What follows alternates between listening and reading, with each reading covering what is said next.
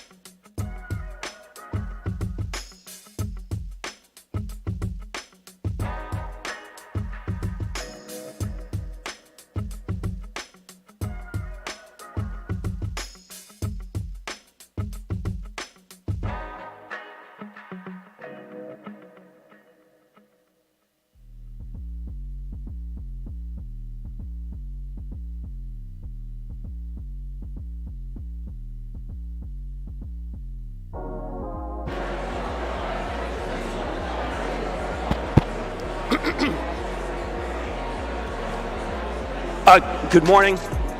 I appreciate it. I appreciate all of you who planned your day and got here at 8:30. I am cognizant of that. There are a few more people coming in. Obviously, at some point, we have to go forward. The gavel's coming down at 9 o'clock.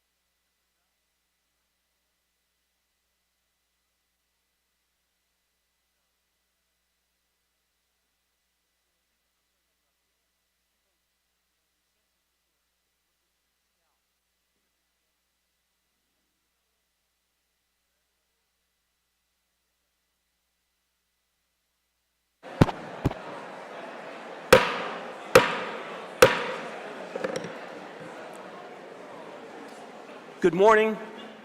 Good morning and welcome to Rockport's annual Springtown meeting. I note for the record, a quorum being present, the meeting is called to order. On the dais to my right are Town Clerk Melanie Waddell and Assistant Town Clerk Courtney Buchanan. To my left, Town Council Brian Riley and Town Administrator Mitch Vieira. Sitting in convened session are, facing the Assembly to your left, the Select Board, to your right, the Finance Committee, and facing the dais in the front rows, the School Committee, the Government and Bylaw Committee, and the Commissioners of the Department of Public Works. Please stand, attend to the nation's flag, and kindly recite with me the Pledge of Allegiance, and remain standing for the invocation to follow.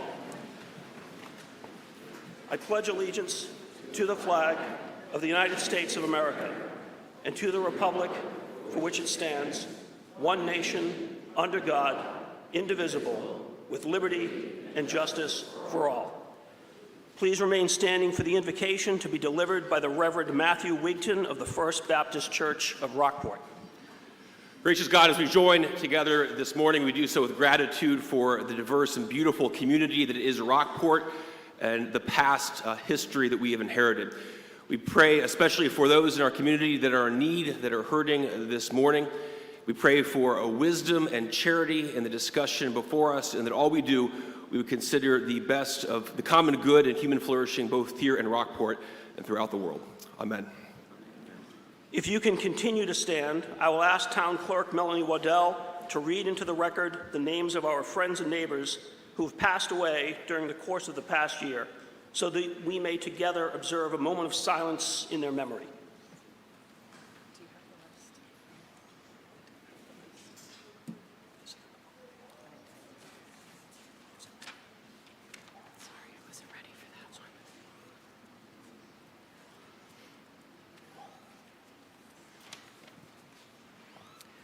William E. Bronlick, Cheryl A. Frontiero, Marcia Jo Hahn, Ann Patrice Hickey, Fred C. Hillier, Eleanor M. Hoy, George E. King, Dean F. Leahy, Catherine M. Murphy, Gary F. Tabor, Lars Eric Weiberg, Larry Wanson.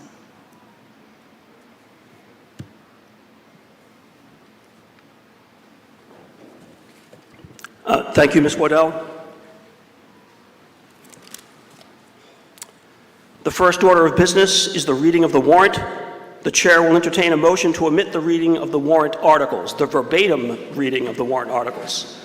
Second. Moved and seconded. All those in favor say aye. Aye. All those opposed say no. Motion carries. Some brief general announcements. There are coffee and refreshments at some point that will be offered by the Parent-Teachers Organization for a donation. There are restrooms out in the lobby to the left. They're still there from when I remember them in 1984. There's no smoking. There will be lunch offered, I believe, between the hours of 11 and 1 in the cafeteria by the school department. Kindly silence cell phones and pagers, if anyone still has a pager. And I would first like to recognize our representatives in the General Court of the Commonwealth, Senator Bruce Tarr and Representative Anne Margaret Ferrante.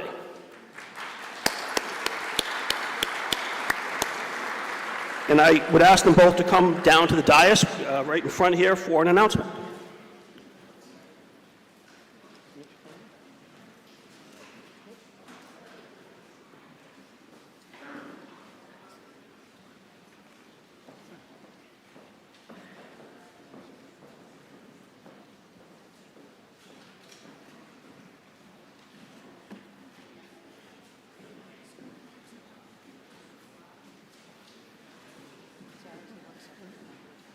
Good morning. Thank you, Mr. Moderator, and through you to the members of town meeting. In case you're wondering, we were drawing straws as to who was going to go first up here with this large crowd at the microphone. First, I want to say it's inspiring to see how many people have come out for this morning's town meeting. It's reflective of the civic engagement of this community, and it speaks volumes about its character. I also want to extend congratulations to our moderator. I know it is early on in your tenure, but you're doing an outstanding job, and we appreciate you doing it. Don't place any bets. So one of the things that is important about this community is the fact that it does have character as a community, and it has a long and very storied history. And we are here to recognize one of the newest chapters in that history because we didn't want it to go unrecognized. Now to some, what we're going to speak to today may seem a routine ministerial act, but to us, it was a pivotal point in the history of this community. And that pivotal point came when the Select Board asked us to officially present a Home Rule petition to our colleagues in the Great and General Court to rename the Board of Selectmen to the Select Board. We think that's an extremely significant action, and we were pleased to undertake it. You can give them a round of applause. Now, as students of town meeting know, that cannot happen without a lot of participation by everyone in this room. This Home Rule petition was approved by this town meeting, and it was endorsed and made forward and advanced by this Select Board. And we respectively presented it to the House and Senate, and I am pleased to report that it did in fact pass unanimously on March 8th of this year. And so what we wanted to do, yeah, that's deserving of applause, you can do that.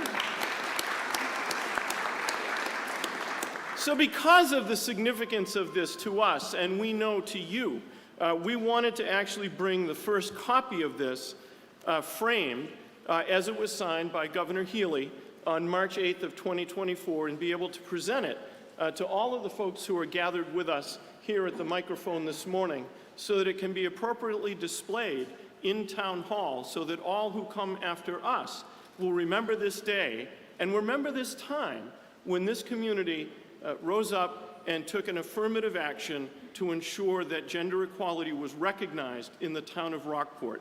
And so we are pleased to be able to present this, and I know that we're going to present it to Sarah, and we're extremely happy to do so. We are grateful to all of you for making this request of us, which we were happy to honor, and we are grateful to all of you for advancing this through the process with us. So, to the members of town meeting, to the Select Board, and to the town administrator, congratulations, Rockport, on a job well done. We're proud to represent you.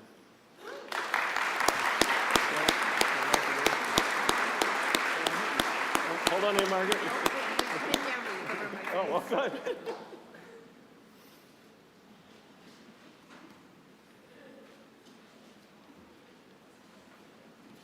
What just occurred is known as a photo opportunity, ladies and gentlemen.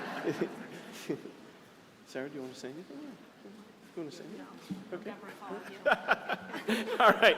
I'm going to do one of the hardest things for me to do ever, and that is give up the microphone, but not without thanking all of you. It's an honor to represent you, and I know that Representative Ferranti feels the same way, and we're very pleased to be here with you this morning. Thank you very much. And I'll ask Representative Ferranti and Senator Tarr to stand by at the dais, and I will ask Selectman Paul Francis Murphy to please come forward for an announcement.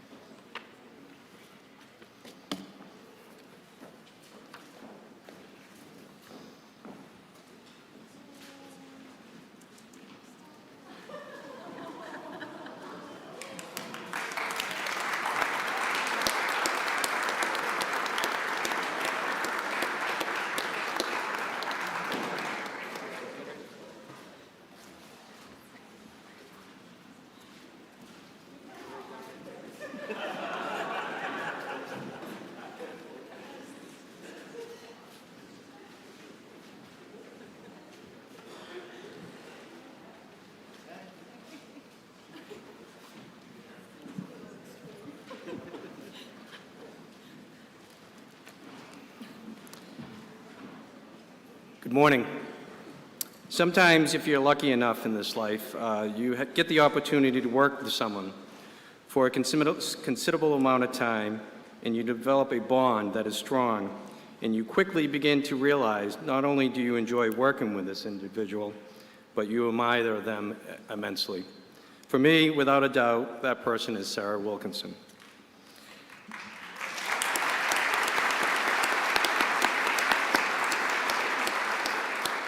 As it has been reported in the Gloucester Times and on social media, Sarah has decided after 18 successful years on the Select Board not to run for re-election.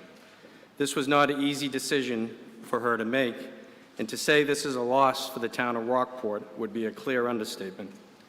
Sarah is the second longest serving member of the Select Board in the history of the town of Rockport.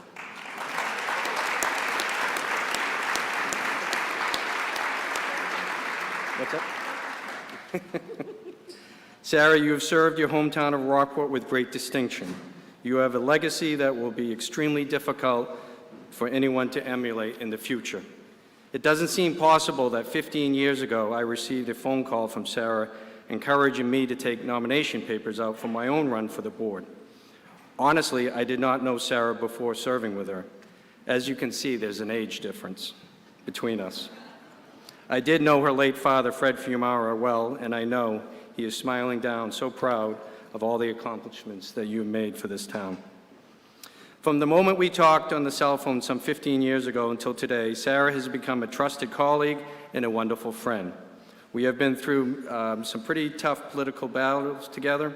I have always appreciated your wisdom, experience, smarts, and humor. You are a gifted leader. There are many attributes that I admire about Sarah, as she's always handling herself well with style and grace. She treats people, regardless of their position on issues, with courtesy and respect. Sometimes when people come in front of the board for various reasons, tempers can get hot and there is the temptation to lash out. I never once in close to 15 years witnessed Sarah lose her composure. Now hold the phone for a minute. This is no shrinking violet by any means standing next to me. Trust me when I say that. When controversial issues arise, which will happen, Sarah does not back down. She stays firm and committed to doing what is right for the town. There never was and never will be a hidden agenda. All of this is accomplished with her great composure. For 18 years, Sarah has been part of the local conversation regarding all town issues, from potholes in the streets to Proposition 2.5 overrides and everything in between. Sarah has diligently worked on issues that face the town with commitment and tenacity. She has chaired the board multiple times and sat on countless committees, always willing to do the hard work that is needed while juggling a full-time job and 2 school-age children. I would like to publicly thank Sarah's family. Many of you are here this morning. Greg, her husband, children Wyatt and Finn, both born while she was in office, by the way. Her mother Jane could not be here. She's in Florida. Sister Liz, her husband and their children, her brother Jake and his children, and her sister Molly. Thank you for sharing Sarah with us for all these years, and we know how proud you are of her.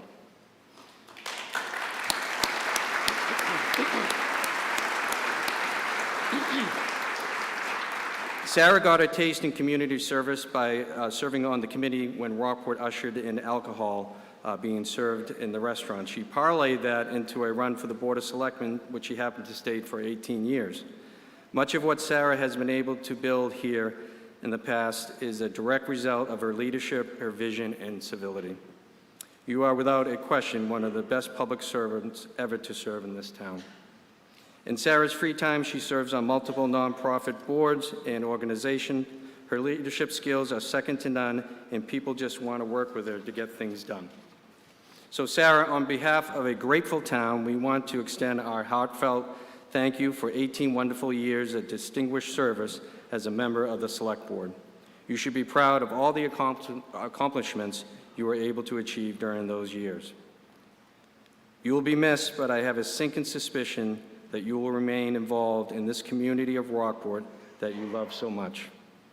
And I can say with great confidence that the feeling is mutual. Thank you, Madam Chair.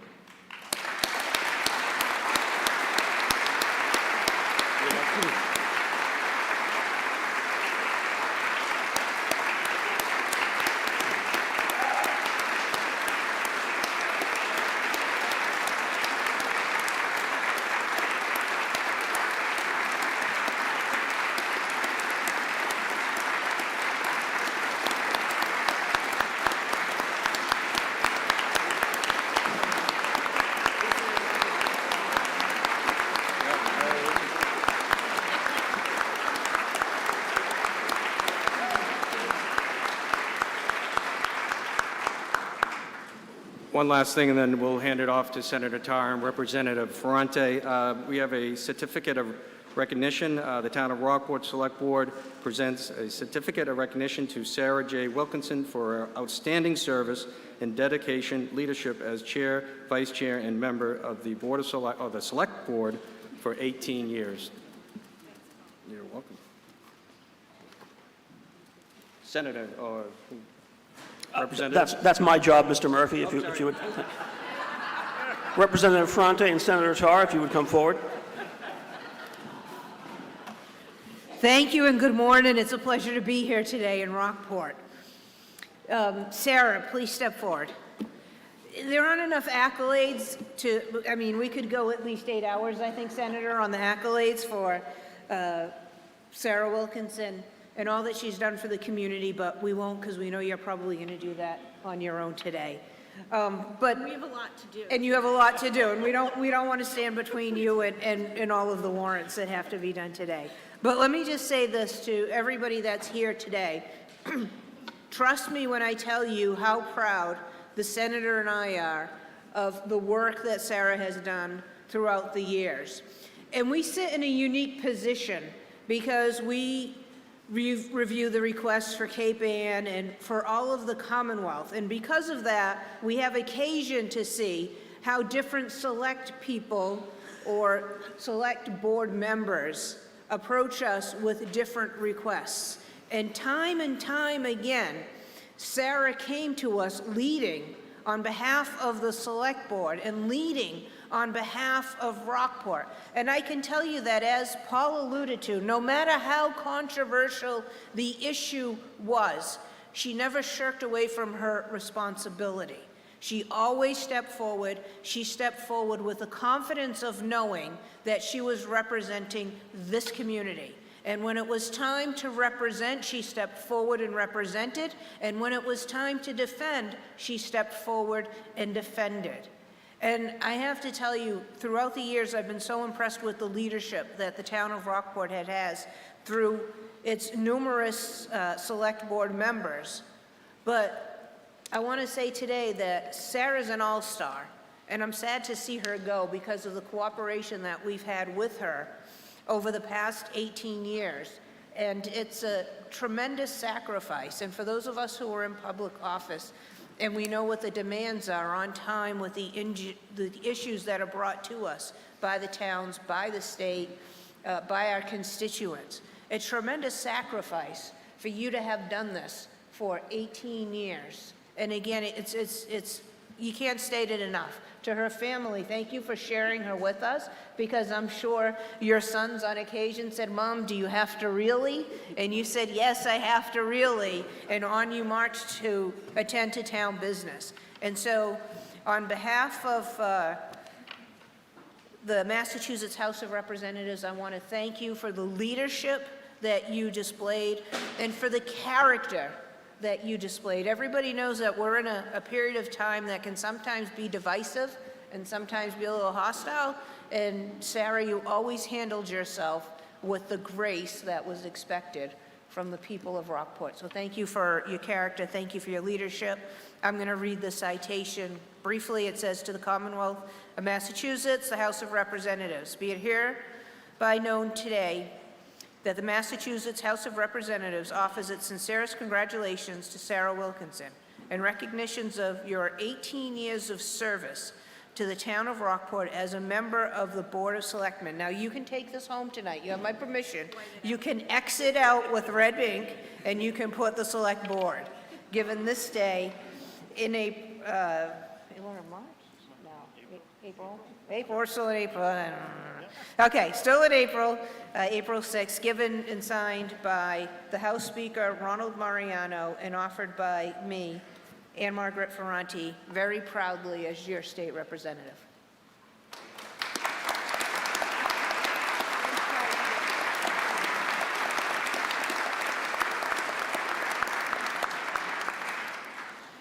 Sarah, I'm pleased to be here with everyone to be able to honor your service and you today as well. And I think we just saw at the microphone, for those of you who didn't realize it, we saw a perfect example of Sarah's firmness and her grace in being firm when she looked at Ann Margaret and I and said, "Remember, we have a lot of work to do today." And then she smiled.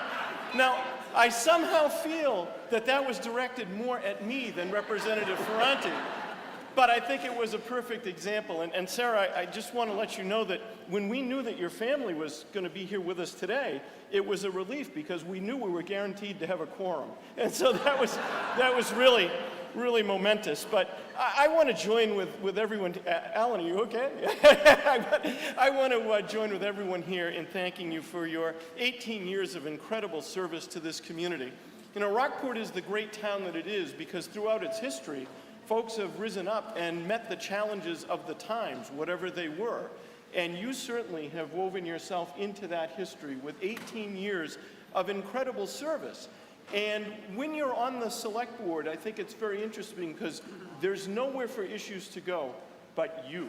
And so they come to you, and there's no retreat. You have to deal with things. They oftentimes aren't easy, whether you don't have enough resources to address the need in the town that you're trying to address, whether there be a sticky political and policy question that you have to try to address. Whatever it is, you have to stand in that place of responsibility and address it.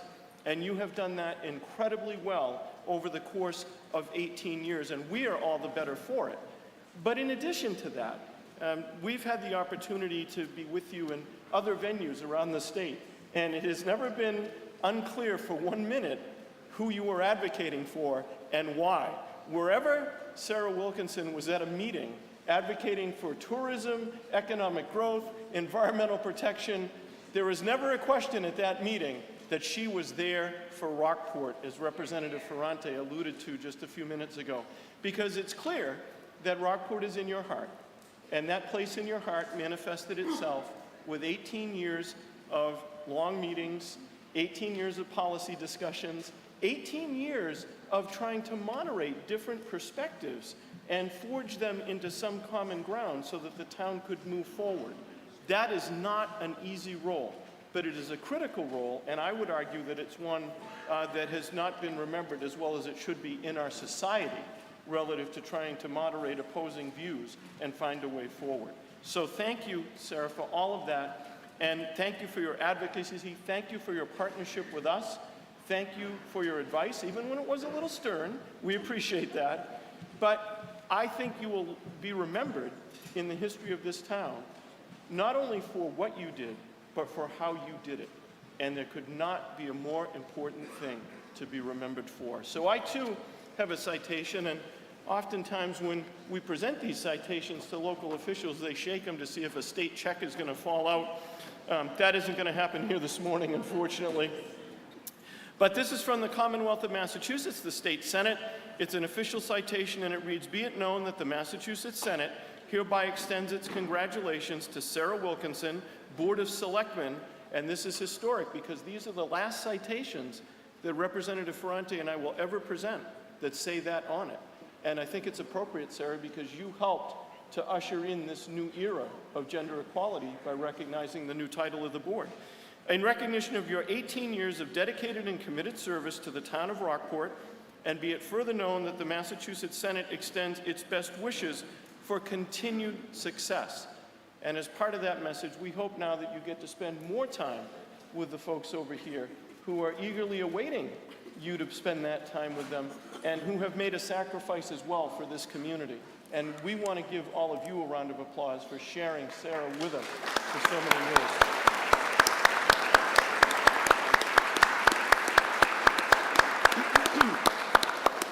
Sarah, I think somebody over there was indicating they're having a problem with their watch, but I'm not sure. You can attend to that. And the citation be duly signed by the President of the Senate and attested to, and a copy thereof transmitted by our clerk. This is signed by our Senate President, Karen Spilka. It's attested to by our clerk, Michael Hurley, and I am proud to offer it again on April 6th of 2024 to an extraordinary public servant who reminds us all of the value and the importance and the honor of public service. Sarah, congratulations.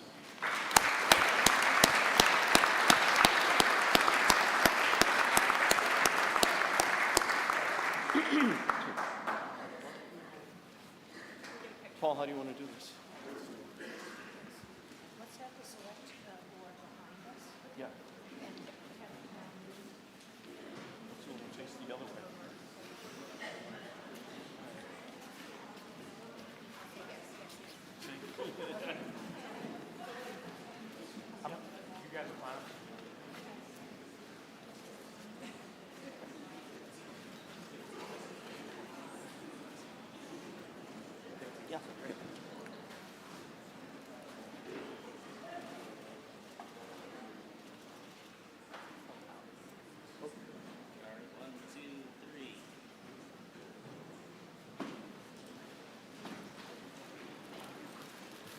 Okay, just 20 seconds because we have so much to do today. I'm panicked, but thank you. Thank you so much, Senator Tarr, Representative Ferrante. Thanks for all you do for the community as well.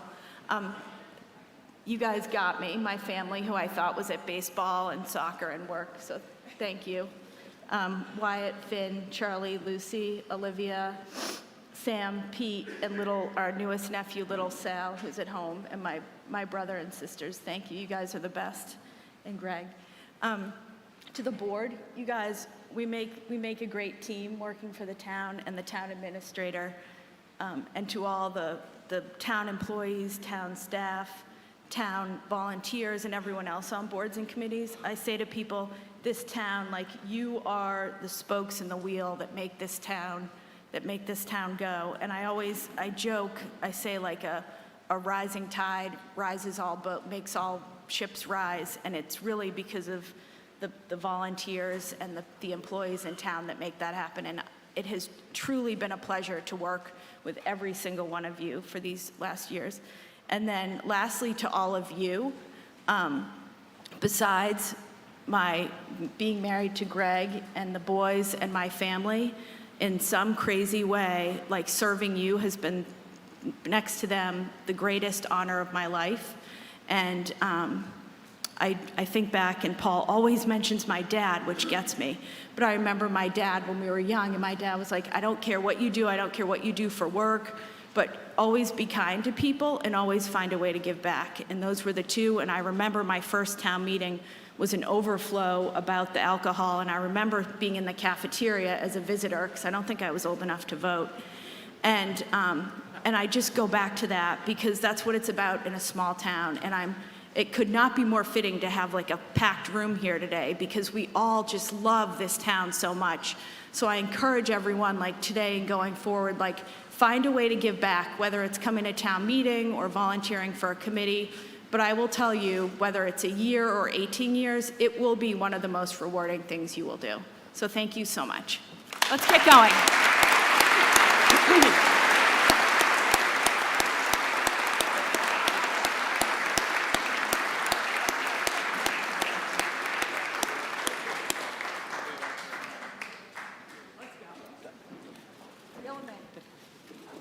I will ask the town clerk to read the return of service on the warrant. I, David M. LeConte, Constable for the Town of Rockport, have on this date, March 27th, 2024, posted the annual town meeting warrant for the annual town meeting to be held Saturday, April 6th, 2024 at 8:30 a.m. at the Rockport High School, in the 2 post offices, the town bulletin board, and 17 other public places throughout the town, including 3 in Precinct 1, 3 in Precinct 2, and 3 in Precinct 3. Signed, David M. LeConte, received in the town clerk's office Wednesday, March 27th, 2024 at 3:15 p.m. Signed, Melanie J. Waddell, town clerk. Thank you, Ms. Waddell. The meeting will be conducted in accordance with Robert's Rules of Order as adapted to town meeting by the laws of the Commonwealth, Rockport's bylaws, and our custom and practice. I'll briefly summarize our expected procedure and refer you to the guide for voters participating in town meeting contained in your voters' booklet on pages 4 through 14. First, let's be civil to one another. Everyone here has taken time out of their busy lives because we care about the town and we want to be part of an informed, rational, and productive meeting. Second, let's start this meeting, if we can, with open minds, if we can listen to one another. Any of you who have ever served on the jury heard the judge repeatedly say, keep an open mind, and probably heard the judge say, before you went to deliberate, to avoid taking a straw poll or announcing your vote before you discussed the case, and to listen to one another. You shouldn't surrender your convictions, but you should be open to other views. Third, we presume everyone has read the warrant. What is the warrant? Warrant articles give notice to the town of the issues to be addressed at town meeting. They are not self-executing. Once the meeting starts, which it has, the meeting deals with motions made during the meeting, technically not the warrant articles in and of themselves, except as referenced by the motion made on the floor at the meeting. Motions will be made based on the warrant articles as main motions, which require a second. Most motions will be announced by the town administrator, along with the recommendations to town meeting of any cognizant boards and committees. Once a motion has been made, if there is a second to the motion, and it is in order, I will then restate the question, and that motion is then before the meeting, and the floor is open to discussion if the motion is a debatable motion. The chair will ordinarily first recognize the sponsor, who will typically be afforded up to 10 minutes to speak to the merits of the motion, followed by a spokesperson for any town boards or committees with a responsibility to advise town meeting on the issue. The Finance Committee on matters impacting town finances, for example. After the sponsor and cognizant town boards, any town meeting member, i.e. any registered voter in attendance, may be recognized and ordinarily provided up to 5 minutes to speak on the pending motion. If you want to speak, please gain the moderator's attention by raising your hand or otherwise. After I call on you, please state your name and your residential address for the record and make your remarks. We have microphones here and in the center. In addition, Mr. Dan Lynn has generously agreed to cover the morning, and Mr. Aidan DeLeon Job will be relieving Mr. Lynn for the afternoon session. Mr. Lynn, if you could make yourself known so people know who you are, what you look like. Sorry, Rob Craig will be helping for the moment. Rob, if you could, thank you. He's back. He's in the back waving the booklet. Terrific. Thank you, Mr. Craig.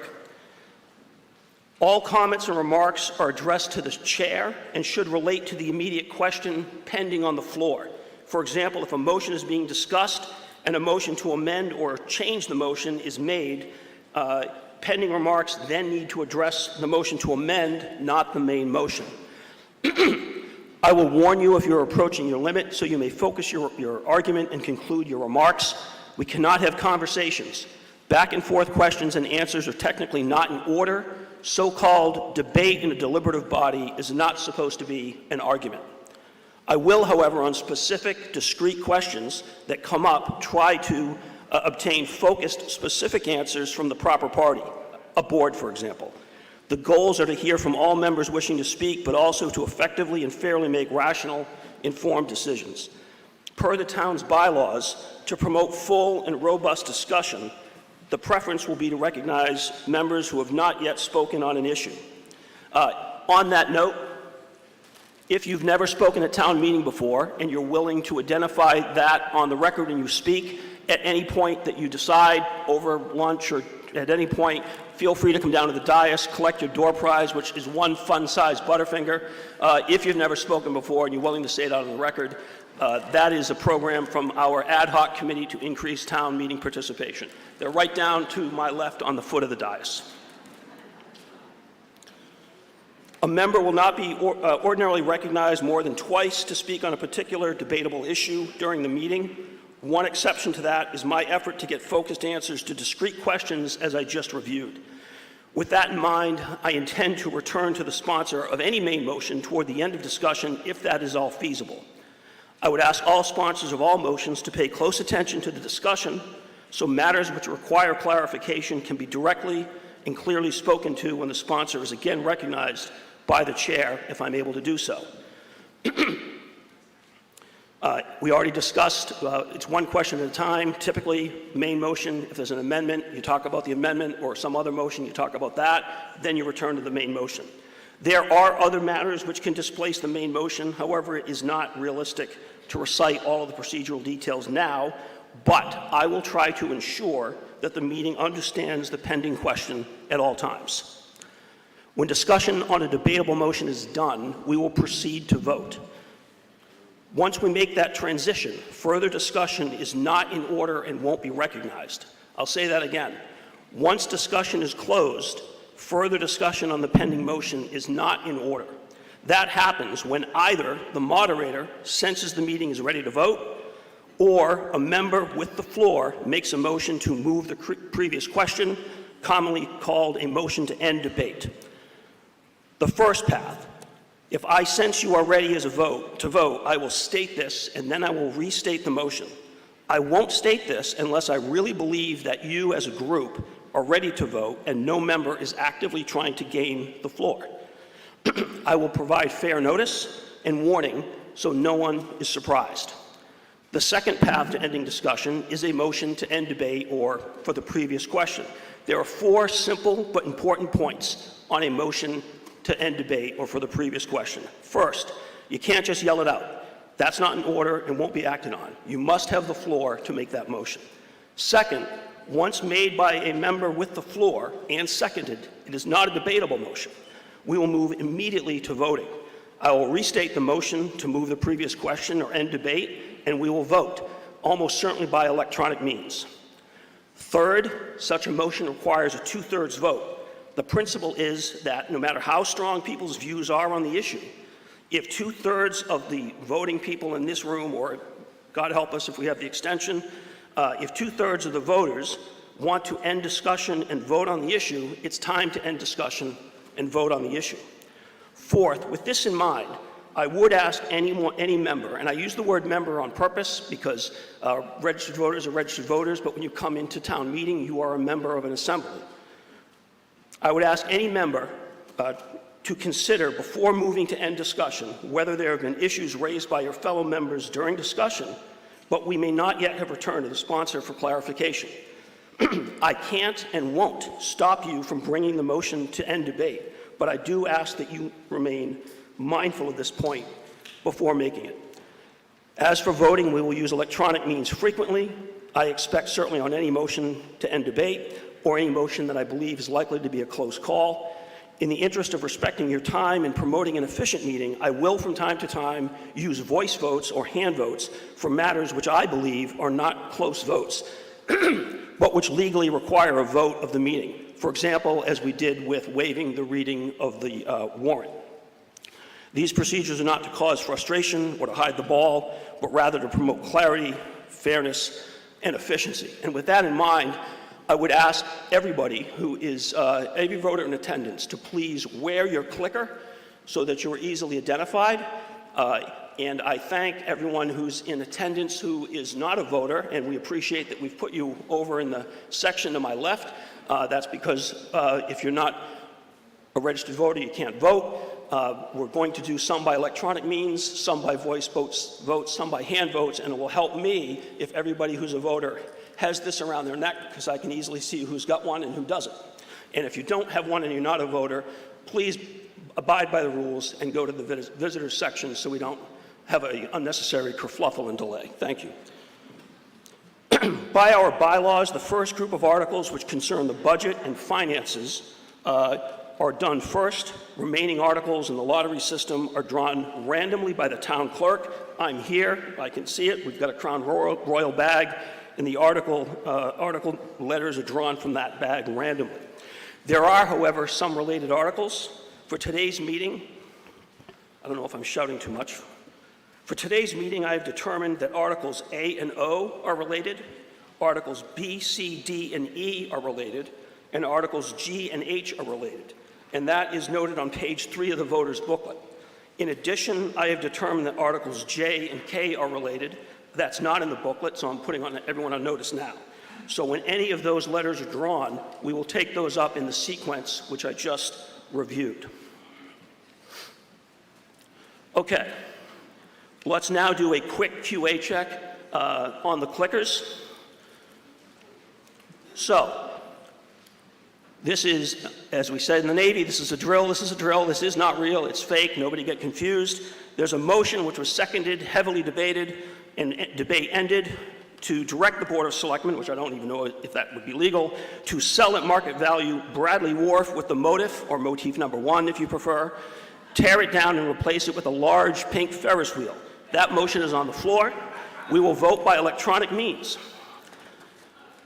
You will have 12 seconds from when I say the words "vote now" you will press 1 or A for aye. If you support the motion, you will, yeah. Oh, sorry.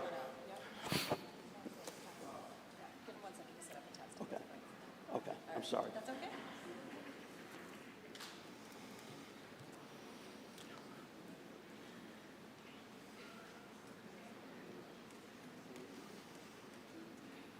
We're good? Okay.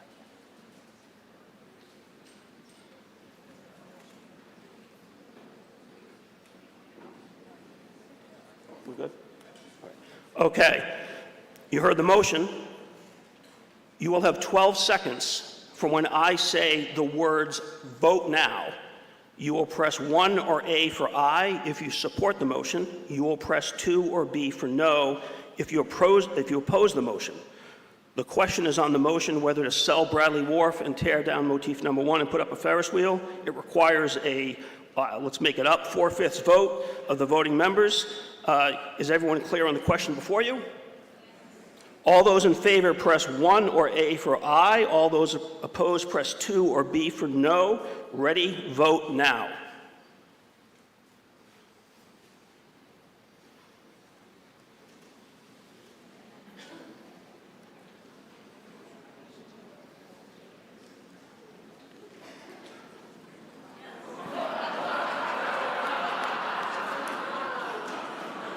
What's the percentage?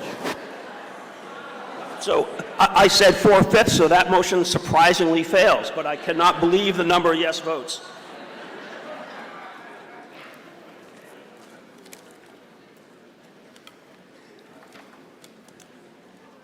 Okay.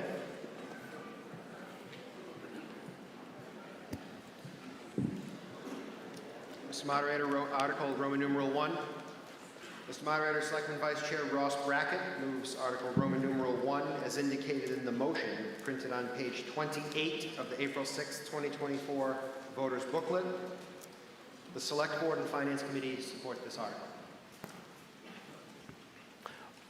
And there's a second, moved and seconded. The question is on whether to transfer from available funds sums to be expended by town departments as set forth on pages 28 and 29 of the voters booklet. This requires a majority vote. Any discussion? I sense you're ready to vote. Oh, Mr. Arsenian, that's right. Apologies, Mr. Arsenian. Thank you. Toby Arsenian, 95 Granite Street. I move to delete the $100,000 transfer from free cash to Master Climate Resiliency account. The title Master Climate Resiliency account is inaccurate. Really, it's nonsense. When coastal structures, whether they're wharves or piers or docks, are destroyed in storms, destroyed or damaged, they don't pop up. That's the meaning of the word resilient. There's nothing resilient about them. They're reduced to tatters or kindling and expensive to repair. And we managed just fine without such an account up until last year when we got one slipped into the budget. If you have such an account on the books, it's convenient for the DPW commissioners. They have a pool of money to dip into. But it certainly is not necessary. For minor repairs from coastal damage, they can turn to other accounts that they have and do transfers within their accounts. And if they don't have money for that, they can turn to the Finance Committee and ask for money from the Finance Committee's reserve account. And such repairs would qualify because they are unexpected expenses.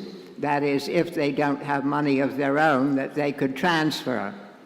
And if you put the money into this pool, it is the DPW commissioners, 3 appointed officials, who are making all the decisions about what we will or will not repair.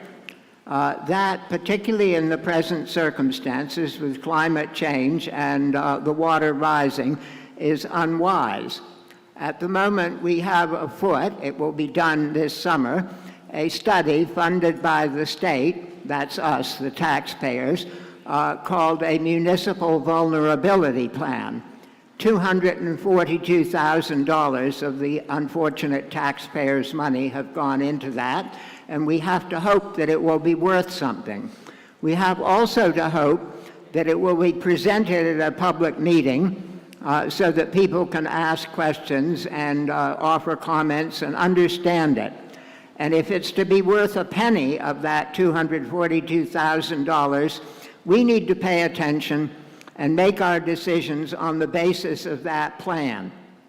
If you simply hand the money over to the DPW commissioners, as is being proposed here, we have abdicated responsibility, and the commissioners will repair whatever is destroyed or damaged. That may or may not be the right choice, and the choice should belong to us, the voters. You'll be told that you need the money in order to apply for plans to fix structures. There again, if there isn't money in DPW accounts, they can go to the Finance Committee reserve. This year we're voting $300,000, presumably, into that reserve, and last year not a penny came out of it. So there is money available, and if you authorize this transfer, it's the three commissioners who will be making all of these decisions rather than the town meeting. We have a town meeting every 6 months, so things aren't going to lie there in a state of ruin forever.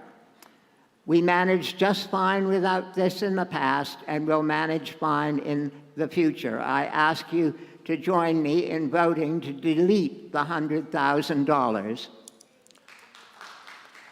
Thank you, Mr. Arsenian, and apologies. Mr. Arsenian gave me well advance notice he wanted to speak on that. I almost blew right past him, so I apologize. Also, before we go on, I was counseled to make an announcement about the clickers. They do not work outside of this room, so don't go down to T-Wharf and listen in on the radio if that's available. You want to be in the room to vote, and I believe Select Person Donnelly wishes. The chair recognizes Selectman Donnelly. Select Board Member Donnelly. Just curious, how many people's sump pumps have been running nonstop for the past week? My backyard is a lake right now. The amount of rain that we've had since January is the second highest it's ever been in that period of time. Climate resilience is not just about repairing structures. Climate resilience is also about prevention. And one of the things that the Municipal Vulnerability Preparedness Grant is about is prevention. So this fund of $100,000, which town meeting approved last year, so this is not new, is going toward, yes, repairing as needed, but also helping to prepare the town for what's to come. And what's to come is not going to be like what's happened already in the past. We need to start thinking differently about preparing for rising seas and climate change, and that's what this money is for. It's one piece of what the town is doing to start to prepare for climate change. Thank you. Thank you, Select Person Donnelly. Further discussion? Mr. Moderator, point of order. You just said that the clickers were not working outside this room. Are they working in the cafeteria downstairs? They are not. Thank you. Thank you for your point of order. Further discussion? Hold on, I'll get to you. Anyone else? Mr. Arsenian. Toby Arsenian, 95 Granite Street. One point I missed. The Finance Committee reserve is there for smaller transfers, and such an account, even if we had many multiples of $100,000 in it, would not work for larger repairs. For instance, the revetment at Back Beach or the Long Beach Seawall, because if you hope to get the matching funds from the FEMA wretches, you have to apply, and you can't go ahead and do the repairs and then ask for the money. You have to apply first, they have to designate the storm, and then the wheels grind very slowly. So it would not in any way, if we subtract the $100,000, affect such projects at all. And we have a town meeting every 6 months, and that's the place to turn to ask for money for the repairs. Thank you, Mr. Arsenian. Mr. Reed.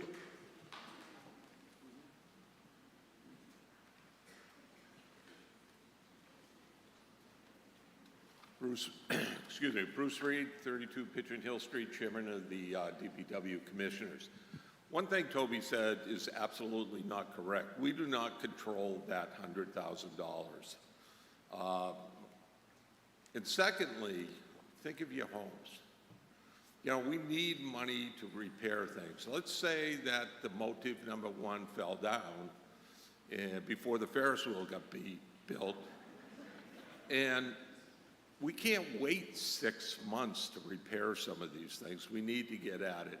This is just a wise decision to have money in reserve to fix things when things break. It's a smart move. Thank you. Thank you, Mr. Reed. Yes, sir. Remember, the question is on the motion to deduct $100,000 from the line item from the original motion. Yes, sir. Understood. John Kolakowski, 5 Phillips Avenue. I just wanted to comment, a lot of these forecasts about rising sea levels and things along that line are predictions.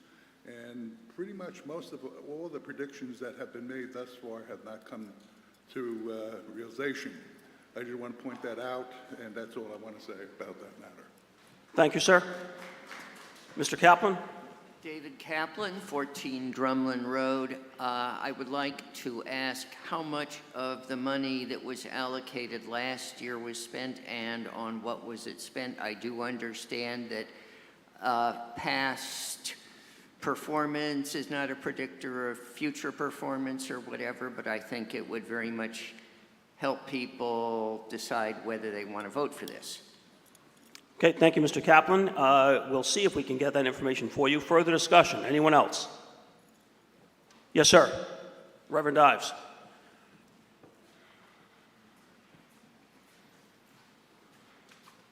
Nathan Ives, 98 South Street. I wholeheartedly oppose this motion. I don't believe we're abdicating responsibility. We're delegating it to some competent people who take on volunteer efforts to administer these things, and we need to support them. And it's obvious what's going on with climate. We need to get this money allocated as it is requested. Thank you. Thank you, Mr. Ives. Any further discussion?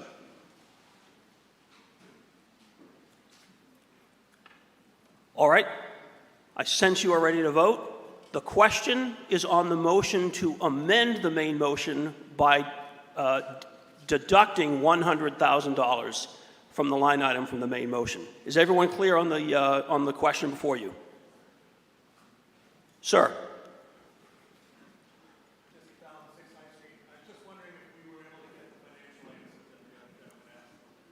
I don't know if we have that answer.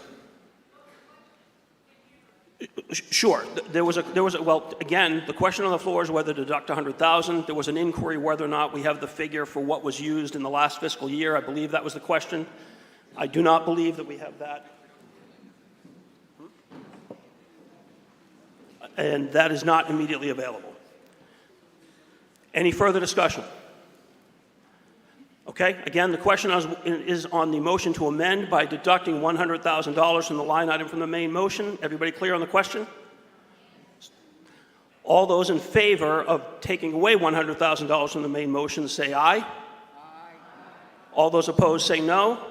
No. That motion fails. We return to discussion on the main motion. Is there any further discussion on the main motion? Yes, sir.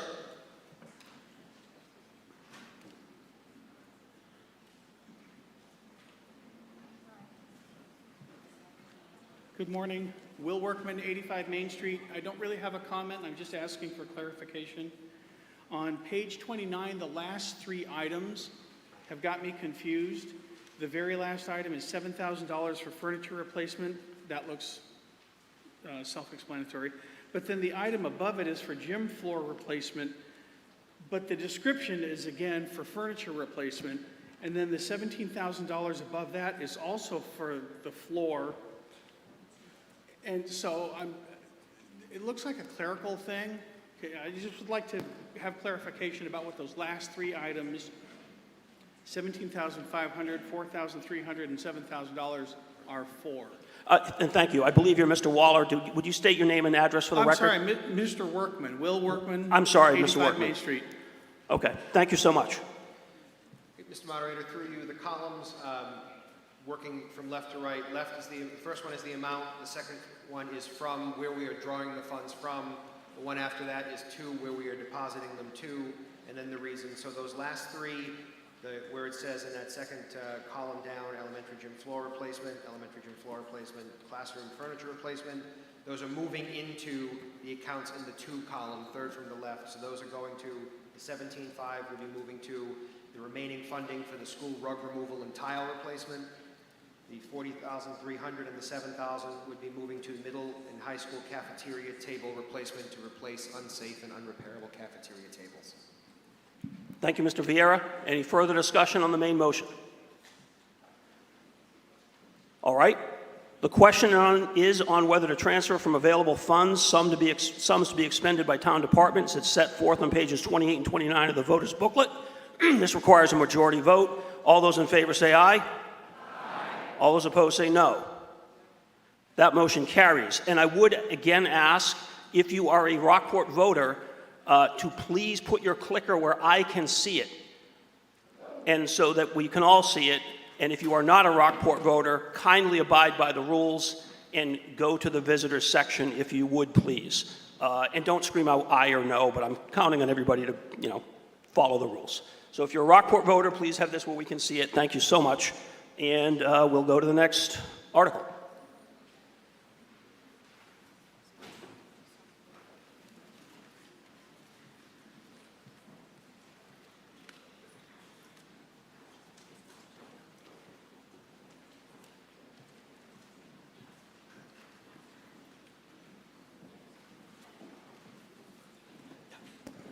Article Roman numeral 2, Mr. Moderator, Finance Committee Vice Chair Carl Engel moves Article Roman numeral 2 as indicated in the motion printed on page 30 of the April 6, 2024 voters booklet.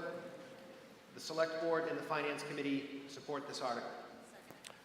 Moved and seconded. The question is on whether to transfer $50,000 from the Special Education Stabilization Fund to the school department to defray special education costs. This requires a majority vote. Any discussion? Seeing none, I sense you are ready to vote. Again, it requires a majority vote. All those in favor say aye. Aye. Opposed say no. That motion carries.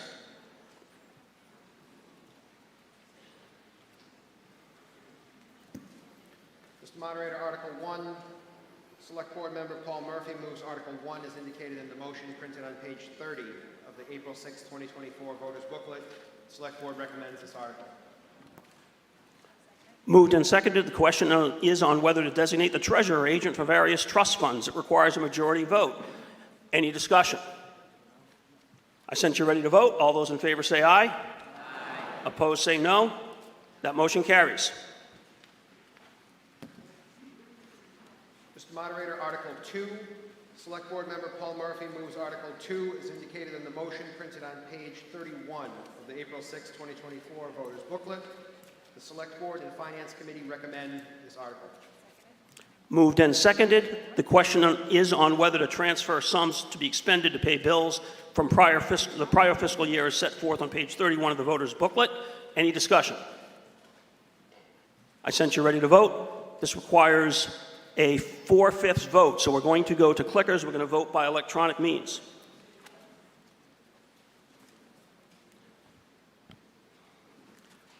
You will have 12 seconds from when I say the words vote now. You will press 1 or A for aye if you support the motion. You will press 2 or B for no if you oppose the motion. Again, the question is on whether to transfer sums to be expended to pay bills from the prior fiscal year. It requires a 4/5 vote. Everyone clear on the question? All those in favor, press 1 or A for aye. All those opposed, press 2 or B for no. Ready, vote now.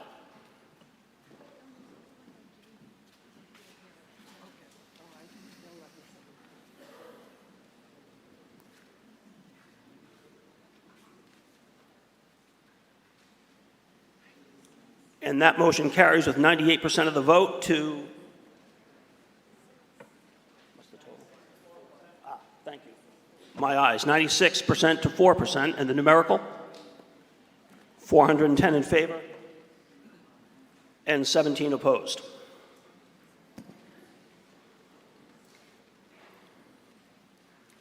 Mr. Moderator, Article 3, no motion. No motion on Article 3. Thank you, Mr. Vieira. Mr. Moderator, Article 4, first motion. Mr. Moderator, Select Board Chair Sarah Wilkinson moves Article 4, first motion, as indicated in the motion printed on page 32 of the April 6, 2024 voters booklet.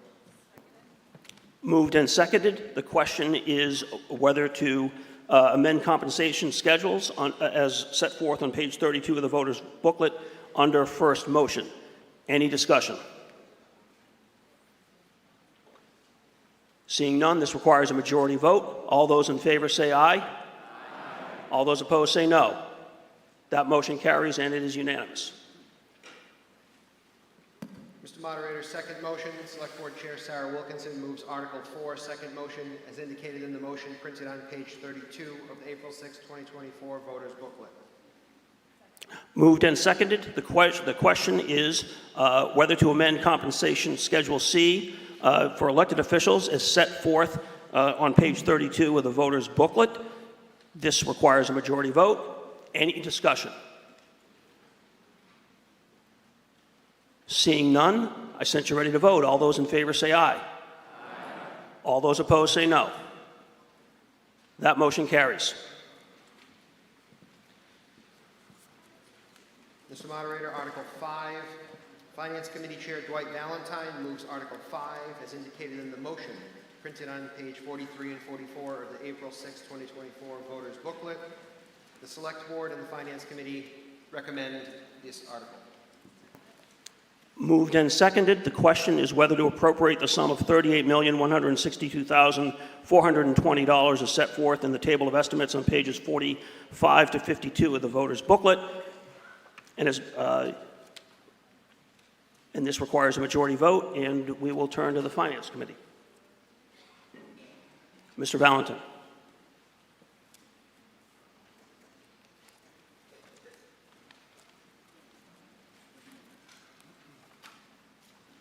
Good morning, Rockport. A few remarks on the proposed operating budget and related matters. Rockport traditionally seeks a fiscal path to a conservative and pragmatic budget outcome. This year, following a series of COVID-era budgets, some of the era's persistent fiscal markers continue to affect budget building.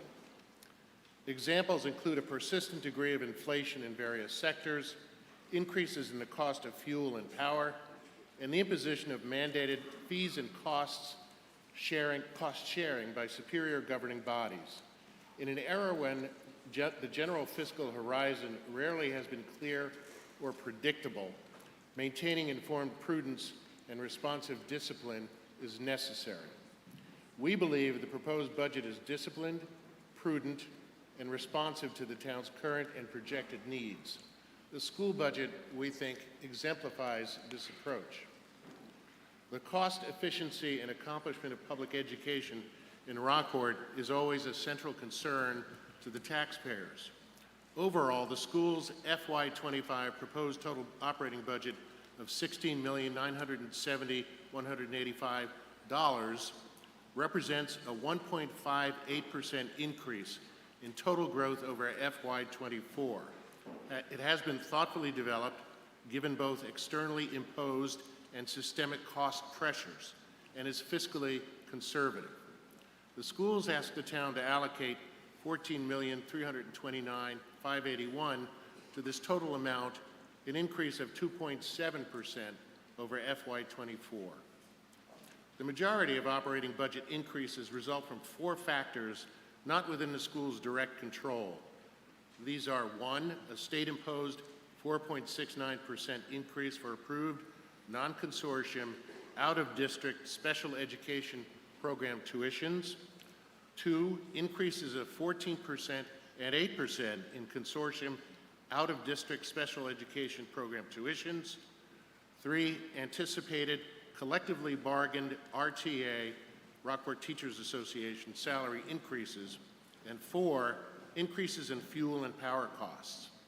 As a result, a $787,096 budget gap was induced by these 4 factors. Consistent with the process it initiated last year, the school's leadership engaged in what it describes as a zero-based budget development, or a bottoms-up process. Simply put, this means that staffing and resource allocation for the coming fiscal year were based on projected future enrollment, programs, and services, quote, in accordance with district goals and current priorities, and not on historical or current models. In order to objectively understand factors and trends that might bear, for example, on enrollment as a planning element, the Rockport Public Schools obtained an enrollment projection report, which is compiled annually by the New England School Development Council. The report depicts the school's downward enrollment trend over past years and a decade into the future. Several factors bear on enrollment, including declining birth rates, the cost of local housing, and, according to the schools, the competitive nature within the K through 12 landscape, by which statement the schools refer to academic opportunities accessible in other venues, for example, private schools. Moreover, according to the schools, the increased cost of mandated unfunded and other specialized services reportedly is not offset by the overall decline in student numbers. Superintendent Branco reports that he and his peers in neighboring districts, some of which also report student populations of less than 800 persons, have begun meeting regularly to discuss opportunities to leverage such potential regional efficiencies as, for example, special education consortium programs. Budget savings might accrue where multiple districts pool resources and thereby reduce sped tuition and transportation costs.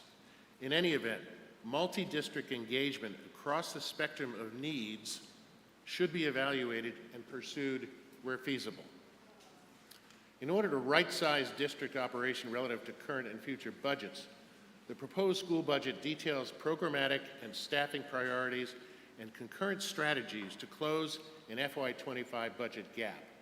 Programmatic priorities include the addition of engineering courses, redesign of literacy and mathematics support, and the addition of a director of teaching and learning position. Funding for these and other measures will come from staffing strategies, which include the reduction and reassignment of various teaching positions obviated by declining enrollment. In sum, the total financial impact of reductions amounts to $1,059,151, of which total the $787,096 budget gap is addressed.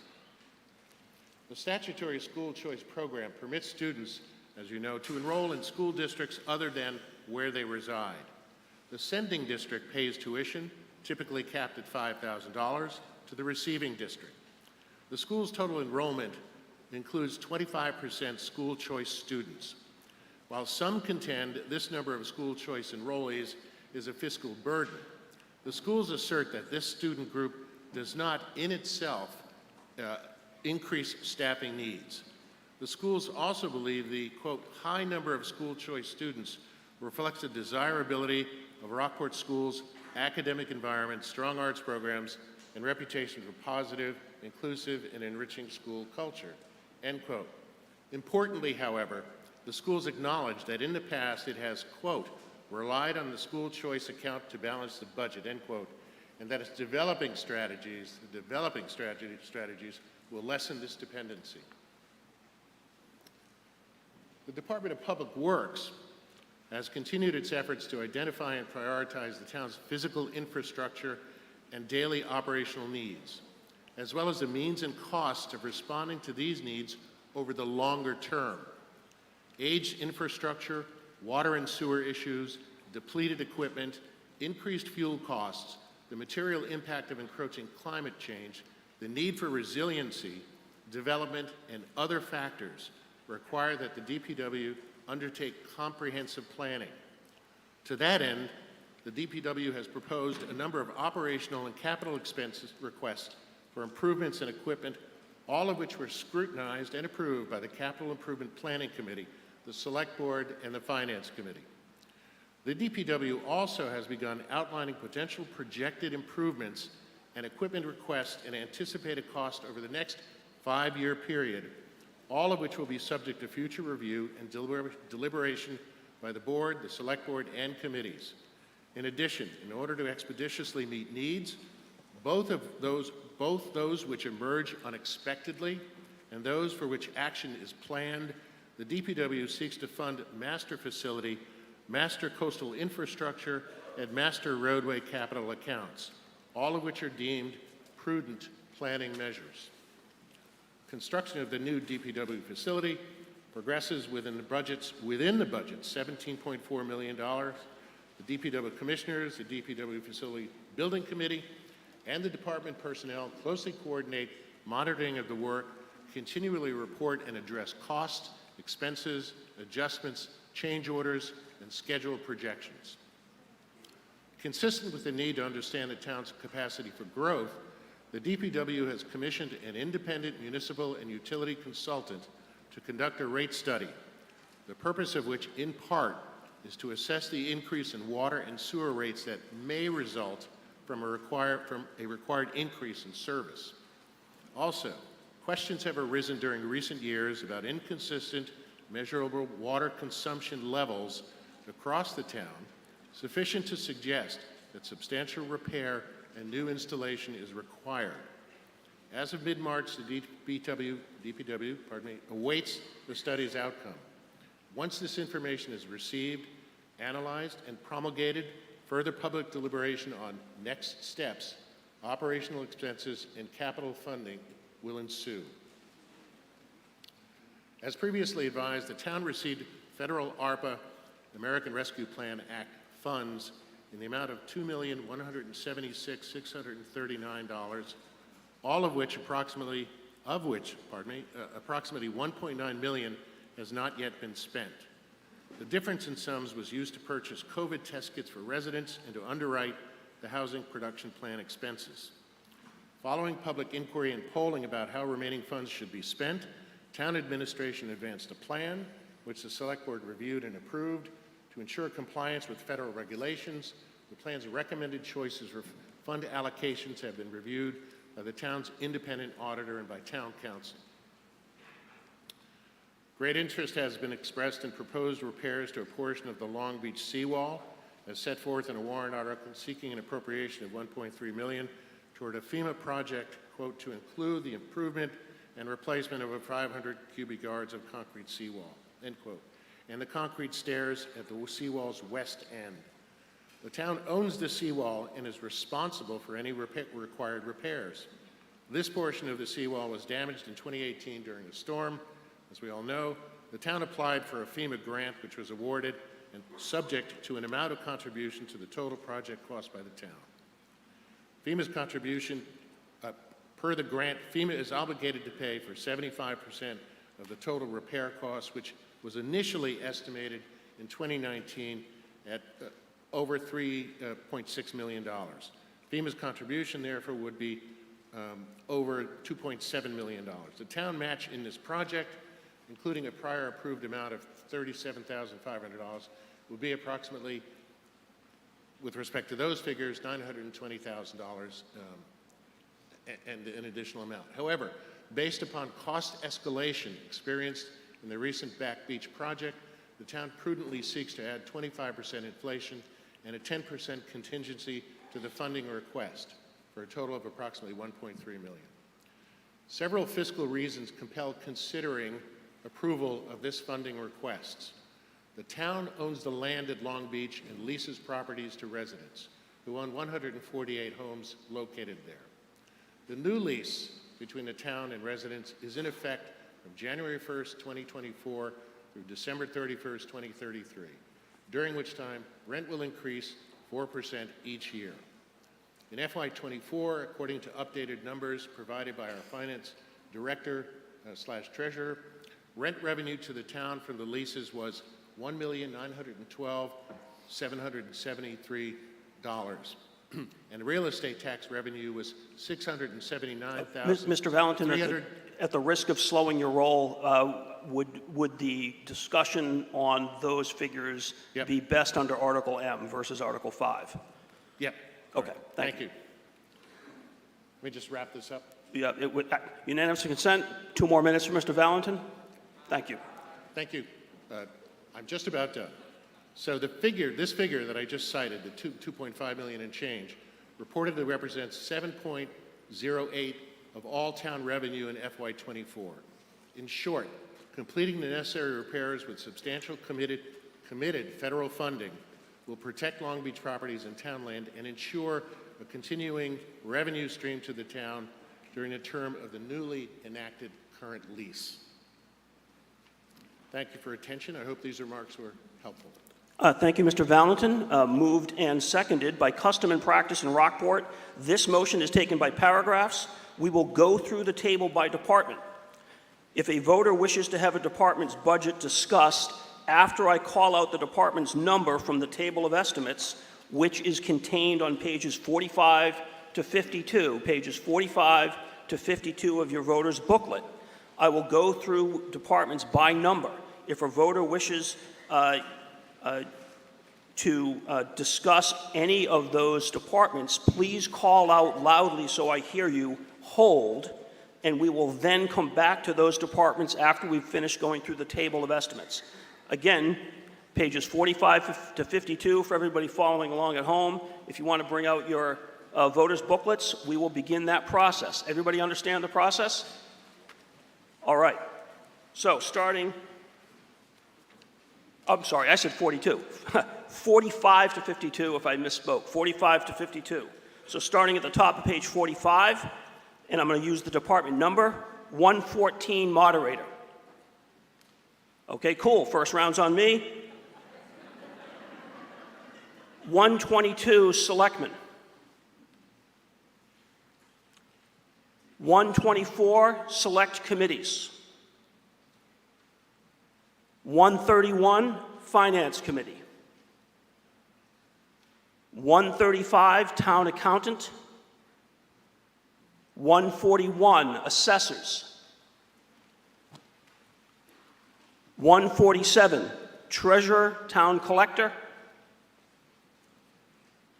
151 legal. 153 human resources. 154 information systems and technology. 158 tax possessed land. 161 town clerk. 164 elections. 171 Conservation Commission.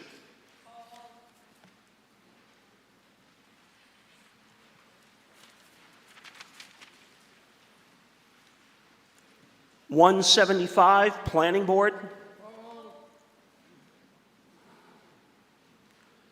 176 Zoning Board. 181 Community Development.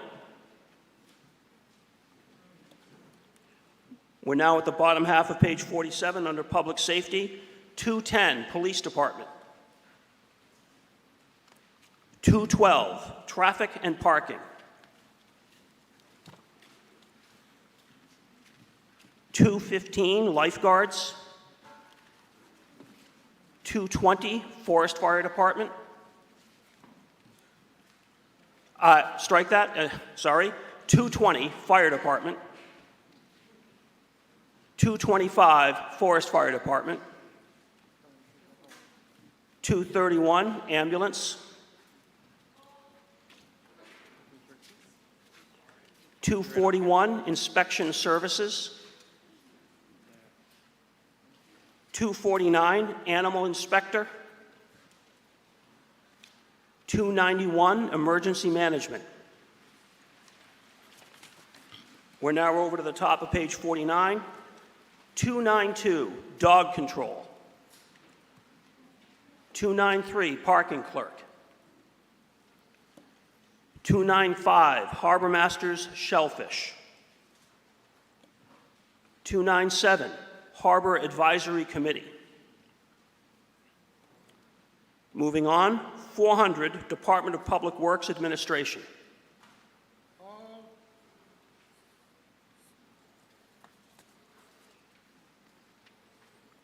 And now over to page 52, 510, Board of Health.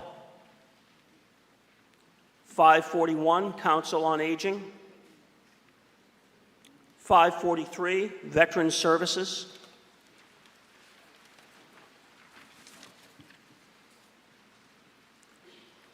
610, Library. 630, Recreation.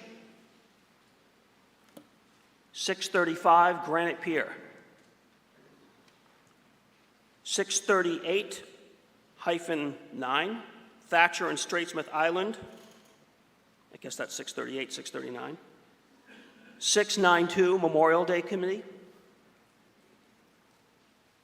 700, Debt and Interest.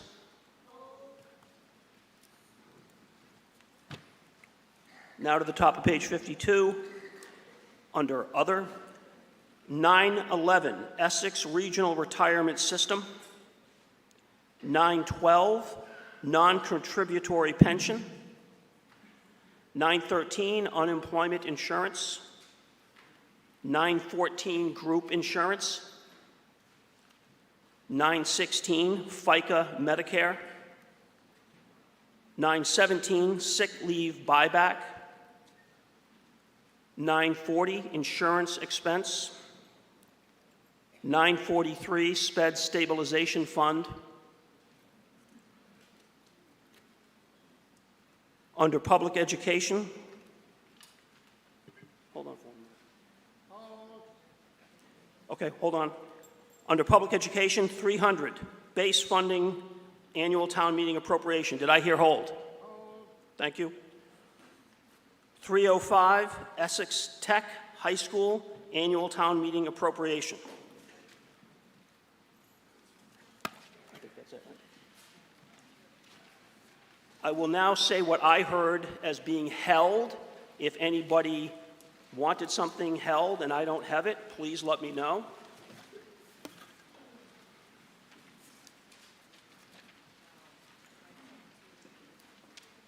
So I have 151 legal, 171 Conservation Commission, 175 Planning Board, 231 ambulance, 400 Department of Public Works Administration, 610 library, 700 debt and interest, and 300 base funding from the town under public education annual town meeting appropriation. Did I miss anybody?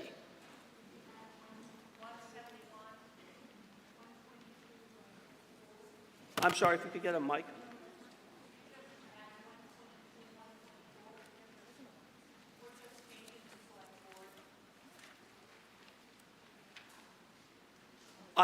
So I went through each line item. I called out 122 for selectmen and then 124 for select committees. I didn't hear any hold. Did you call hold?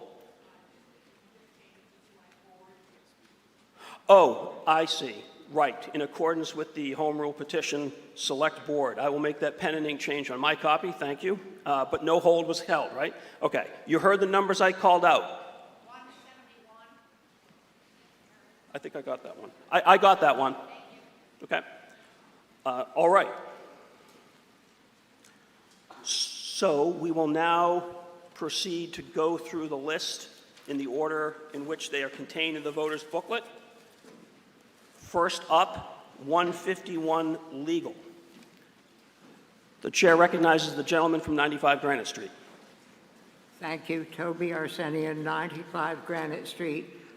First, it's notable that from the 1923 actual of 138,542, we've risen to 282,921. that large an increase is worth an explanation, a few words. And I would like to point out that in the Board of Selectmen's policy, they are saying, and this is Town Council Policy 10.9, the second item, Town Council will attend one regularly scheduled board meeting per quarter to discuss pending litigation. We don't know what they do in executive session, and we can't know. They may be there at every session where there is an executive session posted for the Board of Selectmen, but they do not appear quarterly at Board of Selectmen's meetings. So we, the public, are not posted in a timely manner on what progress, if it is progress, they're making with cases. I think that they should appear at the regular meetings quarterly. And certainly, it's not Town Council's fault. They do as they're told. It's the selectmen who do the telling. And then also regarding Town Council, Board of Selectmen Policy 10-08, adopted in 2002, it says, 1, the town administrator and town council shall twice a year in December and June review and prepare a list of executive session minutes to be released to public record. Here again, it's up to the Board of Selectmen, not town council. But this has not been happening. There was no such review in December. Indeed, the Board of Selectmen did very little in December. They were suffering, no doubt, from visions of sugar plums and took most of the month off. But I don't know whether there was any review last June. My memory isn't that good. I tend to think that there was not. Again, this is the Board of Selectmen's choice in doing and not the fault of Town Council, but it's not right. And could we have the explanation on the greatly increased cost? Yes, Mr. Arsenian, I just missed it. Which line item did you address when you first rose? This is the 138,542, which is now turned into 282,921. Okay, thank you. Mr. Moderator, through you, the budget for legal is level funded and has been for several years. That first column is what was actually happened to be actually spent in that year. The overall budget, the ask has been unchanged for several years. And that happened to be 138. Legal needs of the town vary from year to year, depending on the amount, the complexity of litigation and other legal needs that are before the town at the time. But the budget is level funded. Thank you.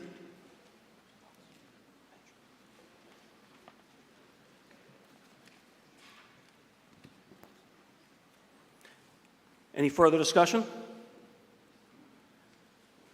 All right. Moving on, 171, Conservation Commission.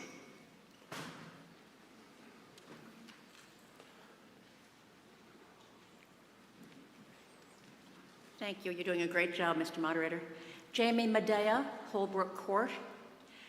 I rise not to oppose the Conservation Commission budget, rather to caution it will need to be increased, especially if legal is level funded.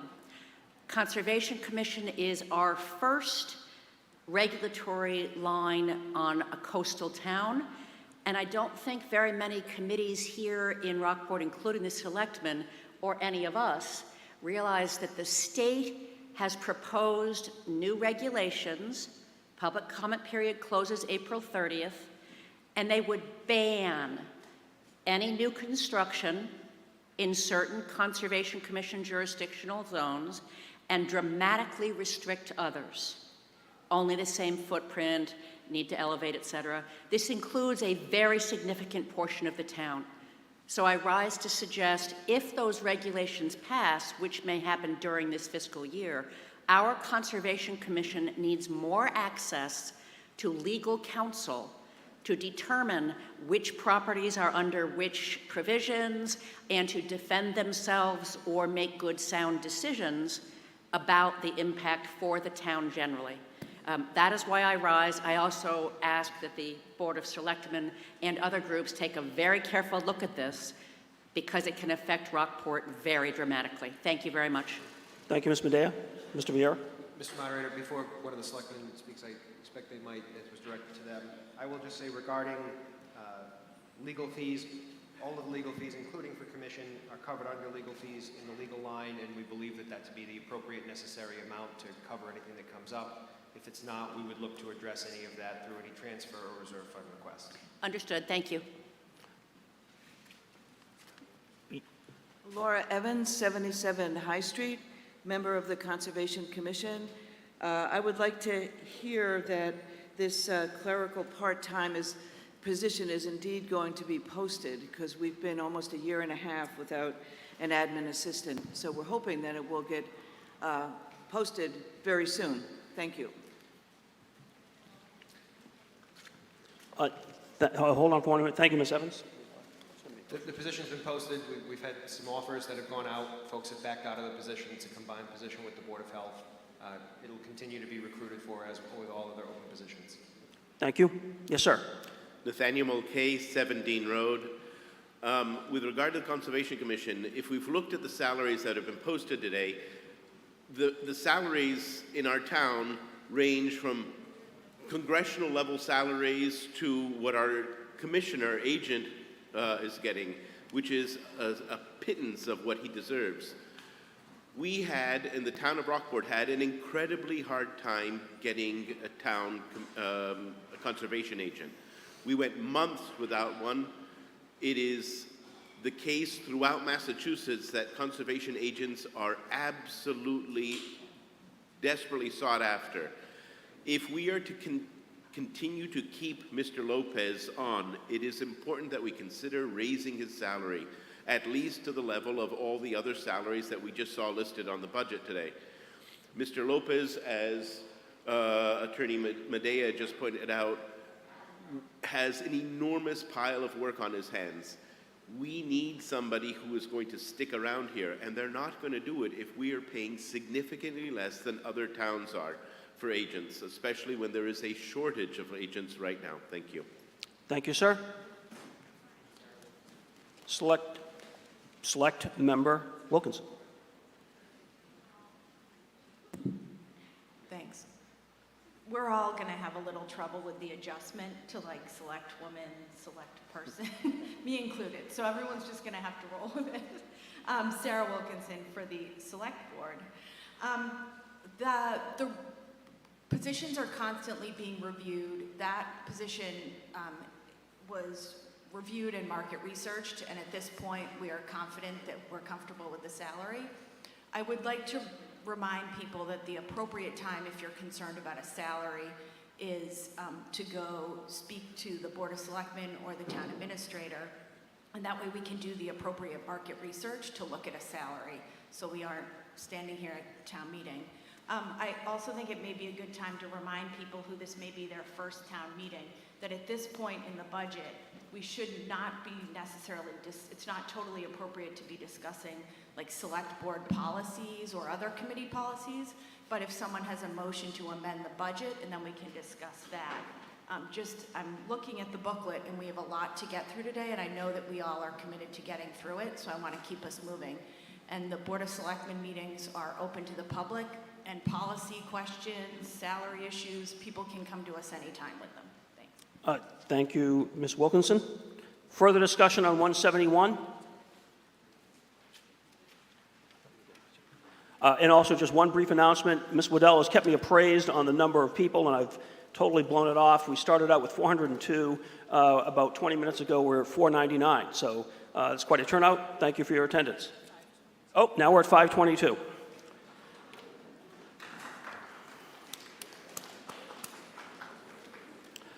Moving on, 175 Planning Board. Yes, sir. Toby Arsenian, 95 Granite Street. You'll see the planner last year, 50,000 was budgeted and no planner. And this year, 60,000 is budgeted, and there will probably be no planner. The town of Manchester got a full-time planner for $90,000. So this is wishful thinking. Speaking with Mitch Vieira, he believes that they will be successful in getting a part-time planner. He probably knows more than I do about such employment, but I'm skeptical. I would think that anyone who had the qualifications and the appropriate degrees would want a full-time job. Anyone would. And then there are the expenses for a planning consultant.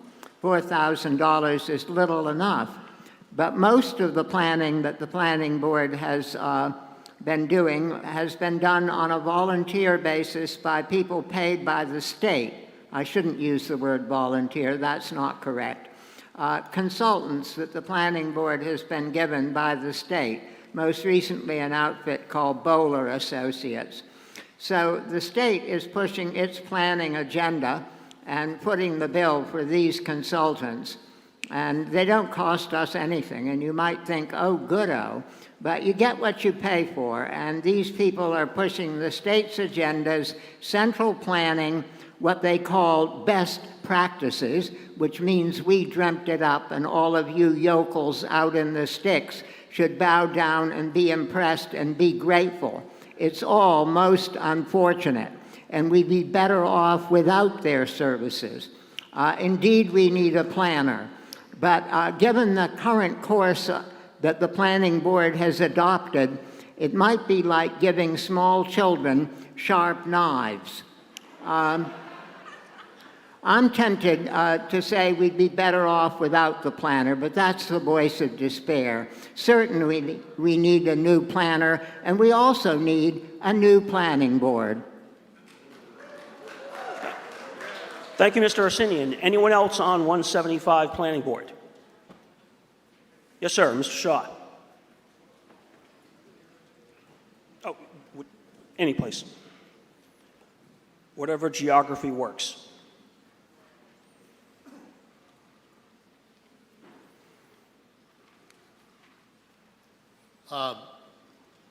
The children on the planning board are a commercial banker, 2 architects, a mechanical engineer from MIT, and last but not least, me, a retired attorney. So we have learned to handle knives.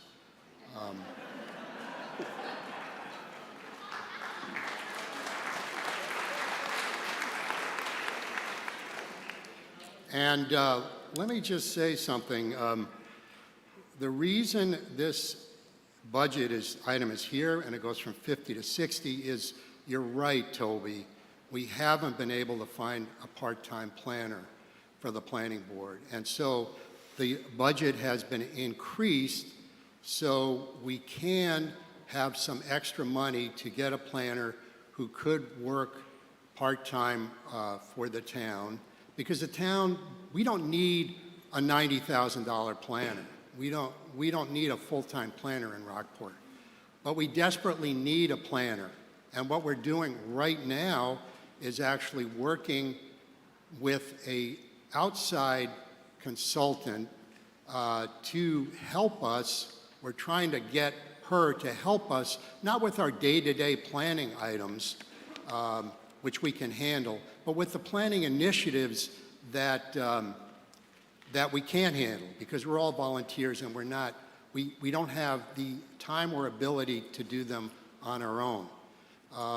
And that will satisfy us to give us the expertise we need with an outside consultant without hiring an employee with the benefits and all the other things that go with an employee.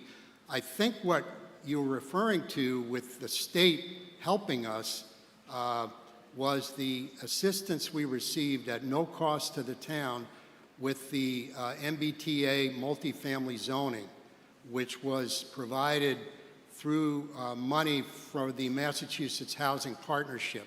That's the only free planner that we've ever had, and probably the only free planner that we will have in the future. Prior to that, we hired a consultant to do a revamp of the town zoning law, which desperately needed it, and they assisted us doing that and did a pretty good job. But we've got a lot of things coming up. We've got affordable housing issues. We've got short-term rental issues. We've got loss of commercial space downtown to residential uses. That's an issue. These are all issues that we desperately need help with. So I would submit that we continue with the budget that we have, because we haven't really spent anything on a planner so far this year, and continue with it going forward, and continue with it as set forth in the budget that you have in your hands now. Thank you. Thank you, Mr. Shaw. Any further discussion on 175 Planning Board? All right, we move on to 231 ambulance. 231 ambulance. Someone called out hold on 231. We're going to move on. Oh, Ms. Michelson, are you raising your hand? I have a question. It's not specifically... And June, Ms. Michelson, if you just state your name and address. June Michaels, 22 Landmark Lane. The question is not specifically about the ambulance, but about labor in general. You can see on the budget that there is no increase for stipended positions from the current year to next year. This is true across the board in the budget, for administrative positions, stipended positions, and even union positions, such as in the police department and the DPW. Now, the summary page shows we have $7,700,000 in wages just in general government, not including the schools. I know how the schools handle it, but are there any raises at all? We have under human resources, of course, a labor pool, which is for union labor contracts that haven't been signed yet, but that's only $144,000. If we gave everyone a 1% raise, we'd be looking for $770,000. Are there any raises in next year's budget? Thank you, Ms. Michelson. Mr. Vieira. Mr. Moderator, through you, yes, there are. As the compensation schedules indicate, which they include a 2% increase that is factored in. Some departments have increases in their budget lines, and the rest of them, including this held one, any raises are applied via the labor reserve, which has been in place for approximately 7 years. So the total raises across the $7 million in wages we're currently paying is only $144,000? So, Ms. Michelson, he's answered the question. We can't start doing the back and forth stuff. I'm sorry, but I believe that the question has been answered. Okay. Okay. Yes, sir. John Kulikowski, I spoke before. I just had a clarification. John Kulikowski, I spoke before, 5 Phelps Avenue. I just had a clarification question. The salaries and the monies listed here, are benefits included in those numbers, or is that a separate item? And I'll see if I can get that answer. That's a separate item. Benefits, the cost of benefits are included in the health insurance line, which is 914 group insurance. Okay, thank you. Thank you, sir. Ms. Evans? Laura Evans, 77 High Street. Just a quick question. The jump in outside services from 23,000 to 203,000, I just wondered why, if there's any clarification on that, please? Select Person Wilkinson. Thank you, Sarah Wilkinson, Board of Selectmen. This past year, we've shifted some of our ambulance services. Beauport is now covering our ambulance service from Monday through Friday during the day. We met with our members of our ambulance department, and it seemed with kind of shifting enrollment lower actually in all volunteer services, emergency services in all the surrounding communities. We worked with our ambulance department on when, like in their schedules, it best fit to continue doing the volunteer program. And they've kind of chosen at this point to do weekends and then nights. So I believe Beauport covers us from 6 or 7 a.m. to 6 p.m. So that's why occasionally you may see Beauport in town. We actually at our last Board of Selectmen meeting, we appointed Patty Tucker as our new ambulance director. Rosemary Lesh, who I see here to my right, has just retired, not as harbor master, don't panic, but in her role as ambulance director. At this moment, actually, let's take a second to thank Rosemary for her work.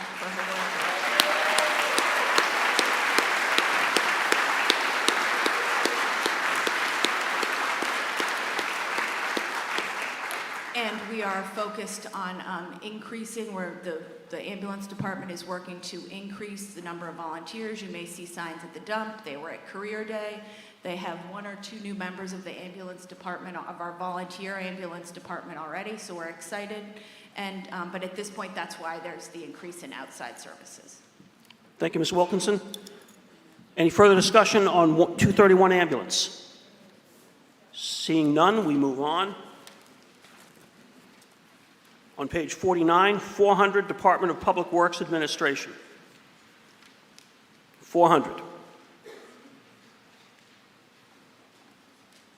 I'm going to move on. Okay, we're going to move on unless anybody wants to be heard on 400. We're going to continue.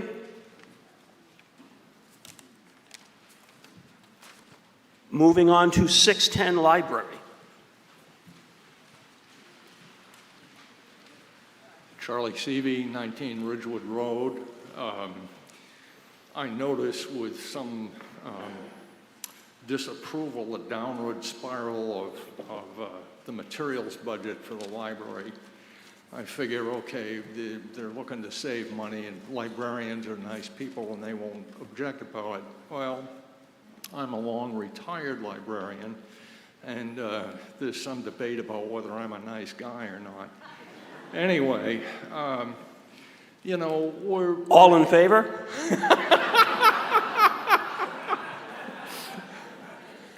Just remember, I know where you all live. Anyway, thank you, sir. We're awash with information. I mean, the web is full of it, literally and figuratively. By the time something lands on a library shelf, it's been through a long vetting process, starting with publishing editors, review processes, let alone whether the library wants to buy the thing or not. Fiction, of course, is not vetted, but you know, any nonfiction is generally pretty good stuff, and you can count on it being probably 90-some% true. This is not the time to be lowering the acquisitions budget for the library. You know, it's probably too late to fool around with it this year, but let's quit this downward spiral. Thank you. Thank you, Mr. Seavey. Select Member Wilkinson. Sarah Wilkinson, Board of Selectmen. Every town department is taking a small cut with this budget. If people aren't familiar, the town must present a balanced budget at town meeting, which is what we're here today to vote in. Once all of the state revenues come in and we can sort things out, hopefully we will be able to restore the small amounts that we had to cut from every budget. But the library by no means was cut out. The majority of reductions that you'll actually see on paper are because we transferred some of the utilities to the DPW budget, which is just kind of a paper movement. It's not actually an actual reduction in utilities.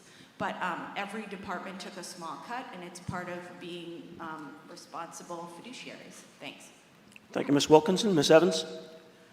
Laura Evans, 77 High Street.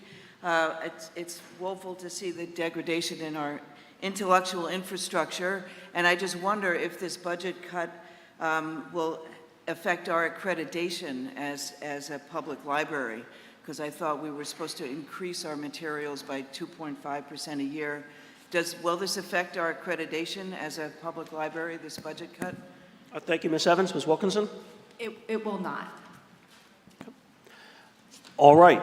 610 Library. Any further discussion? Yes, sir. Mr. Clark.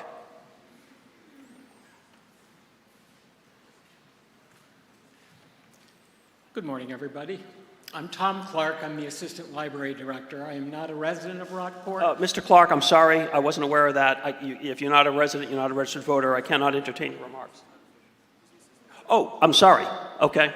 I apologize. I've been corrected by Mr. Vieira. As a town official for the library, you can. Sorry. Nothing like shooting your mouth off before thinking. Go ahead, Mr. Clark. Well, that's quite all right. I think a lot of people get nervous when they see me in front of a microphone anyways. At any rate, just to let you guys know, that 19% is a Mass Board of Library Commissioners mandate. And what it happens is that we have to spend 19% of our budget on materials. So what's happened is, because of the decrease in budget simply by moving a lot of cost over to the DPW, our materials expenditure allotment has gone down. What we are looking at is probably unknown, obviously unknown to you guys. A lot more needs to be spent on materials.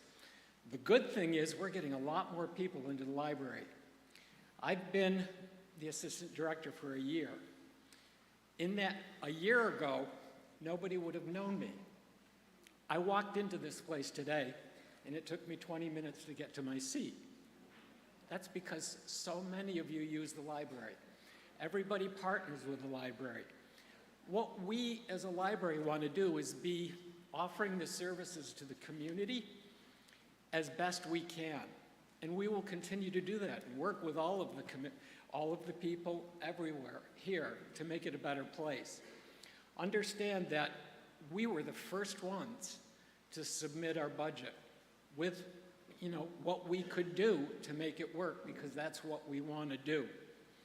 I'll make myself readily available to anybody to answer any questions, to work with you, to do whatever we can to continue to provide these services.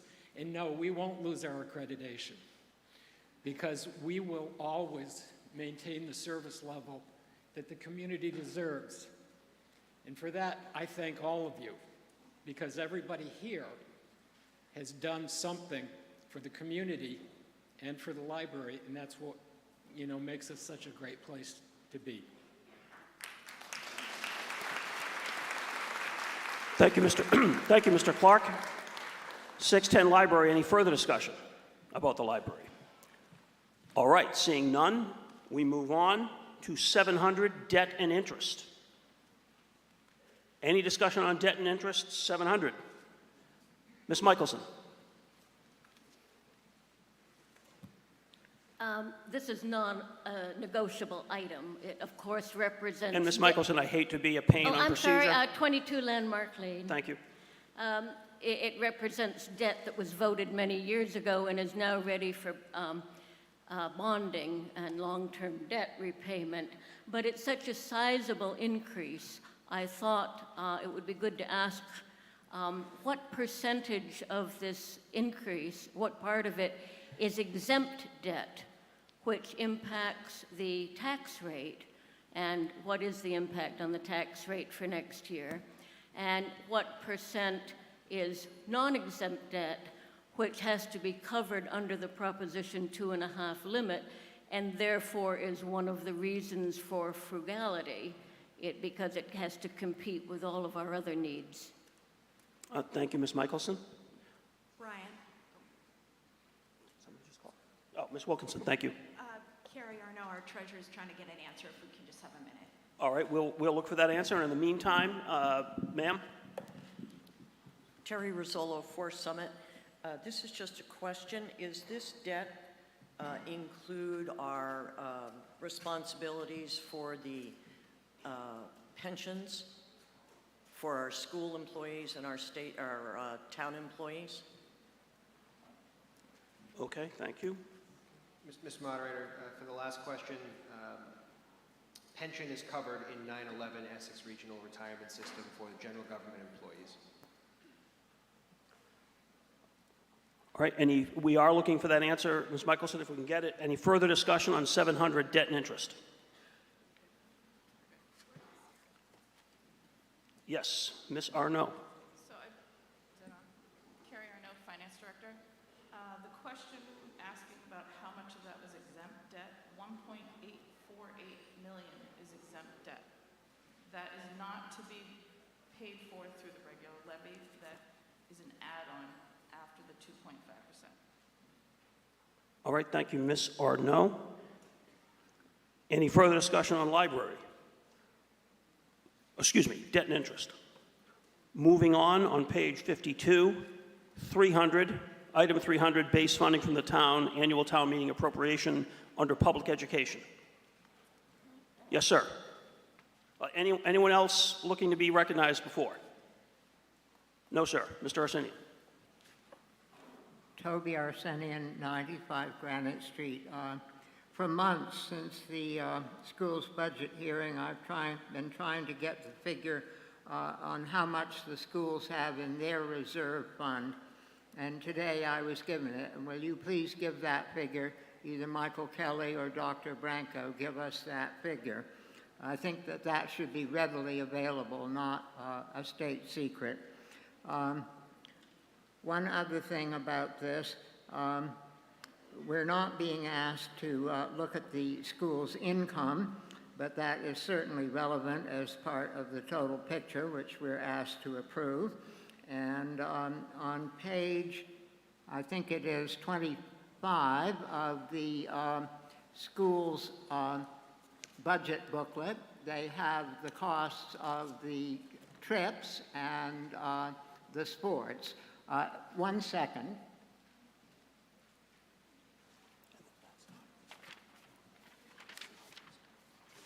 Here we have them. It's page 25 of the Rockport Public Schools fiscal 25. And if anybody's flipping through their voter's booklet, it is not in that booklet. It is not in there. It is in the school's budget booklet. I am referring to and reading from. On page 25, they collect, these are the offsets, from athletic user fees, $32,000, and transportation user fees, $12,000 in short sports and trips, and these are charged to the parents and the kids. And if you ask, you are then told that if anyone cannot afford to pay, I don't know how you determine that, that they are not turned away. And that's certainly decent and well-meaning, but whoever would not be able or readily able to pay would have to ask, indeed beg. And that's demeaning, it's degrading, it's not right. And the schools will certainly tell you, the superintendent or the school committee, that these programs are a necessary and basic part, an integral part of the school's programs. They're not frills, add-ons. It's part of a public education, and a public education ought to be free. Legally, it's supposed to be, I believe. Anyway, the schools need to cut into their reserve fund, which I've just referred to, and we'll get the figure, and cover these costs for this year and stop charging the parents and the kids. And in future years, if they have to, they could cut other things, or they could dig further into the reserve, which of course is not a bottomless pit. One other thing, at the public hearing, there was much discussion about the $1 million or whatever in cuts. We could have that figure. It's in Dwight's production, I believe. But they're cutting teachers and adding administrators. And there was a lot of talk about that at that meeting. And I don't know that much about the day-to-day operation of the schools, but that strikes me as wrong, the more so when you have a declining enrollment. Thank you. Thank you, Mr. Arsenian. Superintendent. Good morning, everybody. Thank you for coming out. Mr. Arsenian, the number for the reserve is roughly between, at this moment in time, between $1.4 and $1.6 million. That number does fluctuate because, contrary to some people's belief, it's not a pocket of money that sits separately in an account. It's baked into the budget process. It allows us to keep the ask down and actually allows us to reduce less costs and less human resources over time. My predecessor, when you all voted to pass the override those years ago, the hope was that it would last at least for 6 school years. Our plan is to continue to be as fiscally conservative and responsible as possible so that that override does extend for the totality of the 6 school years. We are on track with that right now. We cut, as we said earlier and heard from the Finance Committee, upwards of $1 million. That equals 10 positions. That is a large, substantial budget cut and personnel cut for a small school district like ours. Nobody goes into public education, including myself, to tell people that they're out of jobs and to tell people who live in this community and dedicate their lives to children that we can't have you with us the following school year. But my job is difficult, the leadership job is difficult, the teachers' jobs are difficult. We are here to educate the students you put in our schools every day to the best of our ability and to be fiscally responsible to you all to do that well. So yes, I agree that public education, and I don't like the term free that Mr. Arsenian uses. It's not free, you all pay for it. So it's not free. We are stewards of your money. Our job is to do our best with the money you can give us. Our best is to advocate for the students to the best of our abilities and for you to kind of hold us responsible for what we ask for and how we use that money. That's the two-way relationship we have between the school departments and you as taxpayers. So as a parent of 2 children who've gone through public schools, yes, I have paid sports fees. I have paid for music fees. I have bought uniforms. I don't like that either. I understand why it's done. It's done because otherwise I'd have to come here and we would have to ask for more taxpayer appropriations. And I'm not sure that's going to happen right now. So in order to continue to offer our students high-level programming, we take in money from lots of sources, federally funded, state-funded, taxpayer-approved. We chased a lot of grants. You'll see in the budget book we have 3 or 4 grants a year coming in, well over hundreds and hundreds and hundreds of thousands of dollars. And yes, at times we have to ask families to contribute. Doesn't make me proud as a public school leader to have to ask for those monies to come in. We do have multiple mechanisms on how we can figure out which families can and can't afford things, and we do assure that nobody misses out on opportunities to perform in whatever way they can. So I appreciate the opportunity to speak today. I appreciate representing the school department. I appreciate the work of all of the employees. The fact that so many employees live in this community is another testament to the community. People have come back to this community year after year to give back to us. We heard about that with an 18-year representative on our select board today. That's true about people in the schools too. When you talk about administrative programming, Mr. Arsenian, yes, we've reduced $1 million and 10 positions. We've reduced $100,000 in the actual payroll and salary lines for leadership, which represents 10% of the budget for leadership. The cuts in the teachers represents 5%. So when you look at percentages, it's a pretty high percentage. We've actually reduced 10% or $100,000 in salaries. We were able to leverage a new position by doing promotion from within, and anybody in organizational leadership can understand there's a lot of value to promoting people from within who are dedicated to your organization and to your children. So I hope I've been able to answer your question. I've enjoyed my 2 years here, love working in Rockport. The children are fantastic, and you all deserve a strong school district. Thank you.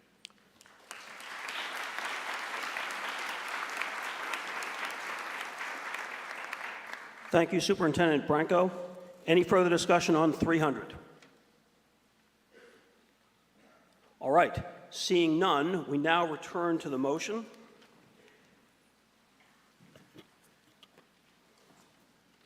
The question before you is whether to appropriate the sum of $38,162,420 as set forth in the table of estimates on pages 45 to 52 of the voter's booklet. This in raise from taxation $36,554,788 and transfer funds and allow and apply funds and allow authority for goods and services contracts as set forth on pages 43 and 44 of the voter's booklet. This requires a majority vote. I think it's time to get blood moving, so we're going to do a show of hands. All those in favor, raise your hands. All those opposed, same sign. That motion carries. We have a budget.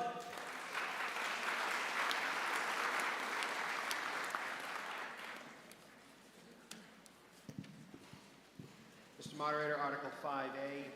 Finance Committee Chair Dwight Valentine moves Article 5A as indicated in the motion printed on page 53 of the April 6, 2024 voters booklet. The Select Board and Finance Committee support this motion. Moved and seconded. The question is on whether to appropriate $2,774,025 from the Water Enterprise Fund and provide for a reserve fund for the town's water enterprise as set forth on pages 53 to 54 for the next fiscal year. This requires a majority vote. Is there any discussion? All right, I sense you're ready to vote. All those in favor say aye. Aye. Opposed say no. That motion carries, and it is unanimous. On to Article 5B.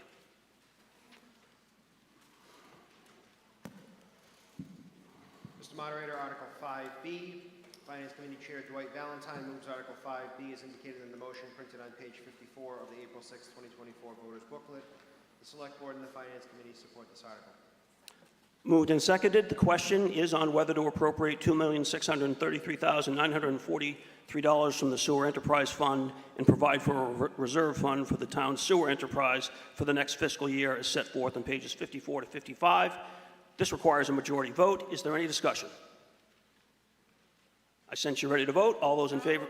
Oh, I apologize. Yes, sir. Mr. Arsenian. Toby Arsenian, 95 Granite Street. I'm loud, but not loud enough.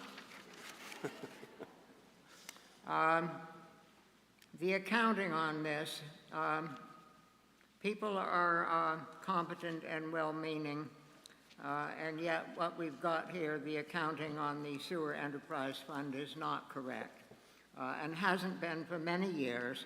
And this was fairly recently brought to the attention of the DPW commissioners, the Finance Committee, and the Board of Selectmen. And I'm here looking at the front page of the 2000 annual report, 2020. 2000 annual report. And on pages B46, B47, B48, and B49, we have two articles, one of which, the first, authorized and paid for the construction of the Long Beach sewer, ages past, and the second article orders the creation of a Long Beach sewer district. And that was never done. And so the bills for the Long Beach sewer, which is in no way physically connected with the Rockport sewer system, are coming into the town of Rockport and being paid out of the Sewer Enterprise Fund. The sewer is physically separate. It needs to be financially separate and legally separate. So the bills have all been confused together, have been, and will have to be sorted out at some point. And as for the creation of the sewer district, the Board of Selectmen, per the bylaws, let me get you the citation on the bylaws. Chapter 3, Section Additional Powers and Duties, Roman numeral 19. The Board of Selectmen are charged with carrying out votes of the town meeting, and we're only 24 and a half years late. It's time we get on with it and have the sewer district. And this is not just a boring matter of accounting. We take it out of one pocket or we take it out of another. It's going to have practical consequences of a large and ugly sort. The city of Gloucester is now in the process of building or rebuilding their sewer system to meet federal standards at a cost of somewhat over $200 million. And all of the expenses of this will go to all of the people who are connected to the Gloucester sewer, including the town of Rockport for Long Beach.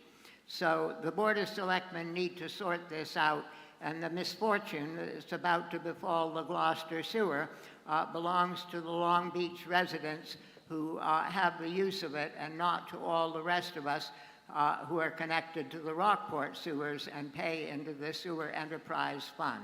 And the sooner this is fixed, the better. Thank you, Mr. Arsenian. Chairperson Wilkinson. Sure. Thanks, Brian.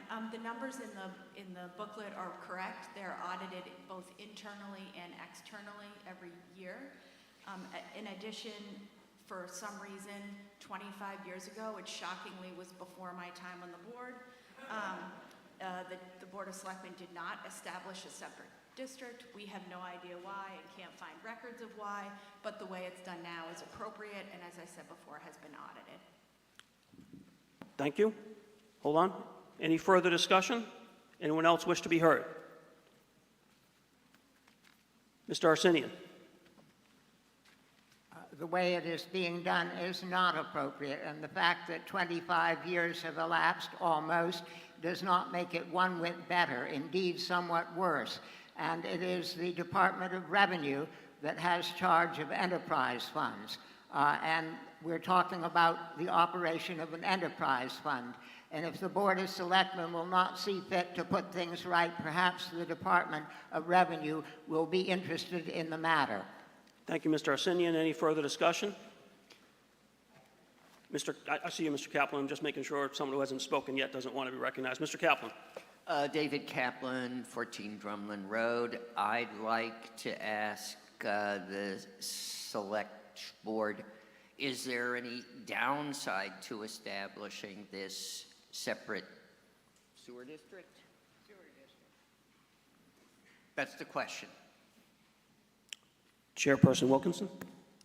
I have no idea. That's something that we would have to ask, I guess, start with Town Council, which I'm sure we would be happy to do at some point, obviously not today. But we do know from all of our audits that the way it's being done now is proper and legal.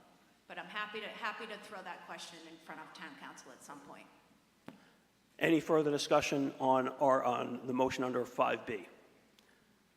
All right, seeing none, I sense you're ready to vote. All those in favor say aye. All those opposed say no. No. That motion carries. And it required a majority vote, sorry, for the record. On to Article 5C. Mr. Moderator, Finance Committee Chair Dwight Valentine moves Article 5C as indicated in the motion printed on page 55 of the April 6, 2024 voters booklet. The Select Board and Finance Committee support this article. Moved and seconded. The question is on whether to transfer $118,077 from the Community Preservation Fund for Community Preservation Committee expenses for the next fiscal year as set forth on page 56 of the voters booklet. This requires a majority vote. Is there any discussion? Seeing none, I sense you're ready to vote. All those in favor say aye. Aye. All those opposed say no. That motion carries. On to Article 6.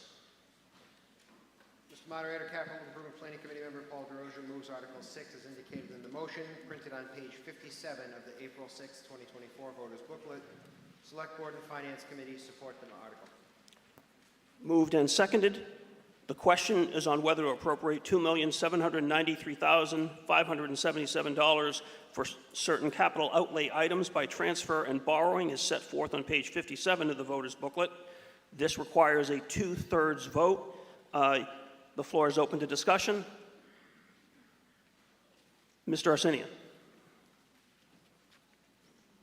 Toby Arsenian, 95 Granite Street.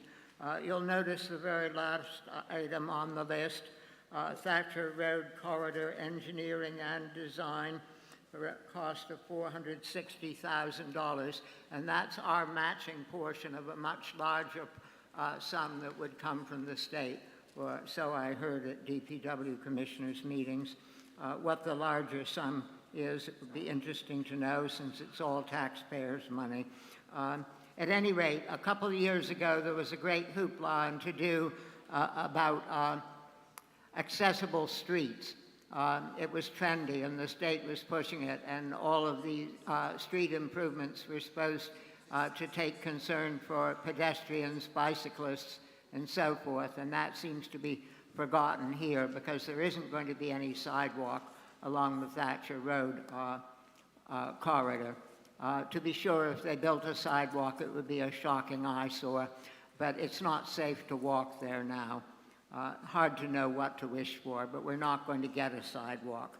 And as for the DPW NPDES, National Pollution Distribution Elimination Systems, an all-time-prized bit of acronym gibberish, and in plain English, that's stormwater. And I asked the DPW, and I hope they'll tell us how much has been spent over the past 5 years.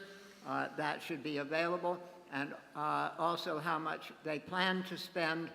They have to put in requests for the Capital Improvement Planning Committee, so that too should be readily available. And what exactly do we hope to get this year for the $78,650? And about all of this, I would remark that certainly we should care about the stormwater pollution and what goes into the ocean. Our front yard we all care about. But what the government has done here, yet another unfunded mandate, have created an enormous bureaucratic tangle and nest to parallel and overlie the actual physical problems. Will we have the figures from the DPW? Thank you, Mr. Arsenian. Mr. Seavey. Charlie Seavey, 19 Ridgewood Road. I need to correct Toby a little bit. There is, in fact, a sidewalk on Thatcher Road. It goes all the way down to Seaview Street, which is the entrance to the Cape Hedge parking lot. Just thinking about it, any sidewalk extending beyond that gets tough because you either run into very low areas or you run into big piles of granite. But there is a sidewalk for at least part of Thatcher Road. Thank you, Mr. Seavey. Any further discussion? Mr. Reed? No. Okay.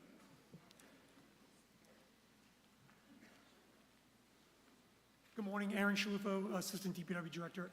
Mr. Arsenian, the answer for your stormwater question, in the past 5 years, fiscal year 20 to fiscal year 24, there was an appropriation of a total of $227,500.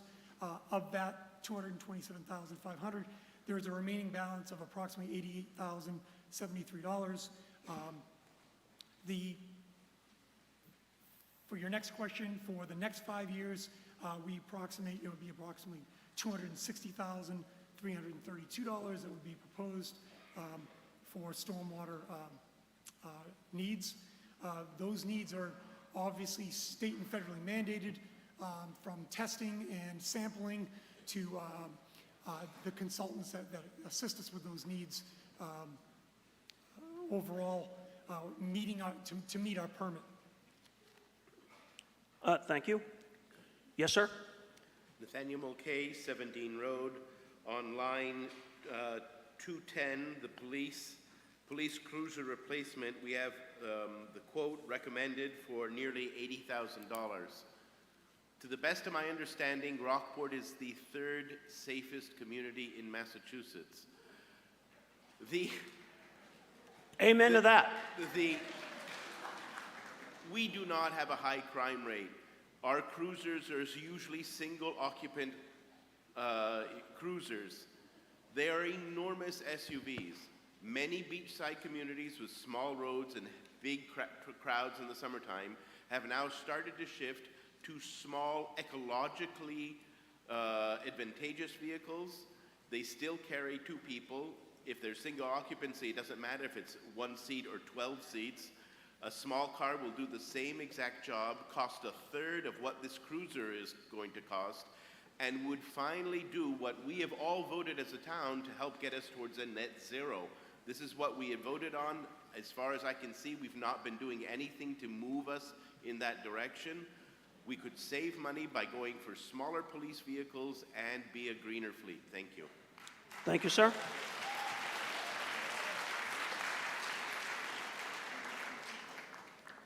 Chief Horvath.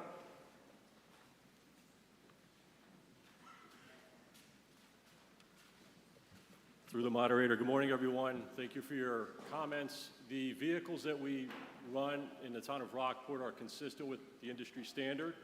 It's a Ford Interceptor vehicle. It's an SUV. Rockport, as everybody knows, is at the tip of Cape Ann, and we get some pretty significant weather here. We cannot tool around in a small, compact vehicle. We're not going to get to emergency medical calls or other calls requiring a response for our officers to get to you when you need us. We can't put an arrestee in the back of a small, compact car that's made for 2 people. So there are industry standards and there's best practices that we apply to our fleet. And the reason why you see a replacement cruiser every year on our capital improvement planning request is we replace these cruisers every 4 to 5 years. That prevents us from having large repair bills that would result in further requests from the town from the funds available. So in response to your comments, that's what I have to offer you, and I thank you for your support. Thank you, Chief. Mr. Goodwin. Peter Goodwin, 6 North Road. 2 points. I would like in the future, would you put footnotes in here to define the acronyms? And item 154, line 51, IS&T, that's the information services, I gather.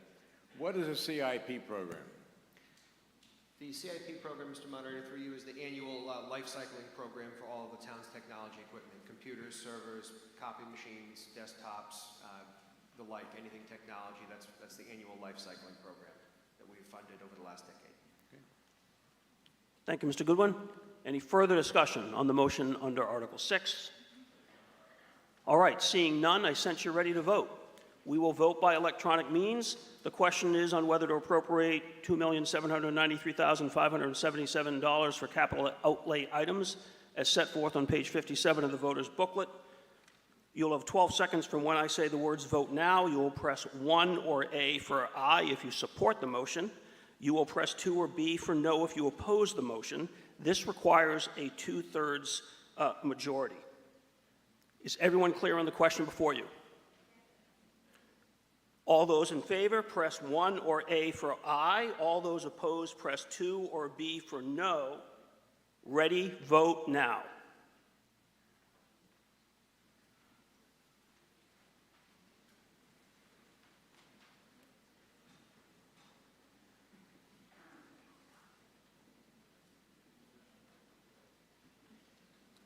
And that motion carries 91% to 9%. I wasn't that good in math. 426 to 43, which is no comment on the Rockport school systems, by the way. It's my own fault. All right, on to Article 6A. Mr. Moderator, Capital Improvement Committee Planning Committee Chair Ross Brackett moves Article 6A as indicated in the motion printed on page 58 of the April 6, 2024 voters booklet. The Select Board and Finance Committee support this article.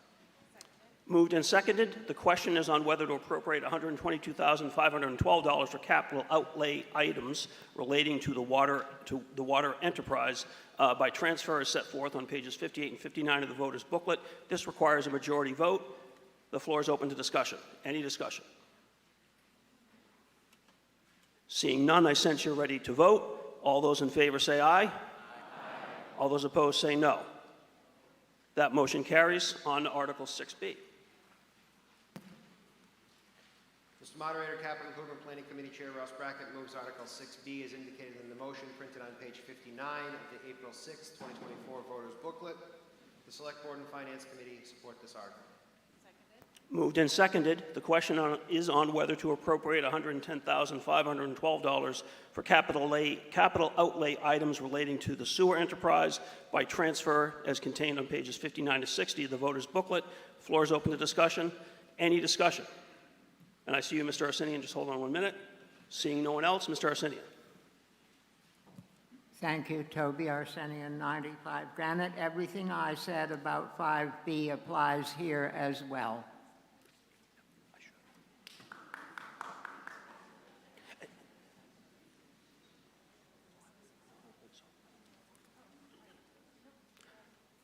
All right. Any further discussion? Seeing none, I sense you're ready to vote. The question is on whether to appropriate $110,512 as set forth on pages 69 to 60. This requires a majority vote. All those in favor say aye. Aye. All those opposed say no. No.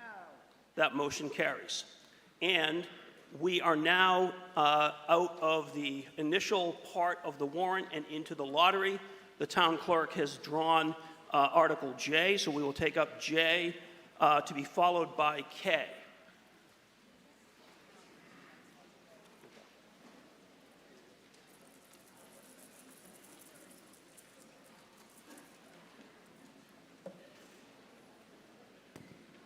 Mr. Moderator, Lead petitioner Toby Arsenian moves Article J as indicated in the motion printed on page 65 of the April 6, 2024 voters booklet. The Select Board recommends this article. Government and Bylaw Committee reports favorably, and they will provide further detail. Moved and seconded. The question is on whether to amend the Town of Rockport Code of Bylaws as set forth under Article J relating to the duties of the Town and Government Bylaw Committee. Mr. Arsenian. Thank you. Toby Arsenian, 95 Granite Street. I'll read the whole paragraph, including what's now there to make sense of it. Section 4, duties. The Town Government and Bylaw Committee shall review all warrant articles which would, if adopted, affect or require changes in these bylaws, and we're adding at this point, or the charter. And adding this sentence, the committee shall hold a public hearing on any proposed changes to the bylaws or charter to hear public comment prior to the town meeting the charges shall be presented at. We get a public hearing for a presentation of the school's budget. We get a public hearing for a presentation of the community preservation projects. Mr. Vieira assures me that next year he will ask the Board of Selectmen to add a public hearing on the presentation of the Board of Selectmen's budget. And we get public hearings on any changes in the zoning bylaws. That is not in the Code of Bylaws, that's out of state law. You also get public hearings for setting the dump and parking fees and for setting the water and sewer fees. So a public hearing is not something rare and extravagant. We're not asking for a trip to Mars with Elon Musk. The reason for a public hearing, to present whatever articles have been drafted to go to the town meeting, whether they would come from the selectmen or other boards or from citizen petitioners. And at the public hearing, whoever was presenting the articles would presumably read them if they were not too long, if not, at least explain them. And then the Government and Bylaw Committee would ask questions, make comments, and most important, citizens get to ask questions and make comments. Why not simply a public meeting and not a public hearing? The answer is that at a public meeting, the chair of the committee does not have to entertain any public comment. It is entirely a matter of the discretion and goodwill of the chair. At present, the Government and Bylaw Committee is doing an exemplary job of entertaining public comment at their meetings. A year ago, it was the polar opposite. And you don't want to depend upon the goodwill or whimsy of the chair of any committee, chairman. These could change over the course of time. There's one minor hitch to this, and that is that for a public hearing, it needs to be advertised in the paper of record. That is the Gloucester Daily Times, and they hold us to ransom. For a tiny column in the paper, it costs several $100s. That's a minor cost to pay. This is a proper part, I believe, of a functioning democracy, and I see it as Mom, the flag, and apple pie. I hope you will vote for it. Thank you, Mr. Arsenian. Ms. Kaiser from the Government and Bylaw Committee. Lori Kaiser, Chair of the Government and Bylaw Committee. Town Government and Bylaw Committee recommends favorable action on this article for the following reasons. This would codify the committee's current policy of having public comment when it reviews citizens' petitions or proposes changes to the bylaws, requiring only the addition of newspaper notice, and this notice would not be burdensome and may help with public awareness. The additional words and the charter, while not considered necessary, does not harm and is not worth disapproving the article on this basis. Thank you, Ms. Kaiser. Further discussion?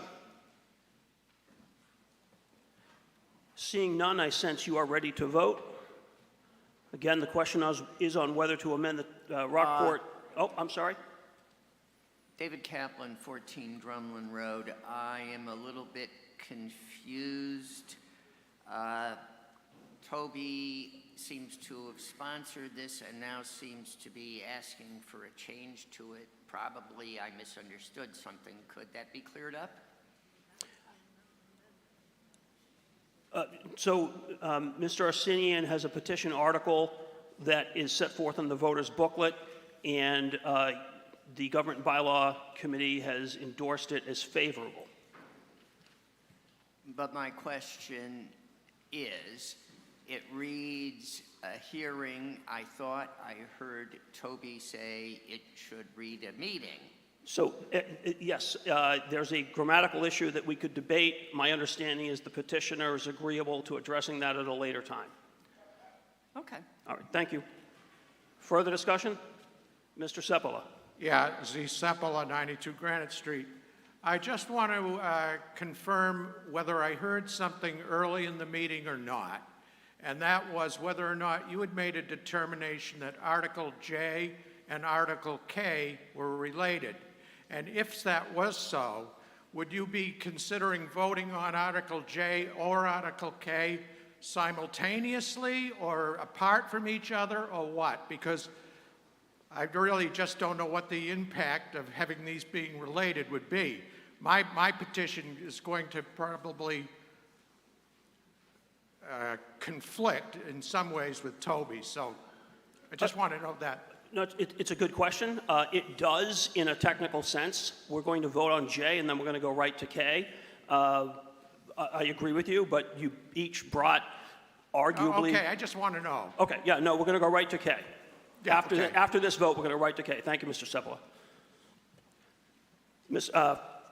I see you, Mr. Arsenian. Any further discussion on the motion on J? And I see Mr. Arsenian. Anyone else? No, Mr. Arsenian. Yes, Toby Arsenian again. Why don't we correct it right now? And it was not my error to start with. It was confusion when town council transcribed it, what's called a scrivener's error, and change after town meeting the words, the changes shall be presented at, to at which the changes shall be presented. Then it's grammatical. It's harmless. David Kaplan is right. So, Mr. Arsenian, you're making a motion to amend. Is there a second? Moved and seconded. The question is now on the motion to amend the motion under Article J so that after the words, quote, town meeting, close quote, delete the words, quote, the changes shall be presented at, end quote, and replace those words with, quote, at which the changes shall be presented, period, end quote, in essence, avoiding ending the sentence with a preposition. Any discussion? Yes, sir, Mr. Tobin.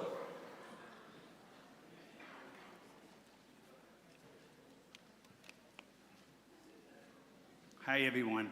It's Bill Tobin, 24 Beach Street. Thank you, Mr. Moderator. Mr. Moderator, because this is now an amendment to the original motion, may I make an additional amendment? You can only make a motion to amend the motion to amend.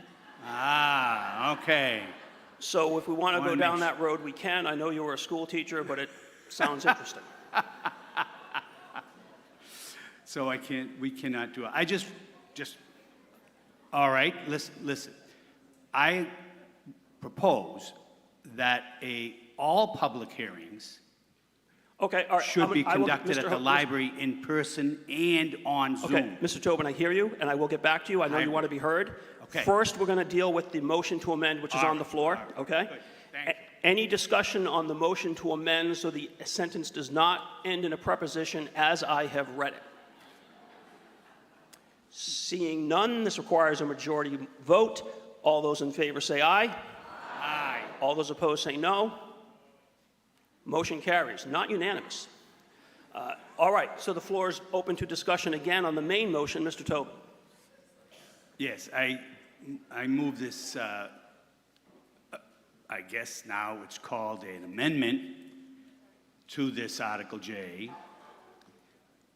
Public hearings throughout the town should be in person and on Zoom, because we have not seen, for instance, our select board in person for almost 3.5 years. I think it's time they join the public in person again. And every board should be in person and on Zoom, because we have an awful lot of people who are approaching my age of 75 or older that need Zoom frequently. So let's get going, town. Let's get going with this hybrid meeting stuff. It can be done. Okay. And I understand we are still under COVID, by the way, folks, till 2025. But there are funds the town could use for that, called opera funds, to make everything hybrid. And they know this because it's part of the law. Thank you, Mr. Tobin. I take that as a motion to amend.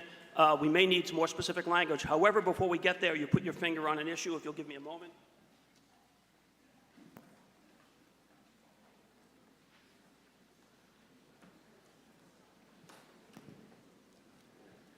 Through you, Mr. Moderator, as the speaker just said, the open meeting law still has some special conditions in place for another year.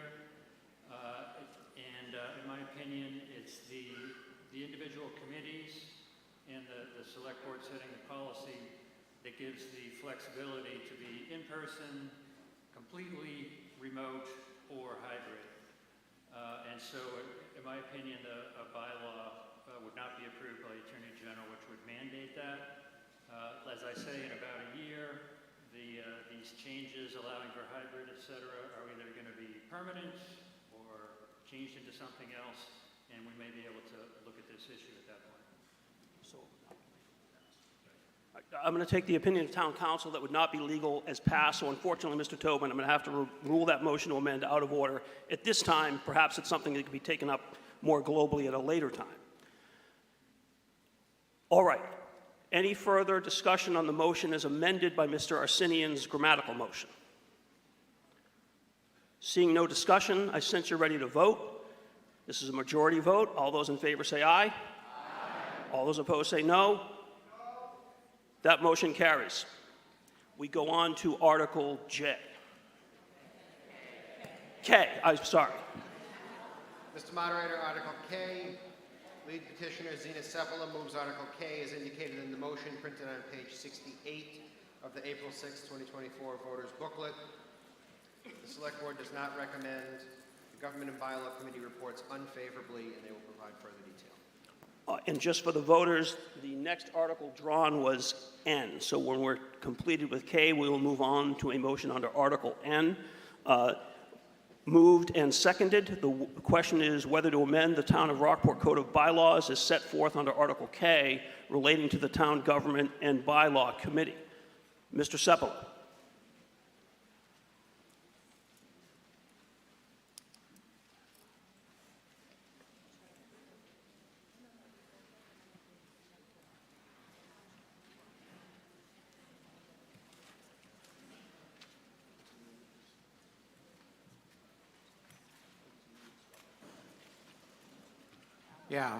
Z. Seppala, 92 Granite Street.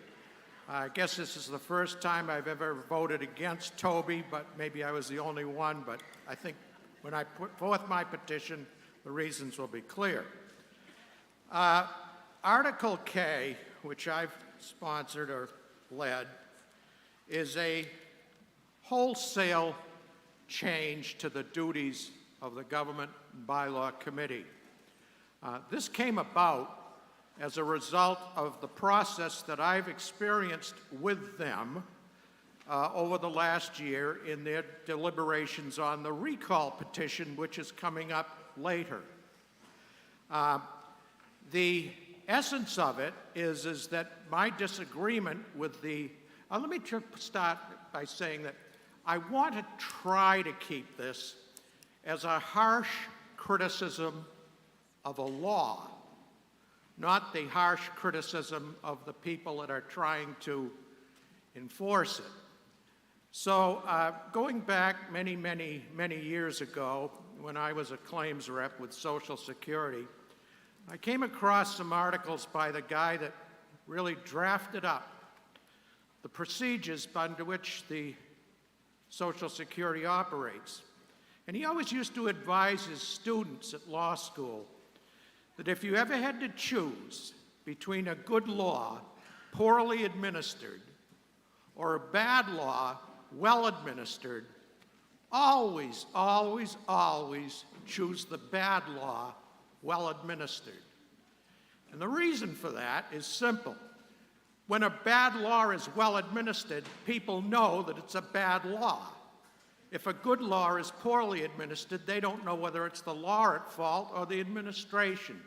So I'm going to try to keep this topic centered on the fact that I believe it was a terrible law that created the mechanism by which the Government and Bylaw Committee would not only review existing bylaws, but also proposed bylaws. So in their voter booklet, the Government and Bylaw Committee says, starting out on page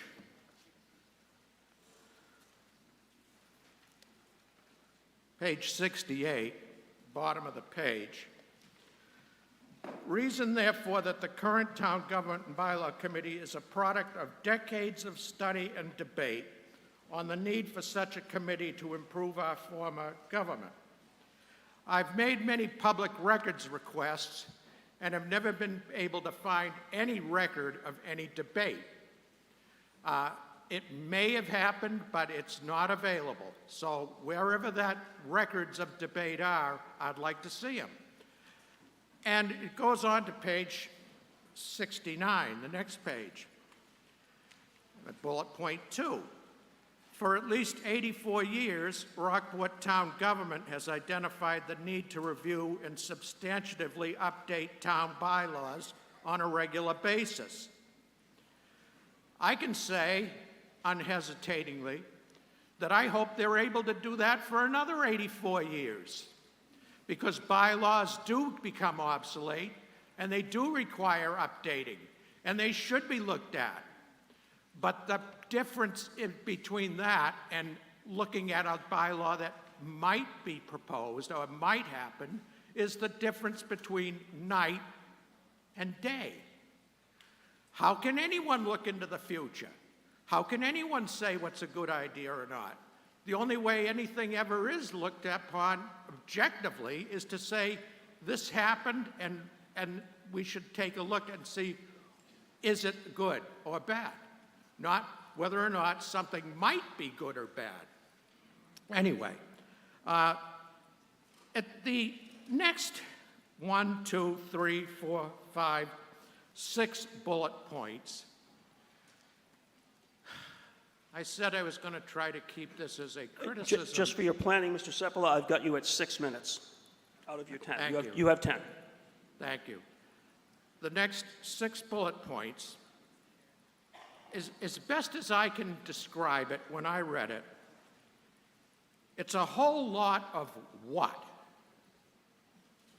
and a whole little of why. So the question to my mind, when I've tried to get the information on why they proposed this change back in 1997, was why did they think that they needed to look at proposed bylaws? And I can't find any explanations. So it boils down to me that what I'm looking at here in the explanations that provided by the Government Bylaw Committee is somewhat like a history lesson given to a first grader.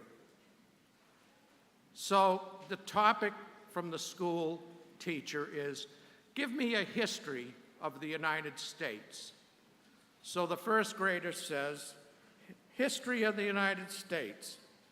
The United States began in late 1700s. Some parts of the U.S. tried to succeed in 1861. The U.S. fought a world war in 1918. The United States fought a world war in 1945. This is my history of the United States. It's giving you the whats, but it's not giving you any of the whys. And when the question becomes that bylaws are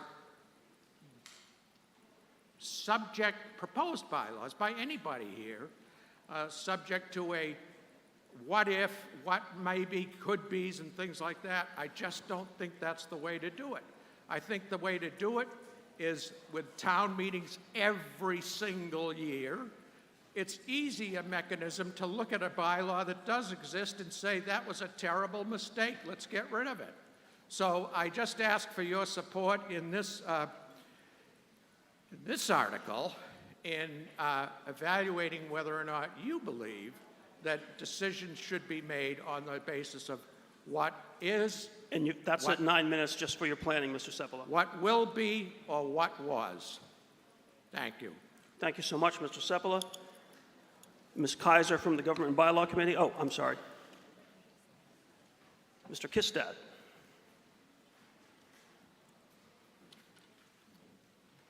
Greg Kistad, 18 Jewett Street, Vice Chair of Government and Bylaw Committee. Thank you, Mr. Seppala. The records are indeed somewhat incomplete and difficult to access.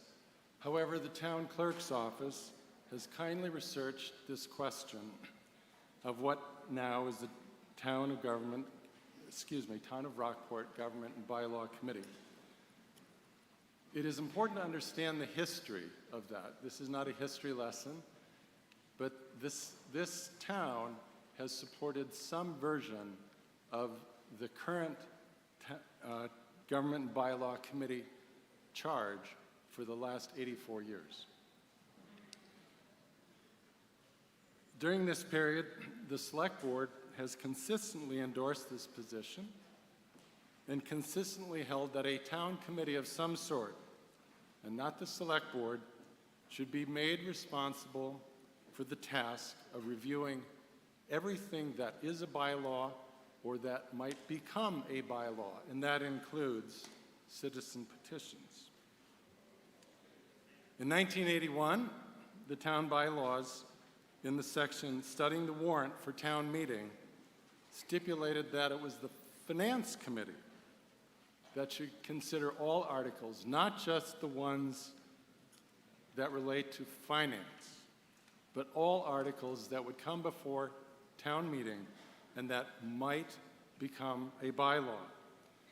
That burden on the Finance Committee was then realized and acknowledged, and by 1995, a town-appointed study committee stated that a dedicated bylaw committee and not the Finance Committee would, and this is a why, Mr. Seppala, fill a critical need for the town.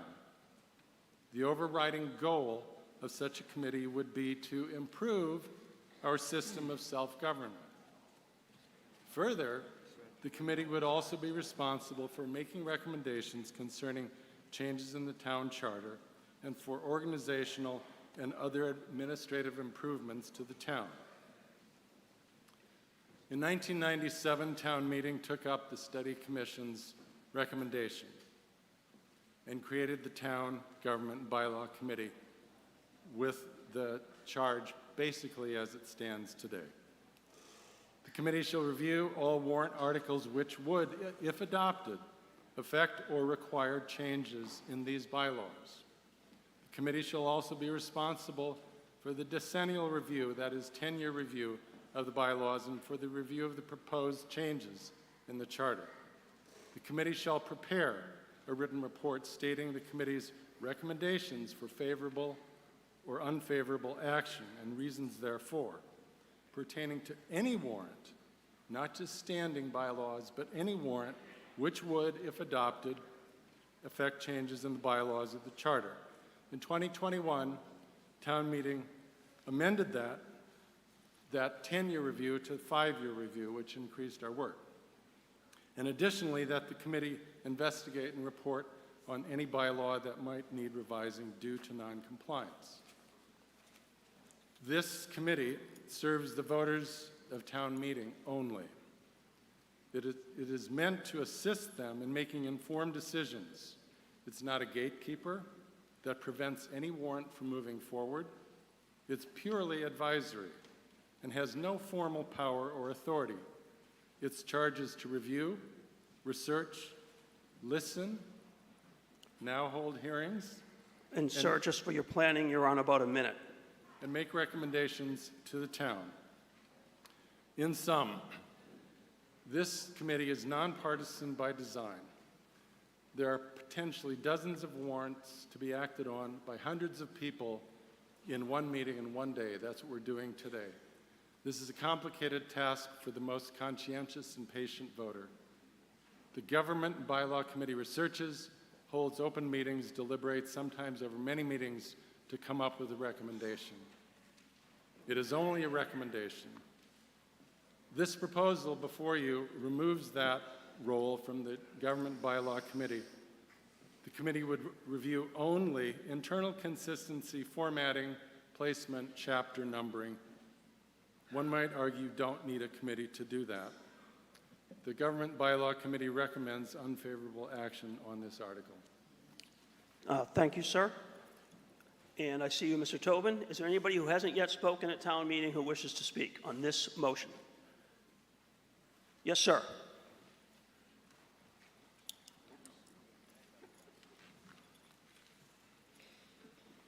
Very briefly, I'm J. William Breslin of 119 Main Street, and this discussion is truly tedious. And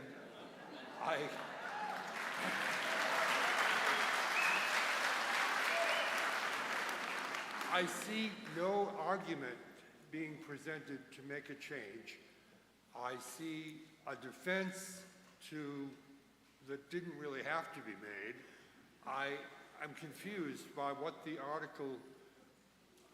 article's position or the goal of the article was. I'm not a complicated person, I try not to be, but I have no idea what the proposed article changes are about. And because of that, I absolutely support a no vote on any change. Thank you, sir. And just for the record, your name, I think we missed it. You said it, but I missed it. Brian, I'm J. William Breslin, 119 Main Street. Thank you. Oh, no, I recognize you personally. Sorry, I'm just using Mr. because I'm up on the dais. Mr. Tobin. Bill Tobin, 24 Beach. Thank you, Mr. Moderator. I support this article that you're all confused for. However, let's unconfuse you. We all know what a gatekeeper is. Notice how they finally got around the government bylaw saying we're not a gatekeeper. Have you met people that always say that? I think you have. They are certainly that. They have a whole page, 2 pages in this booklet saying don't recommend, telling you all at the last minute. Not anyone in this room probably has never heard any of this, all right? So let's look at this and say to ourselves, wait a minute, let's the citizens decide. Now, many don't know this, but a citizen's petition, no matter what the AG says, no matter what the government bylaw says, no matter what the select board says, must be put on the warrant. That's the law. Now, what's interesting about the law, even though Rockport, in its wisdom, allowed a government bylaw, there's no Massachusetts statute that indicates that is allowed. Now, you guys did it, and you all heard the wonderful history lesson, but I think it's time to say sayonara to the aspect of the Government Bylaw Committee talking about citizens' petitions and recommending yay, no, why, yes. Okay? So that is my proposal. My proposal is to amend this article and say that very thing. Let's take that power away that somehow the wonderful people in the 90s or 80s or whatever it was gave the Government Bylaw Committee. So let's take it away. We don't need it. We are citizens. We deserve the right to make the decision, not with 2 pages saying we are unfavorable. Okay? So that's just my point of view. Mr. Moderator, thank you so much. Thank you, Mr. Tobin. And just hold on one second, Mr. Seavey. Is there anyone who has not yet spoken today who wishes to speak? Mr. Ring. And I see you, sir, to my left. And then, Mr. Seavey, we see you, and we'll get to you. Jonathan Ring, 9 Pools Lane. I support amending this. I heard it said that the bylaw committee is nonpartisan. Well, that's technically true, but nonpartisan does not mean not ideological. There are people sometimes that will have an ideological view in favor of or against. And they present that ideological view, such as the recommendation. Last year, I had made a recommendation to amend the bylaws, and rather than just a strict analysis of the bylaws, I was met with like attack by the members of the Bylaw Commission, at least of that time. Now, maybe it's just because it's me, well, you know, but nevertheless, that presented an ideological point of view. So I propose removing the ideology out of the review process of the bylaws and just making sure that it's a strict process as to whether it could actually conform with the amending the actual bylaws. And that's why I support this. Thank you. Thank you, Mr. Ring. Mr. Kaplan? David Kaplan, 14 Drumlin Road. Well, I heartily agree that this particular debate is tedious. I don't think that's what's important. What's important is that there is finite time available. It's a strain on everyone, and I firmly believe that on this question, everyone has made up their mind, and another 3 hours of discussion wouldn't change a single vote. Therefore, and if I'm wrong, that's fine. I am certainly not telepathic. If I'm wrong, vote against the motion that I am about to make. I call the question. Okay, that's a motion for the previous question or end debate. Is that seconded? Moved and seconded. The motion to move the previous question or end debate is moved and seconded and is in order. This is not a debatable motion. It requires a 2/3 vote to carry. If the motion to end debate passes, we will then proceed immediately to vote on the underlying motion. If the motion to end debate fails, we will then immediately, the floor will then immediately be reopened for further discussion on the underlying motion. Point of order. Yes, sir. State your point of order. I would like to have this vote done electronically so I can see the results. Yes, thank you so much. And as I said at the start of the meeting, on almost any motion to end debate, we're going to vote electronically, but thank you. We will vote by electronic means. You will have 12 seconds from when I say the words vote now. You will press 1 or A for aye if you support ending debate. The question on the floor is ending debate, not the motion. You will have 12 seconds from when I say vote now. You will press 1 or A for aye if you support ending debate on the underlying motion. You will press 2 or B for no if you oppose ending debate and wish to keep debate going on the underlying motion. Is everyone clear on the question before you? All those in favor, press 1 or A for aye. All those opposed, press 2 or B for no. Ready, vote now.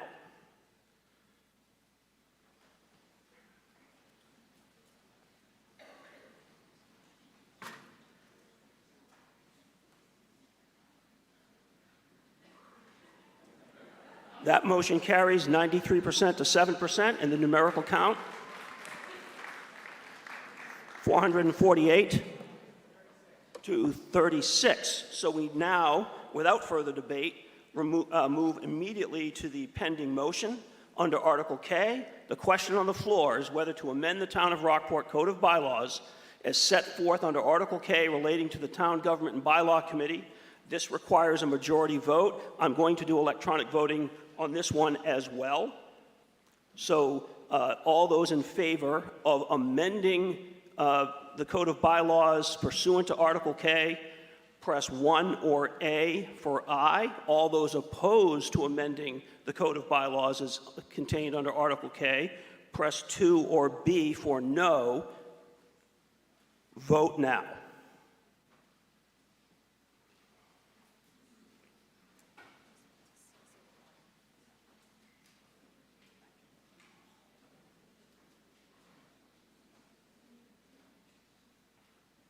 And that motion fails 71% to 29%, and the numerical count is 302 to 124.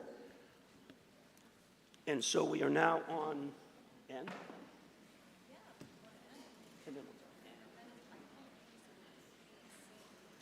We're going to now have a motion under Article N, which will then be followed by B, C, D, and E in that order. Mr. Moderator, Yes. Article N. Government and Bylaw Committee Chair Lori Kaiser moves Article L as indicated in the motion printed on page 83 of the April 6th, 2024 voters booklet. The Select Board does not recommend. Article N. You said L. N, I'm sorry, Article L. N. Sorry, it's printed incorrectly, my mistake. Article N on page 83. I'll restate it. Moved and seconded. The question is on whether to authorize the Select Board to petition the General Court for a special act relating to recall elections as set forth on pages 80 to 82 in the voters' booklet. This is a non-binding resolution and requires a majority vote to pass. The floor is open to discussion, and I believe we're turning to the Government and Bylaw Committee.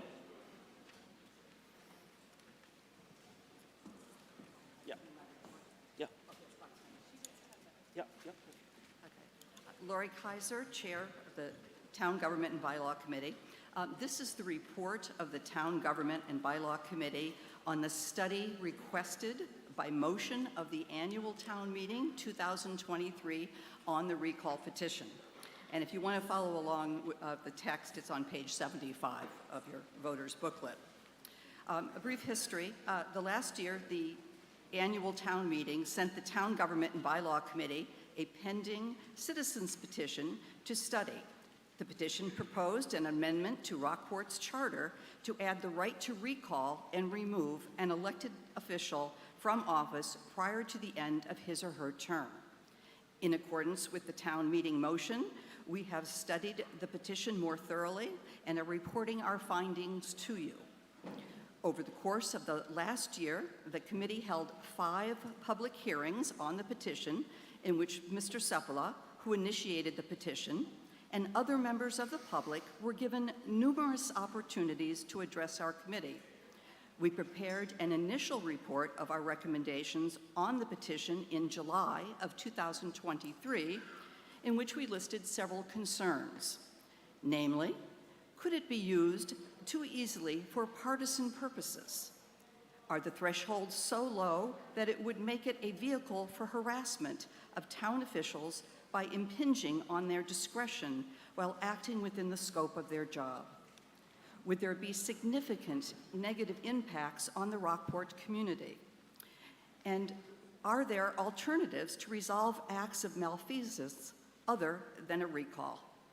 Mr. Seppala received an advance copy of our recommendations before that meeting and criticized the report as being too theoretical and with no real evidence. The committee agreed that concrete examples would be helpful. Subsequently, the committee reviewed over 50 Massachusetts recall cases dating from 2010 to 2023, including most municipal charters associated with them. We also looked at newspaper articles, and social media concerning recalls in several towns to more fully understand the impact of recalls on communities. In addition, we investigated alternative dispute resolutions in order to more fully inform town meeting of other options to resolve malfeasance of elected officials. After lengthy review and research, the committee determined that its original concerns were in fact supported by evidence. It therefore concluded it could not support the citizens' petitions for the following reasons. And the first reason is that there is no gatekeeper to confirm an affidavit commencing a recall or the subsequent petition moving forward is for the proper reasons. Section 2 of the petition sets a standard that an elected official may be removed from office for reasons such as malfeasance and lack of fitness, but may not be removed from office for exercising discretion in voting or acting on matters before such office holder. However, there is no person or officer of the town charged with determining whether allegations set forth in the initial affidavit or the subsequent petition as filed with the town clerk meet this criteria. Therefore, the town could be required to expend personnel and economic resources to move forward on a petition in violation of the criteria. Such a recall election could cost the town of Rockport upward of $10,000. The second reason, the standards to support a recall are vague, subjective, and broad. The reasons for removal stated in the petition are too vague and broad, making them meaningless as a standard. The voters will therefore make a subjective judgment as to the meaning of the terms, and this would allow an official to be removed from office for any reason. We found this to be the case in most of the recall charters we examined. Similar to this citizen's petition, they too had vague standards for recalling an official based generally upon some sort of malfeasance. Despite this, the primary reasons officials were recalled was because a group of people did not like the decision that the elected official made, not that the official acted improperly. As we learned, vague standards also allow recalls to be used for partisan purposes. And by that we mean the intention of promoting a particular cause by a relatively small group of citizens. Some examples of the basis for recalls in Massachusetts have been an official's position or votes relating to critical race theory, sex education being taught in the schools, vaccine mandates, gun control policies, and various personnel-related matters such as hiring and firing practices. A common allegation is that the officials have violated the open meeting law because of a failure to allow public comment before a decision or the use of executive session for hiring and firing decisions, both actions that the open meeting law specifically allows. Our research showed that the misstatements of fact and law and angry emotions usually drive recalls. Organized social media campaigns are common and fan the flames. Recall elections seem to be a trial by public opinion, not objective examinations of malfeasance of the elected official. And the third reason is that there is a low threshold of registered voters necessary to commence and push through the recall elections. In the proposed petition, only 20 registered voters are required to file the initial affidavit to get the process started, and then only 10% of registered voters are needed to proceed to an election. For Rockport, this would mean approximately 600 registered voters could force a recall election. This is significantly lower than the Massachusetts norm and represents less than 1/4 of the Rockport registered voters who actually voted in the most recent election. Most towns require at least 50 registered voters just for the affidavit, and at least 15 to 25% of registered voters to proceed to a recall election. Manchester by the Sea has a slightly smaller population than Rockport, and its recall bylaw, which was voted at its fall 2022 town meeting, requires at least 200 voters for the initial affidavit, and at least 25% of the registered voters to proceed to an election. We are concerned, therefore, that this recall petition, with its low thresholds, could be used as a pretext to rerun an election, particularly in the instance of a close or hotly tested race. This is of particular concern with this petition before us because it includes a poison pill. If a person is recalled under this petition, they may not rerun for election for 3 years, essentially creating a backdoor term limit. At one of our meetings, a member of the public felt that the benefit of having a recall was not in its actual use, but in the threat of its use.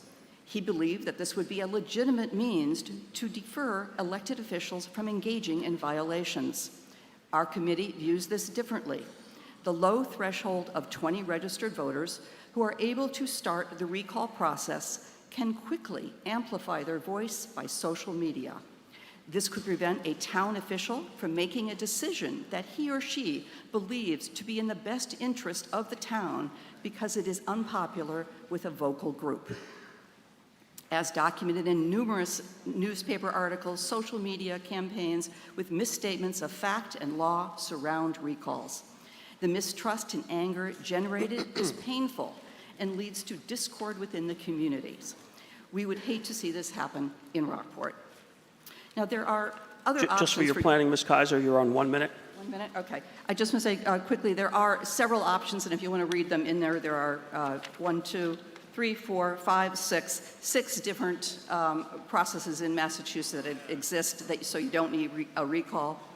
So that basically, and all of these options, they use objective allegations as opposed to subjective allegations. So based on these reasons, the Town Government and Bylaw Committee stands by its original opinion that this citizens petition that we do not recommend approval of this permanent charter change in this warrant article. Thank you. Thank you, Ms. Kaiser. I see everyone standing at the microphone. I just want to state that given that this started as a citizens petition last year and was sent to the Bylaw Committee to report back, I feel compelled to next call on the petitioner, Mr. Seppala. And Mr. Seppala, I'm sua sponte going to provide you 10 minutes given the fact that it was a citizens petition under a statute. But as Uncle Ben said to Peter Parker, with great power comes great responsibility.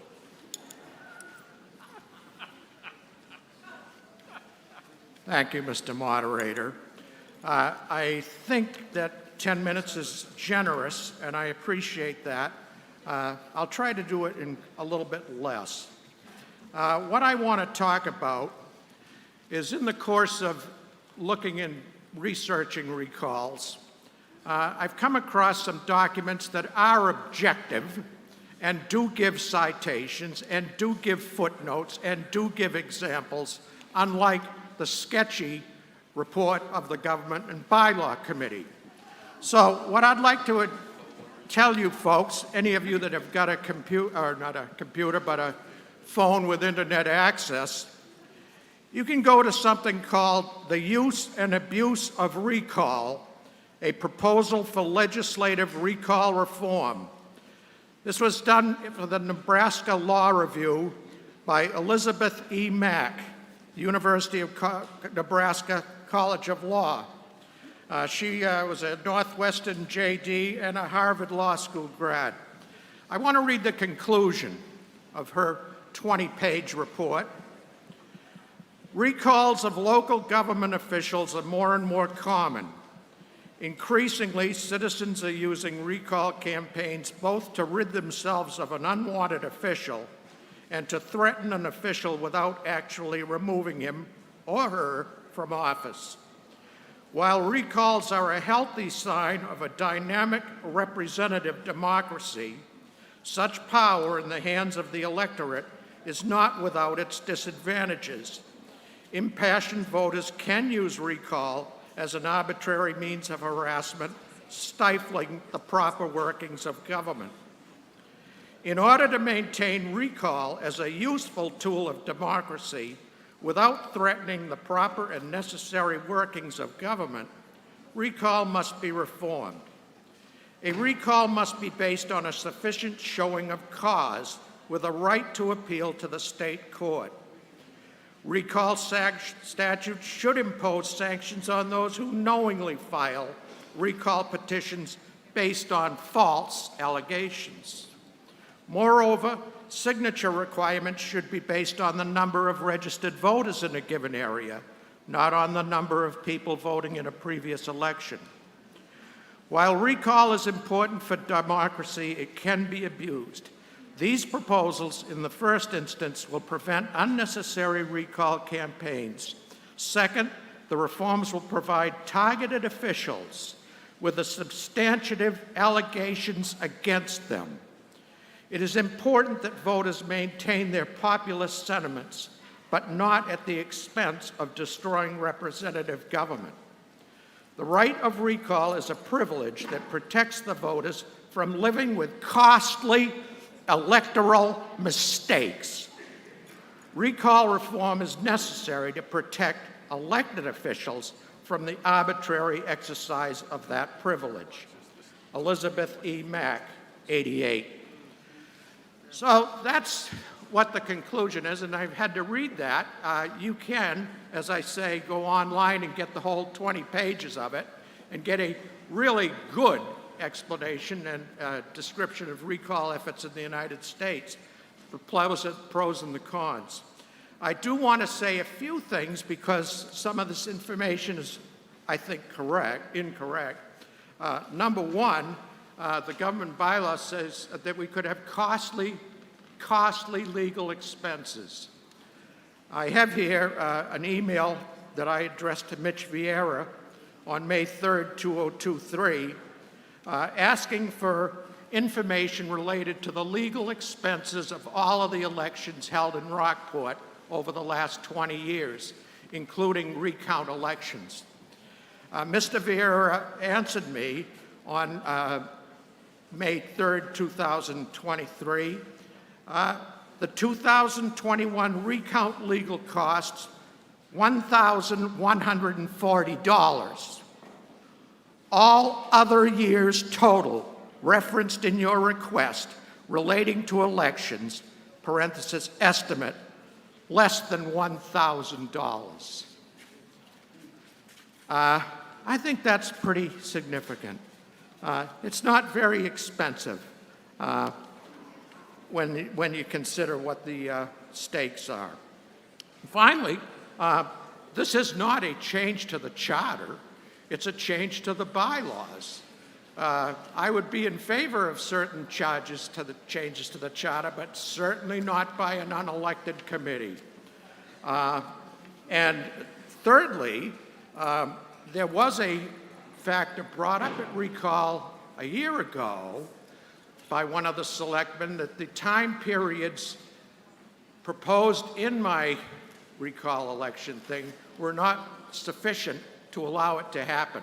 So what happened is that initially I had 3 months from the beginning of the term to the end of the term.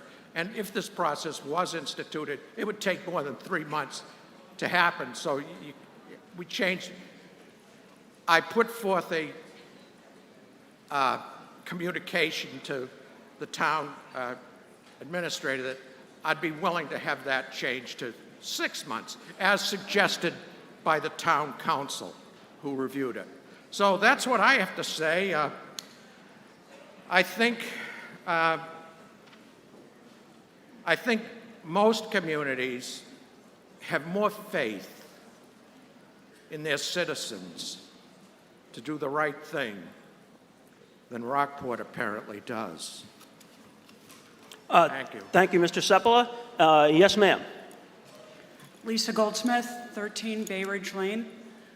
Prior to moving to this beautiful community, I lived in one of those communities that was probably included in the study that had a recall of an elected official, and I'm here to testify that everything in Ms. Kaiser's report is exactly how it played out. There was a very small, contentious group of people who were not happy with the outcome of an election.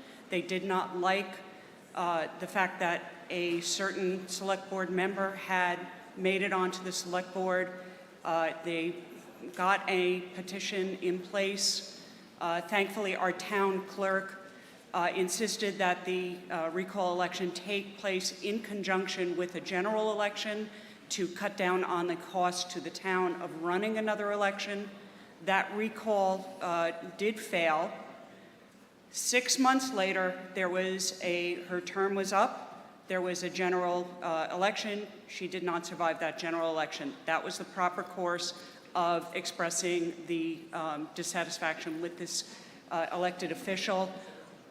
Addressing cost, this was a select board member. Their salary was a big fat zero. We were not paying them anything. They were most of the way through their term. I felt it divided the town. It was ugly. I am going to urge Rockport to not endorse this article as written. Thank you. Thank you so much. And Mr. Seavey, I see you. There was a member standing here who's now walking in the other direction. She hasn't spoken, but apparently she's not looking for me. Okay, Mr. Seavey. Okay, Charlie Seavey, 19 Ridgewood Road.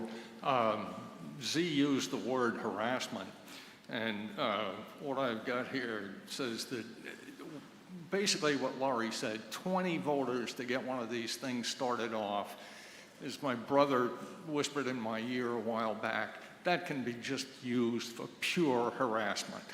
So 20 voters is way, way too small, even assuming we want to go down this road.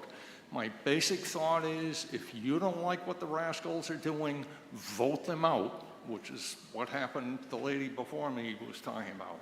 If there are any actual criminal activities, those have repercussions, which will take care of removing them from office. We really don't need this. Thank you, Mr. Seavey. Ms. Medea. Jamie Medea, Holbrook Court. I rise to call the question. Question has been called. Is there a second? Moved and seconded.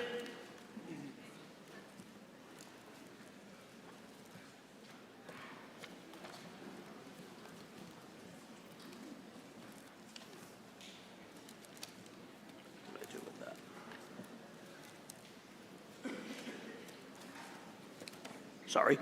Moved and seconded. The motion to move the previous question or end debate is in order. Again, it's not debatable, requires a 2/3 vote to carry, and we will vote by electronic means. So the motion on the floor is whether to end debate, stop discussion on the motion under the non-binding Article N motion for a recall home rule petition. Does everyone understand the motion before you? You'll have 12 seconds from when I say vote now. As before, you'll press 1 or A for aye if you support ending debate on that motion. You will press 2 or B for no if you oppose ending debate and want to continue discussion on the recall motion. This requires a majority vote. All those in favor, sorry. Oh, I'm sorry. Yes, thank you. That's why I've got it written out, 2/3. This requires a 2/3 vote. So again, you'll press 1 or A for aye, or 2 or B for no. It requires a 2/3 vote. Vote now.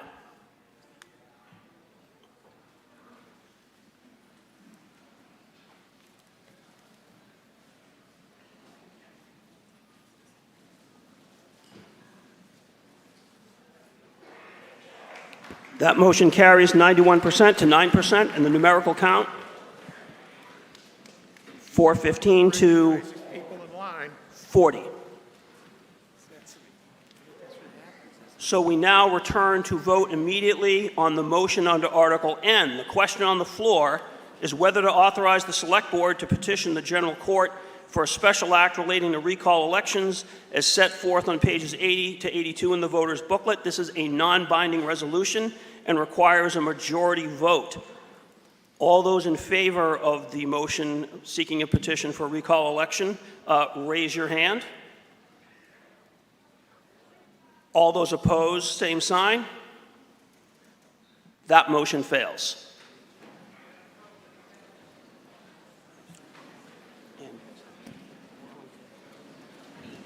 We are now on to motions under Articles B, C, D, and E in that order. And if I failed to say lunch is being served again between 11 and 1, that's ongoing now. Mr. Moderator, Article B, DPW Commissioner Chair Bruce Reed moves Article B as indicated in the motion printed on page 61 of the April 6, 2024 voters booklet. The Select Board and Finance Committee recommend approval. Moved and seconded. The question is on whether to expend $183,100.99 or such other sum available under Massachusetts General Laws, Chapter 90. This requires a majority vote. Is there any discussion? Seeing none, I sense you're ready to vote. All those in favor say aye. Aye. All those opposed say no. That motion carries. Mr. Moderator, Article C, Select Board Vice Chair Ross Brackett moves Article C as indicated in the motion printed on page 62 of the April 6, 2024 voters booklet. The Select Board and Finance Committee recommend this article. Moved and seconded. The question is on whether to transfer from free cash sums for Action Incorporated, Hawk, Senior Care, and Open Door is set forth on page 62 of the voters booklet. This requires a majority vote. The floor is open to discussion. Is there any discussion? Mr. Arsenian. Toby Arsenian, 95 Granite Street. We're giving Action $4,000. We hear a lot about affordable housing recently, but we take no care for those at the very bottom of the ladder, those who have no housing at all. And Action provides that housing, and we ought to be doubling the $4,000. I wouldn't suggest it here and now. I think it's out of order to add things, but next year we should. We don't want a homeless shelter here in town. We've outsourced the problem to Gloucester. We should pay our share of it. Thank you, Mr. Arsenian.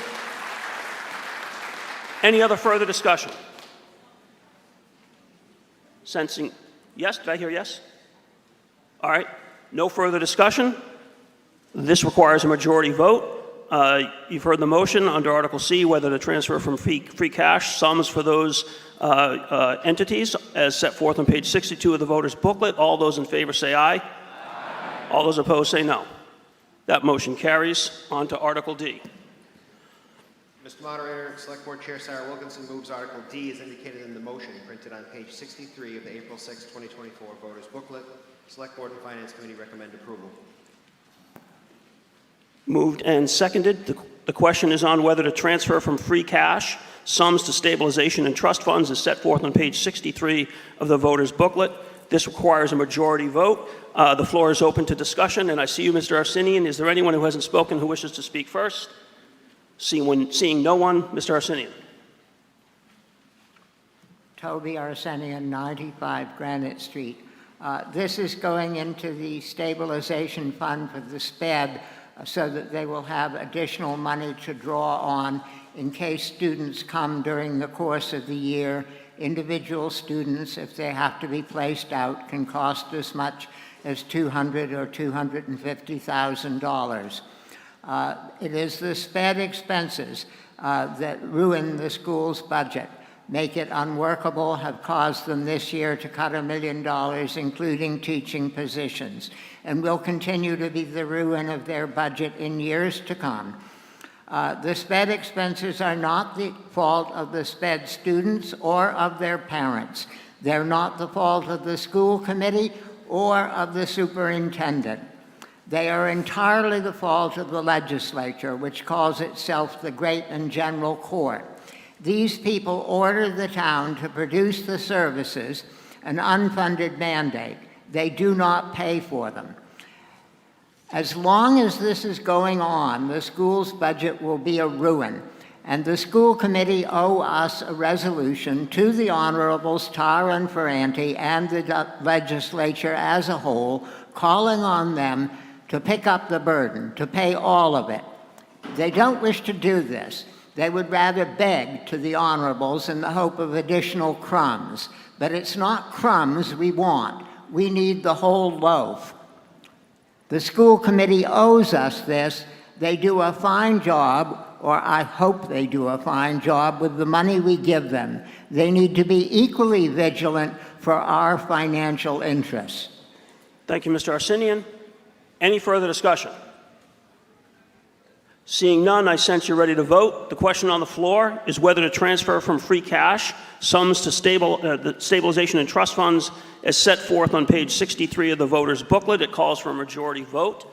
All those in favor say aye. Aye. All those opposed say no. That motion carries. On to Article E. Mr. Moderator, Board of Assessors Chair Tim Good moves Article E as indicated in the motion printed on page 63 of the April 6, 2024 Voters Booklet. The Select Board and Finance Committee recommend this article. Moved and seconded. The question is on whether to transfer from free cash $75,000 for assessor reevaluation expenses. Is there any discussion? Seeing none, I sense you're ready to vote. This requires a majority vote. All those in favor say aye. Aye. Opposed say no. That motion carries. And we are on Article F, and then that Article F will be followed by Articles A and O.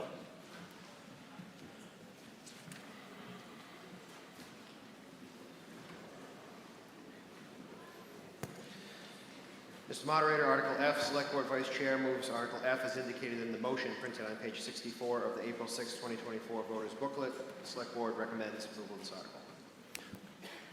And seconded, moved and seconded. The question on the floor is whether to rescind the vote taken by town meeting on April 1, 2023, with specified funds to be henceforth placed in a special revenue fund as set forth under Article F of the Voters Booklet. This requires a majority vote. Floor is open to discussion. Is there any discussion? Seeing none, I sense you're ready to vote. All those in favor say aye. Aye. All those opposed say no. That motion carries. And we are now on to Article A, which will be followed by Article O. Mr. Moderator, Select Board Member Paul Murphy moves Article A as indicated in the motion printed on page 61 of the April 6, 2024 Voters Booklet.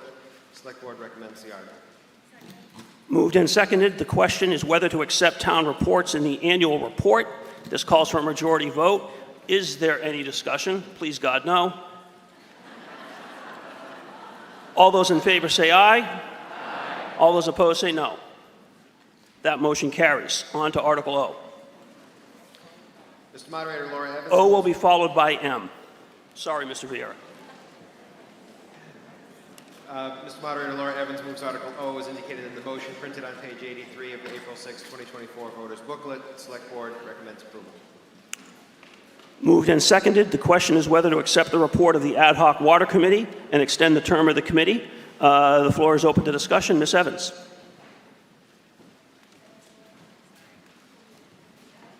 Hi, Laura Evans, 77 High Street. I've been on the Ad Hoc Water Committee for about 12 years now. Our mission is to preserve the drinking water of Rockport. We're the longest-standing volunteer committee in town, 43 years. We've been very busy this last year, and we report directly to you, the people of Rockport, and we're asking you to re-up us for yet one more year. You can see our annual report on page 20 of your booklet. The town reports don't have page numbers, but you can see it's page 20 and it's alphabetical there. I want to give a special thanks to Eric Hutchins, who has been chairing this committee for the last year. We've been very active. He unfortunately can't be here today. We've been working with Greenscapes. We've been working with the schools to involve the students in preserving our beautiful Rockport. Some of the water bills that you've been getting have inserts in them, and that's been the work of the Ad Hoc Water Committee. We've been working with the DPW extensively to revamp the water signs at the transfer station to indicate how much water we have. We hosted an Earth Day cleanup last year. We've got another one coming up this year on the 20th. We're going to muster at Cape Hedge at 8:30 in the morning if anybody wants to come. So I don't want to spend much time up here because I know there's a lot of other business going on. So we respectfully ask you to re-up us for another year and keep our status as reporting to the people of Rockport and preserving our very, very valuable resource of drinking water. And I'd like to put out a call for Volunteers, we've got 5 people on the committee right now. We can use more, and we welcome anybody to come and join the Ad hoc Water Committee. So respectfully ask you to re-up us for 1 more year. Thank you. Thank you, Ms. Evans. Any further discussion? Seeing none, I sense you're ready to vote. This calls for a majority vote. The question on the floor is whether to accept the report of the Ad hoc Water Committee. All those in favor say aye. Aye. All those opposed say no. That motion carries. On to Article M. Mr. Moderator, Select Board Chair Sarah Wilkinson moves Article M as indicated in the motion printed on page 75 of the April 6, 2024 voters booklet. The Select Board and Finance Committee recommend this article. Moved and seconded. The question on the floor is whether to appropriate $1,300,000 for FEMA project number 73018 as set forth on page 75 of the voters booklet. This motion requires a 2/3 vote to pass. The floor is open to discussion. I see Mr. Tobin. Is there anyone who has not yet addressed town meeting who wishes to be heard? Yes, ma'am, in the back. Oh, I'm sorry. The board has to advise. I totally blew off the select board. Ms. Wilkinson.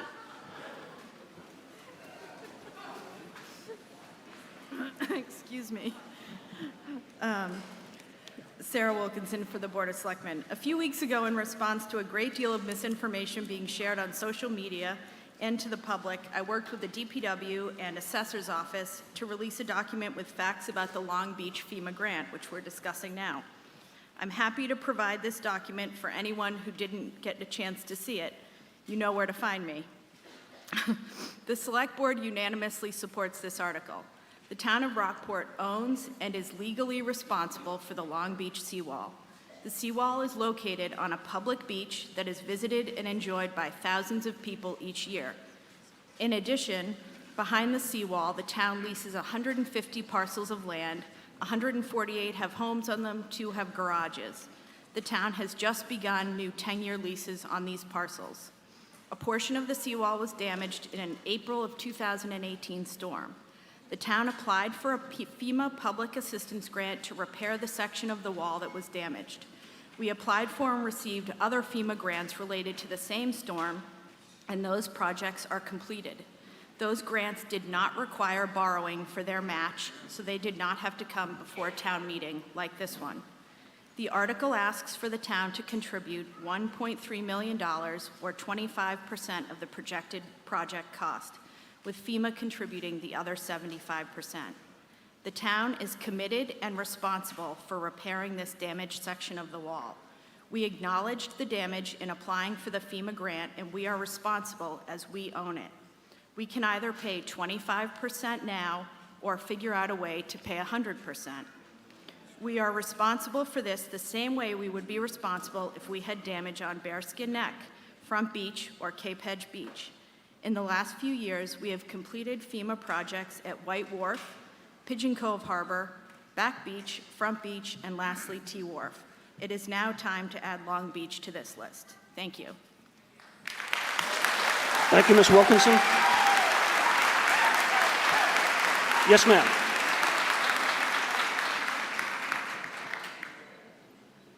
Thank you. I'm actually up here because I have a real craving for a Butterfinger. My name's Jane Fox. I'm at 77 Long Beach. I'd just like to give you a quick how I feel about this situation.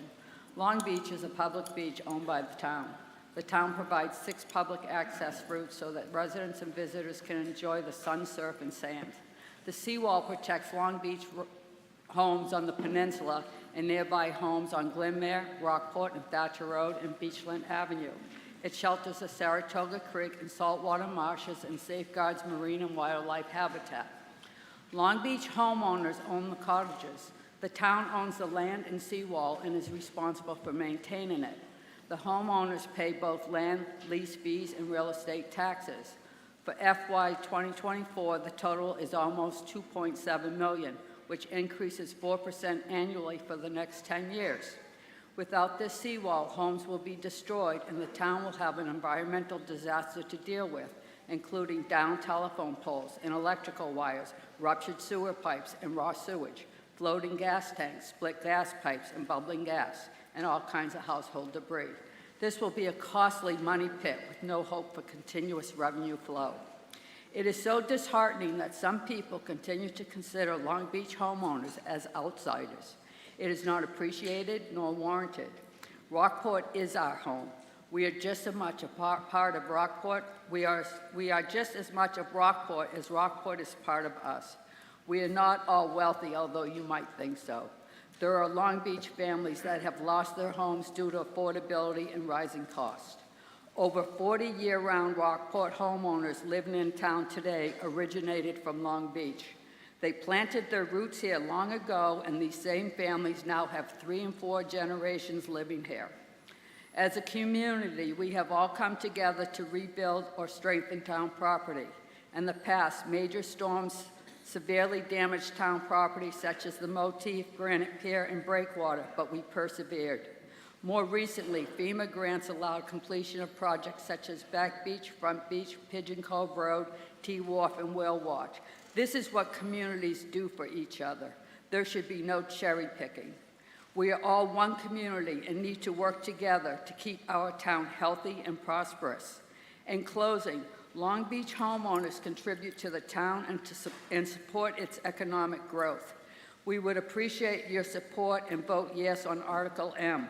A yes vote will strengthen the Long Beach Seawall so that future generations can enjoy this pristine town property long after we are dead and gone. Thank you for the opportunity to speak. Thank you, ma'am.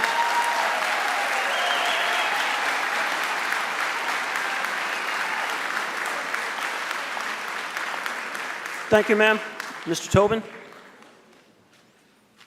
Thank you, Mr. Moderator. Bill Tobin, 24 Beach. I totally support giving them this money. Absolutely, 100%. However, we should really consider a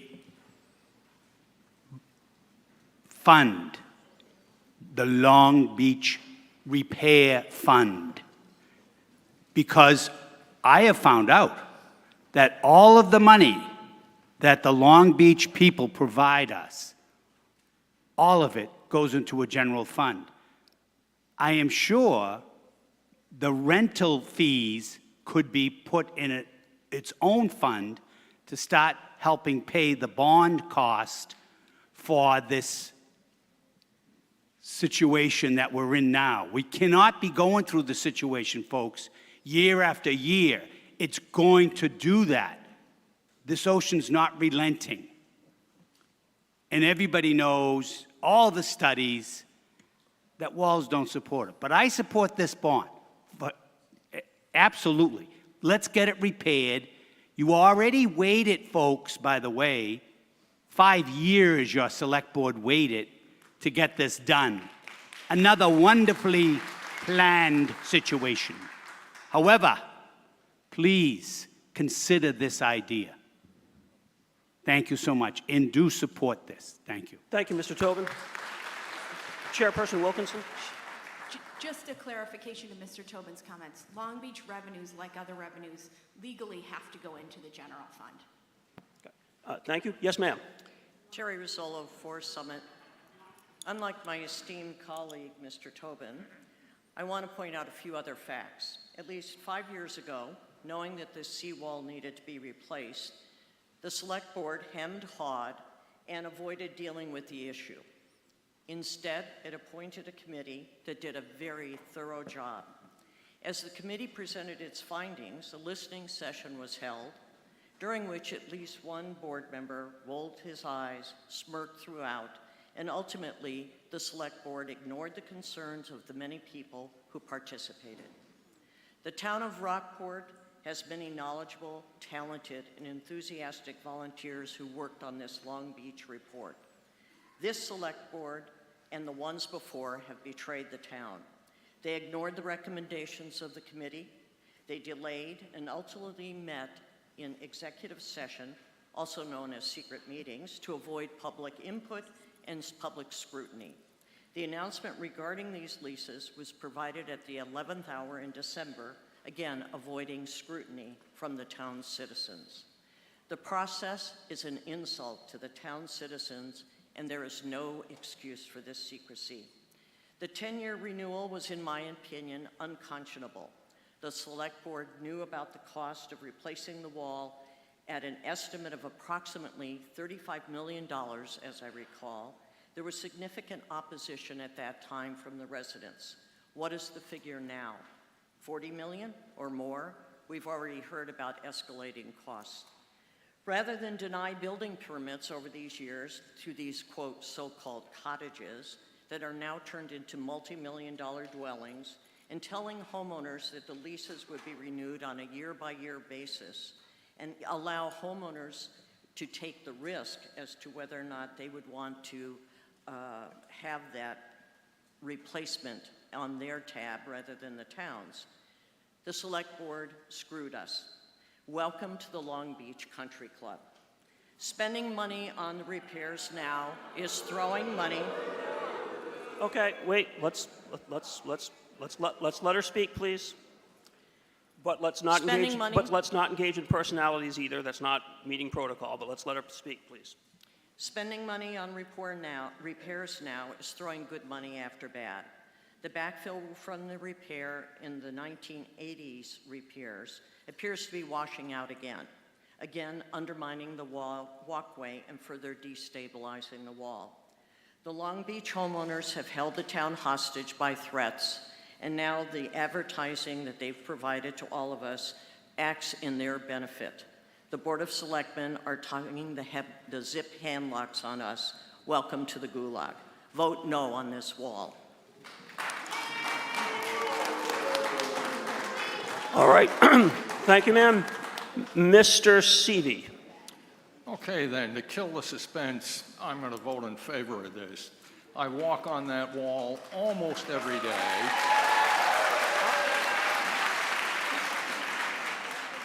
Give me a break, folks. A walk is no big deal. I'm 82. I got to do that sort of thing.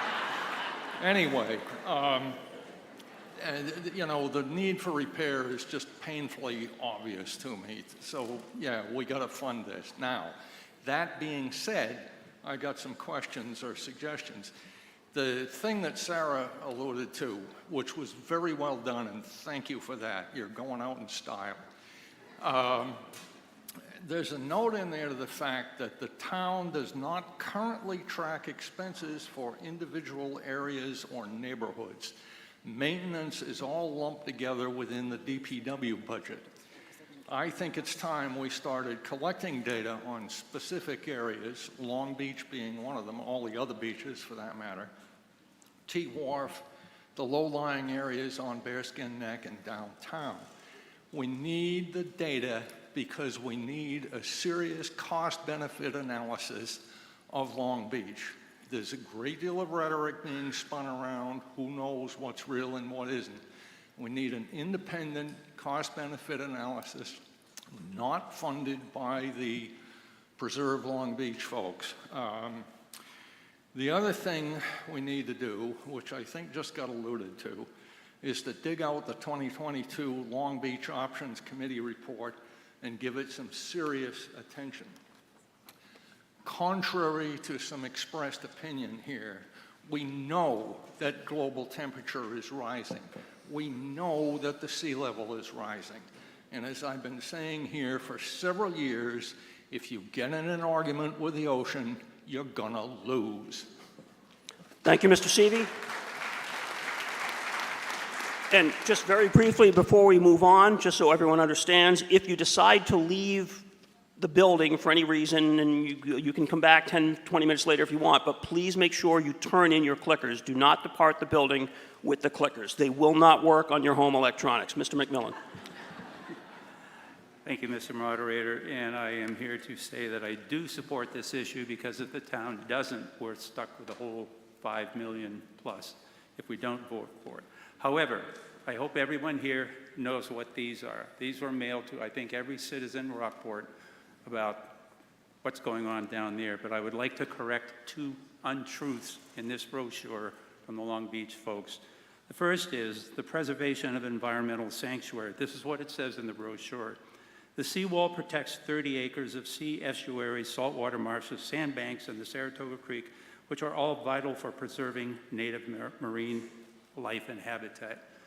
I'm a former 35-year member of the Rockport Conservation Commission, 12 years as chair, and I'm here to tell you that is a huge untruth.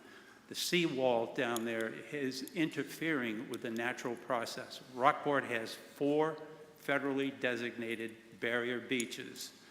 Long Beach, forget the other, have it written down here. Long Beach, Cape Hedge Beach, Pebble Beach, and Loblolly Cove Beach. Those are 4 federally designated barrier beaches. A barrier beach is a natural form that protects uplands away from the ocean's effects with storms. Plum Island is a good example of a barrier beach, and Plum Island has its own issues up in Newburyport and Rowley.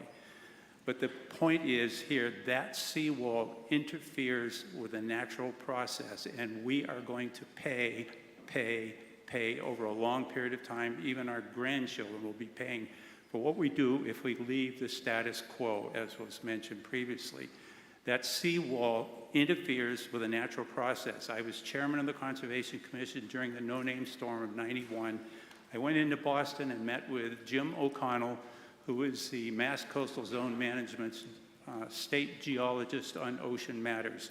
And he pointed out that that seawall, when you put that non-moving obstruction there, the ocean coming in is gradually wearing the sand away from the wall, increasing the angle of the beach, which exacerbates and accelerates the wave action on the wall. So we are doomed here to do nothing. The other thing that I want to point out is it says here, the $2.8 million FEMA grant is funded by the federal government and not the taxpayers. I can't believe that sentence is in here. Where does the big pie in the sky that issues money come from? We are the taxpayers. Thank you. Thank you, Mr. McMillan. Yes, ma'am. Yes, Laura Hallowell, excuse me, haven't been talking much yet. 37 High Street. I have really a legal question. I understand that the town owns the wall, and the town, in other circumstances, would be able to decide whether they wanted to repair it or not. First question is, with the wall as it is now, this is perhaps for our legal counsel, and let's say there's a big storm and the waves come over the wall in parts where it's in perfectly good shape and it damages the houses. Is the town responsible for that damage? The second question is, if we don't repair the wall, is there an increased liability for the town by the homeowners when their homes are damaged by the ocean? Okay, thank you, ma'am, and we'll see if we can get answers to those questions. Yes, ma'am. I agree with the gentleman, the conservation man who had the postcard.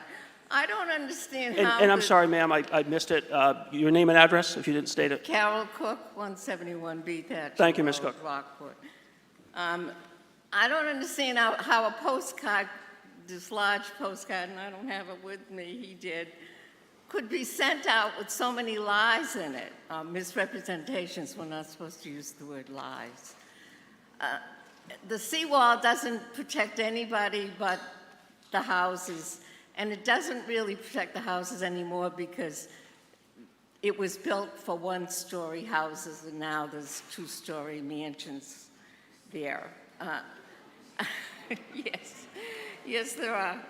But anyway, the tactics of the tenants with that postcard that had all this misrepresentation just shows how far they will go to try to get our money for, I believe there's $5 million, the 1.3 with ours, from us, and the rest from FEMA, is gonna like maybe repair 10% of this seawall, which means that we're gonna be asked for money in a few more years. I mean, who knows? It'll just keep going on and on. Now, the DPW does a lot of maintenance at Long Beach, because I have seen it. And I really think the selectmen, it's very poor that they don't ever give you an estimate of how much DPW money has been spent to maintain, like fill in those potholes. I've seen the potholes and the cracked cement. Well, when the weather's nice, the DPW will repair that. I've seen them repair sinkholes for years. But the selectmen don't have any kind of a tally of the amount of expense taxpayers pay just to maintain Long Beach. So I just think it needs to be, there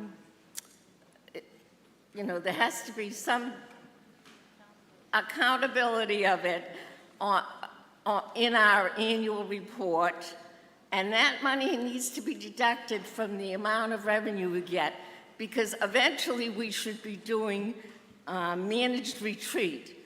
Eventually we should not be leasing out all of this Long Beach land, because some of these houses are in such danger that sooner or later they're going to be flooded, they're going to end up in the ocean.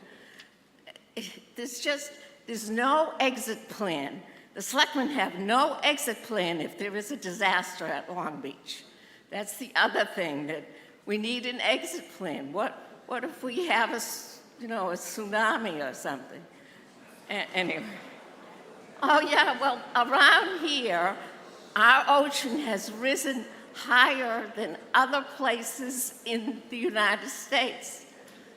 The ocean, I don't know exactly, but it is higher than other areas, and it keeps rising. So we should have some kind of a plan, not to keep pretending that seawall is going to protect these houses. I've got three and a half minutes.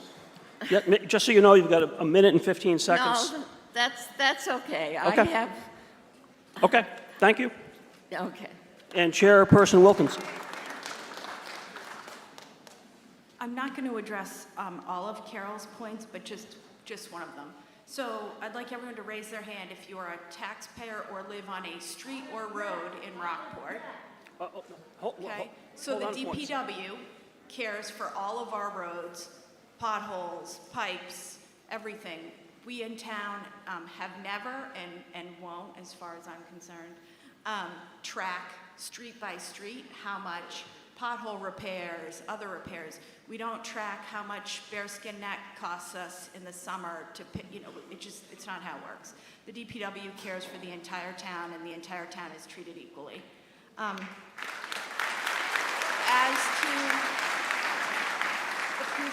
Can I quickly answer the last question? Yes, if you would, quickly answer the last question. I think I heard the word objection, which I think meant a point of order, so I'm kind of supposed to take that. Did you make a point of order, Mr. Arsenian? Because you said objection, so what's your point of order? It's improper for people to call for, shows of hands, that are not votes. And just because Sarah Wilkinson is a selectman does not make it right. All right, thank you. It's not really a point of order, but I've noted your point. Ms. Wilkinson, if you could answer the last question. Great, thanks. Just to answer Carol's last questions, Town Council isn't able to answer the questions that Carol asked because they're too speculative, and I don't believe it's appropriate. But in my working on the lease with the board, in my capacity not as an attorney, I believe that the new lease, and the new lease is available on the town website, the new lease that property owners are responsible for their own property and what happens on it, and that the town is responsible for the wall. And so if something were to happen on people's property, they're responsible for their property, we're responsible for the wall. Thank you, Ms. Wilkinson. Mr. Ring. Jonathan Ring, 9 Pools Lane. I'm going to vote in favor of this motion. The cottage owners, many I've met, not all, I haven't met all of them, but I've met some, I should say. They are taxpayers and lease payers to this town, paying almost $3 million. I do agree with Alan McMillan's point, on the literature. because I noticed it too, and it almost caused me to vote no on it because it's such poor marketing, considering that any money that we get from FEMA is basically from us as taxpayers when we pay our federal taxes. You know, maybe it would have been better to say our our property taxes aren't necessarily going to go up. Hopefully that's true. Nevertheless, they are taxpayers and leaseholders. They do pay a lot into this town, and the wall is a responsibility of the town. And I'm not usually in favor of spending more money from the town, but we do need to have repair the wall because it is our responsibility to do so. So I will vote in favor of this. Thank you. Thank you, Mr. Ring. And yes, sir, I'm going to get to you next. Just for the record, Mr. Arsenian raises a good point. I just want to state briefly my decision-making. Mr. Arsenian is correct to the extent that straw polls are prohibited. We don't do straw polls under the rules governing town meeting. I took Ms. Wilkinson's question, and there was an earlier one earlier this morning, to not quite reflect a straw poll because it's not asking how you're going to vote on something, but I will take that under advisement. Thank you, Mr. Arsenian, for bringing that to my attention. Yes, sir. All right, Aidan McCarthy, 58 High Street. So what I was interested in this was the number over 500 cubic yards. So my background is astrophysics, so I don't, like materials sciences is not exactly my thing, but trying to get some context for that, I was thinking about the size of this basketball court. If we were to pour that onto the court here, it would be about that tall, 1 yard tall of concrete. Now you imagine spreading that out across the whole wall. And again, I'm not a materials sciences, maybe concrete is magic. My concern is that enough? These things are, I know it's not the whole wall, but even so, you spread it across. It's gonna get diluted. I'm not an engineer, I know that. But this is not the only time we're gonna, I'm not convinced that this is gonna be a one and done thing. We're gonna have to do this again and again. There was an op-ed that I actually found quite convincing recently until the last line, where it was sort of this thing of, well, in the future, we don't know if we're gonna get the FEMA money. And that was supposed to be like, we have to jump at this opportunity now, but that immediately made me think, well, wait a minute, if the wall is gonna continue to get eroded, I don't know, I just would be interested in sort of the engineering of it all. And I don't know, there's a marsh on one side, there's the ocean on the other side. We're really fighting nature, and as someone said earlier, you fight with the ocean and you'll lose. And so I'm just not convinced that it's a long-term solution. I'm not saying that we shouldn't do this, but I think my main concern is, is this enough money for this to be successful? It honestly seems like it's too little if we really want to commit to this. So I don't know, again, I just imagine the concrete across this whole room, spreading that out across the wall or plugging in holes, and I don't know, I don't really know what I'm gonna vote, but I just wanted to give some context to that 500 cubic yards, because that's my thing, is units of measurement, so thank you. Thank you. Mr. Arsenian?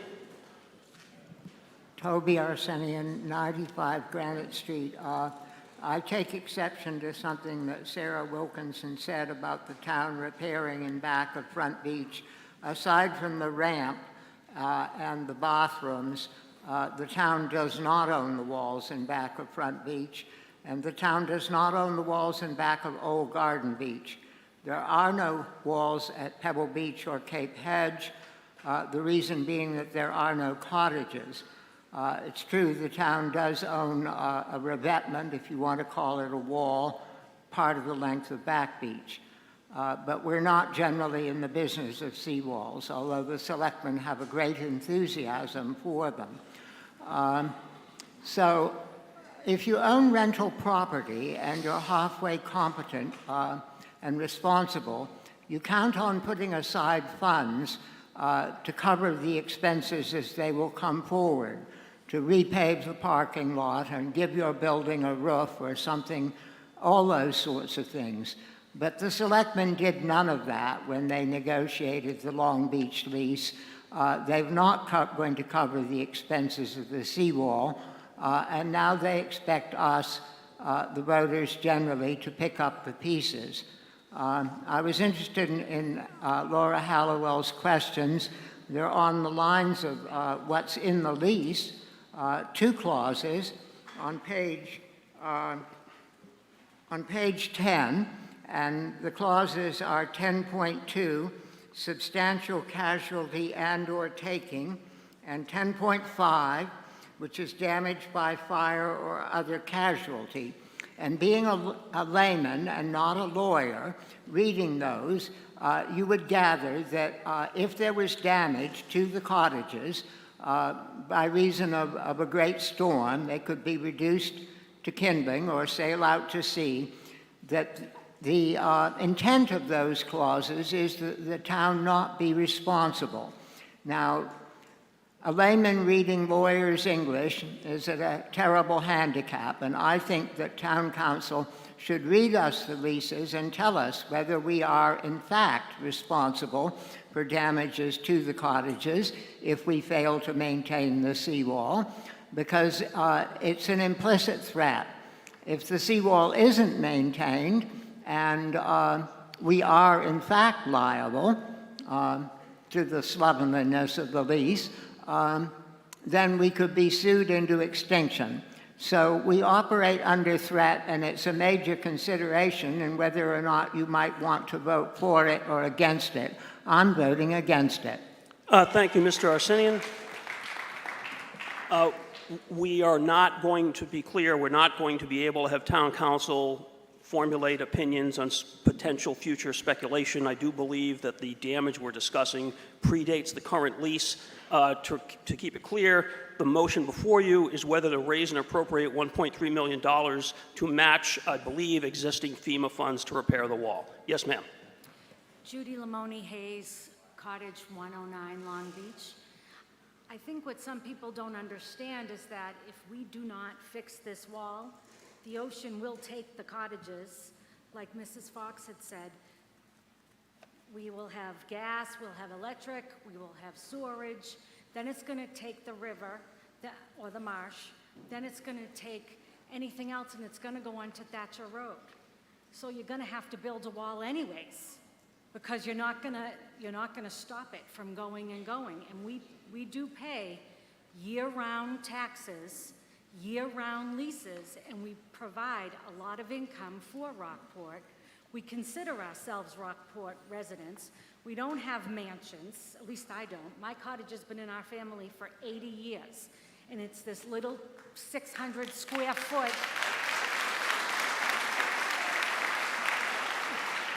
It's a 600 square foot little house where 4 of us sleep in a room on bunk beds that we can't even sit up in bed because we love the cottage and the beach so much. I just think if we don't vote for this, you're going to end up paying more in the future. And can we dismiss comments now? Can we stop the debate? Okay. After me? So, hold on. So, look, I don't want to hide the ball. There's a way to do that. Okay. Are you trying to do that? Yes. So, are you moving to end debate? Yes. Okay. There's a second. That's a motion to end debate.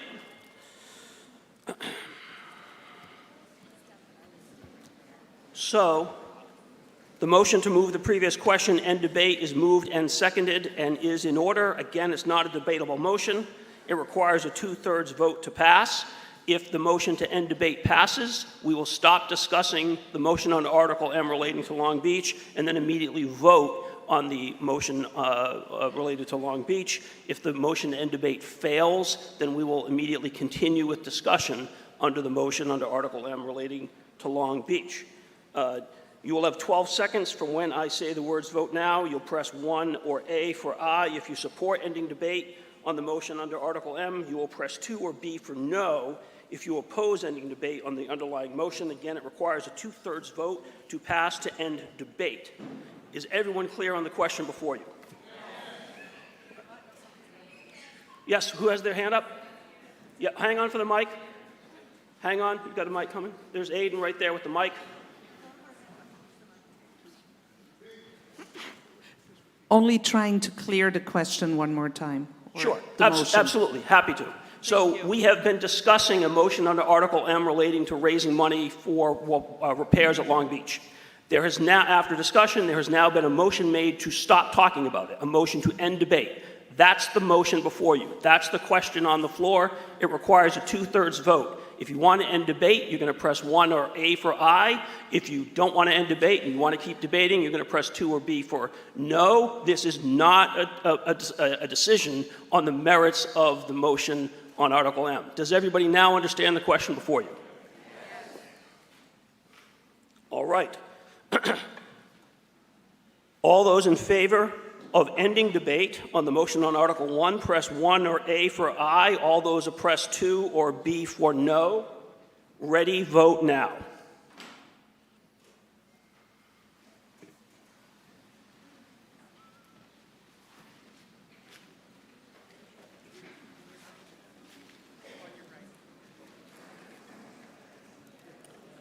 That motion carries 70% to 30%, and the numerical count is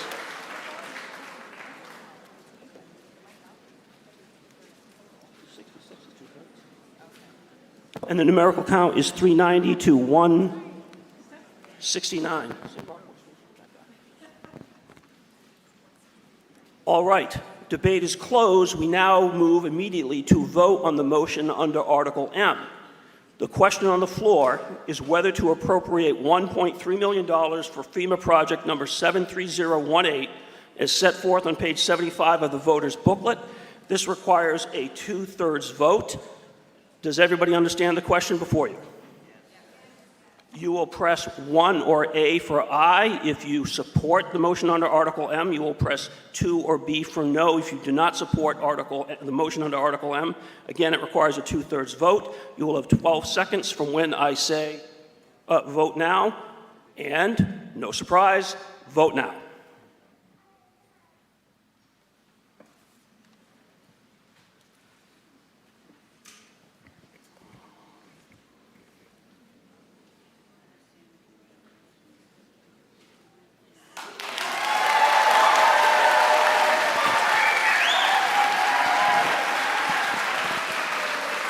And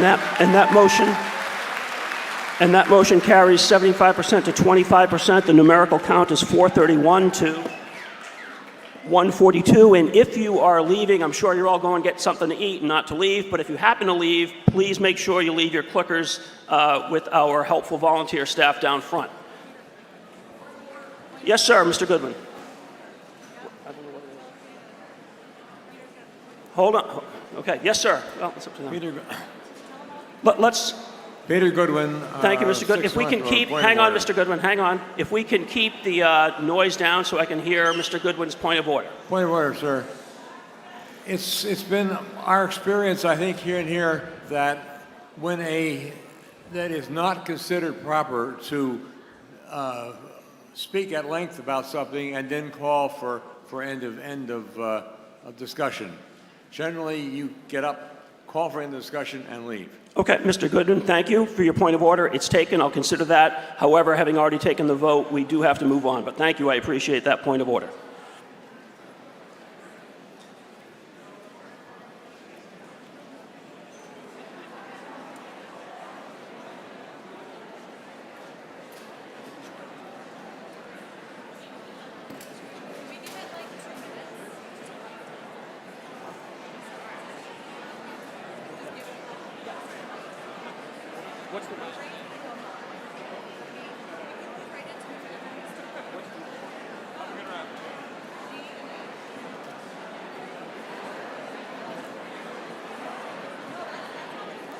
If you are deciding to leave, can you please do so quietly? We are still in session. If you're leaving, please do so quietly.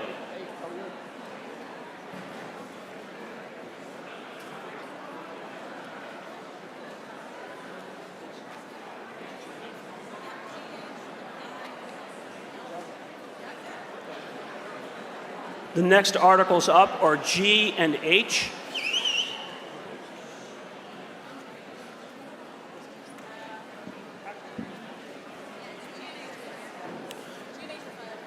The next articles are G and H, to be followed by I and L. G and H to be followed by I and L. Again, I'd ask if you can tone it down.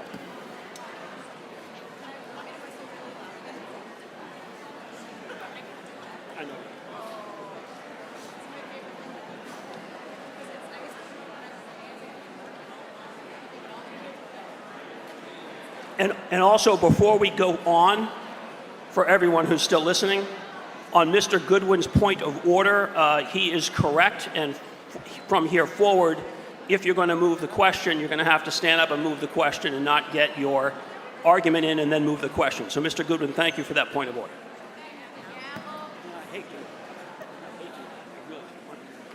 All right, we're ready, G? Yeah. All right, we're now ready for a motion under Article G, if everybody can tone it down again. Article G. Mr. Moderator, Select Board Member Herm Lilia moves that the town recommend to the Select Board that the old Firehouse Trust property located at 3 Dock Square be either 1, a public park after demolition of the extant building structure, or 2, kept by the town as is after restoration of the extant building structure, or 3, sold by the town. Is there a second? All right, moved and seconded. The question is whether town meeting recommends to the Select Board that the old Firehouse Trust property located at 3 Dock Square be either a public park after demolition of the extant building structure, or 2, kept by the town as is after restoration of the extant building, or 3, sold by the town. This is a non-binding resolution, and please bear with me for a moment. Before opening the floor to discussion, let me review how we will act. Let me review how we will act on this multiple choice motion. This takes a little bit of explanation, so bear with me if you would. Ordinarily, town meeting can only address one question at a time, and town meeting only takes action by at least a majority vote. A plurality is interesting, but insufficient. So, here's what we're going to do. First, the floor will be open to discussion on all 3 options. All 3. If you're recognized, you can speak which one you like, which you don't like, whatever combination you want to address. Second, when we are done discussion, either by whatever means, either because we're done talking or because someone moves the question, and Mr. Goodwin's point again is taken, and that will be the way we do it. I'll repeat it at the right time if I have to. When we are done discussion on all 3, we will then vote on all 3 options. Each voter will be able to vote for one of the 3 options. Well, it's a multiple choice, which isn't usually in front of town meeting, so this is how we're going to do it. Third, we will take then the top 2 options, whatever the vote, and then, without further discussion, we will vote on the top 2, whatever the vote is. So, for example, if the vote is one of them gets 40%, one gets 35%, and one gets 25%, we'll vote on the 2 with the 40 and the 35. But even if it's 1 gets 90%, 2 gets 6%, and 3 gets 4%, we're still going to take a second vote between the top 2, the 90 and the 6, leaving only one option as top dog. Fourth, having done that, and I know this is going to make everyone's eyeballs hurt, but having done that, I will then restate the motion to see if town meeting is actually going to recommend the prevailing option to the Select Board, and we will vote. There are 2 reasons for this. There's a difference, albeit slight, between having a vote to select one of 3 or one of 2 options as a possible recommendation and actually making a recommendation. And some voters may not like any of the options, and even though they may vote for one on the preliminary rounds, they still have and should have the option to vote no when it comes to make the recommendation itself. I know that's off the beaten path, but it's off the beaten path by necessity. Are there any questions about the process as I outlined? Yes, ma'am. And if we have a runner? Okay. Oh, she's at the mic. Lynn Chambers, 11 Dean Road. Clarifying question. There's one more option What if one gets 90% and the other two get 7.5%? Then how do we vote? If there's a tie between the lowest two, the lower two. Oh, I see what you're saying. Let's burn that bridge when we get there, if we Let's could. burn it now, please. 7.5%, does it do halves? All right, use a different number. Use 80 and 2 10s. I don't care. If two are tied and one wins, how do we vote? Yeah. And I'd like that bridge crossed now. Before I vote. I appreciate that. This is the best I could come up with, given a multiple choice option. And again, it's not typical for town meeting. Yes. Yes, sir. Yes, ma'am. Suggestion. I think if that happens, you could vote on the lower two to break the tie, and then that one moves up. See, that's why she got cited by the legislature. All right, thank you. Thank you so much. Is that sufficient, ma'am? Okay. Any other questions on how we're going to do this with Ms. Wilkinson's amendment to the non-motion? All right. Great. So, moved and seconded. I've stated the motion. The floor is open to discussion, and the chair will recognize Mr. Lilia.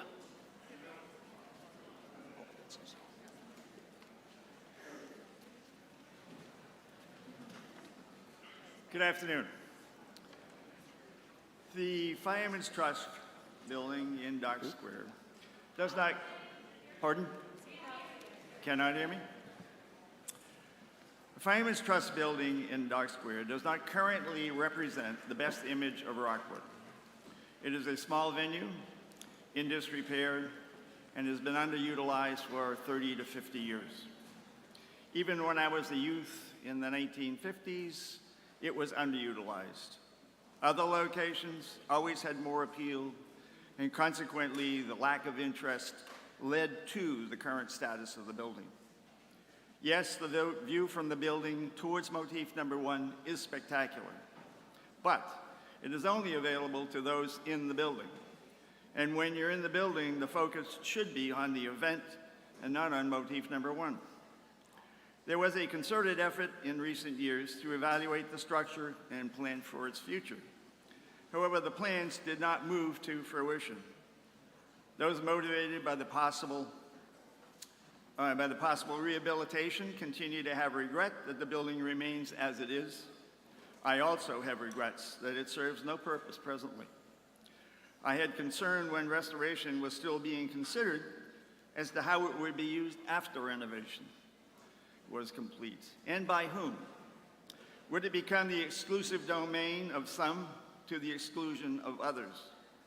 Rockport does not have or need another small venue, especially one with an exclusive view. Consequently, I spoke at town meeting last fall as to the future use of the Fireman's Trust building, as did others. My concern was that the building should no longer remain unused with no exterior or interior structural appeal. Also, $75,000 remains in a special account for emergency repairs, and insurance is required even though the building is essentially inactive with the exception of limited storage activities of farmers market. What should be done with the building? It was my motivation last fall and remains my motivation now. Should it be sold? Both the structure and especially the site have value, maybe considerable value. If sold, the proceeds could be used for maintenance and repair of any one of a number of other structures in town needing repairs. This appears to be a real plus if you consider only the money. But sale would mean the loss of the town, property in the downtown, a rare commodity, and also a unique and entrancing site. Should there be a reactivation of the planned project to rebuild the structure for town use? However, that would mean the investment of considerable money, which the town does not have. One may think of donations and grants as a way to fund the project, but that requires the active participation of dedicated citizenry. We have many dedicated volunteers supporting the town at present, but will others who are not yet serving on a committee or board come forward? And will these individuals have the special talent and/or expertise essential to succeed? A third consideration offered at last fall's, or after last fall's town meeting, was the demolition of the structure and the development of a park. What a site for a park. Should it be named the Fireman's Trust Park? If it were a park, then everyone would be eligible to use the site and enjoy the view, as opposed to only the few who might meet in a renovated Fireman's Trust. Going back to each of the possibilities I mentioned requires consideration of several points. If the Fireman's Trust were rebuilt, what might be the cost? Recently, I have heard mention of an initial $300,000 to stabilize the structure and another $200,000 over 10 years for further repairs. Personally, this seems unrealistically low. Back 2 to 3 years ago, the numbers for the full project were estimated to be a minimum of $1.5 million, and a range of 2 to 4 was suggested. When you consider any amount of money, over $1 million, for a restoration of the Fireman's Trust, considering the location and the possibility of storm damage, the investment would appear to be ill-considered. What about selling the structure? The initial thought was that the town would net considerable money from the sale. But in reality, the recently appraised value of the building is $171,400, and the land is $835,400, for a total of $1,006,800. Is it really worth selling for that kind of a return? What about the park? Then the town would retain the site. Damage from storms would become far less of a concern, and we would have a view for, as I say, ever and ever. There is yet another possibility which is not on the warrant for the town meeting, but worthy of consideration. It is leasing the structure and the property to an entrepreneur for redevelopment. One suggestion offered in this regard is that it could become a pub. The question then becomes, do we need another watering hole for those who are looking for a watering hole and would not be used by those who are not in need? What about Hannah Jumper? What would Hannah Jumper think of the modern day world and our current conundrum? Is another pub the answer? An overriding consideration, regardless of what is decided by the vote today, is in fact the structure is historic and in an historic district. However, should this be the determinant in what we decide? Does the historic structure have redeeming value beyond the fact that it's old? Is there anything unique about the structure? If retained, should the town be the guardian of the rehabilitation of the structure by an entrepreneur? And if so, what are the limits of the restoration? There are old photos of the exterior, but that's it. The interior of a fire station has no appeal if photos exist, unless we are interested in creating a museum. If we were to lease the structure to an entrepreneur, then who controls the restoration that would follow? The town?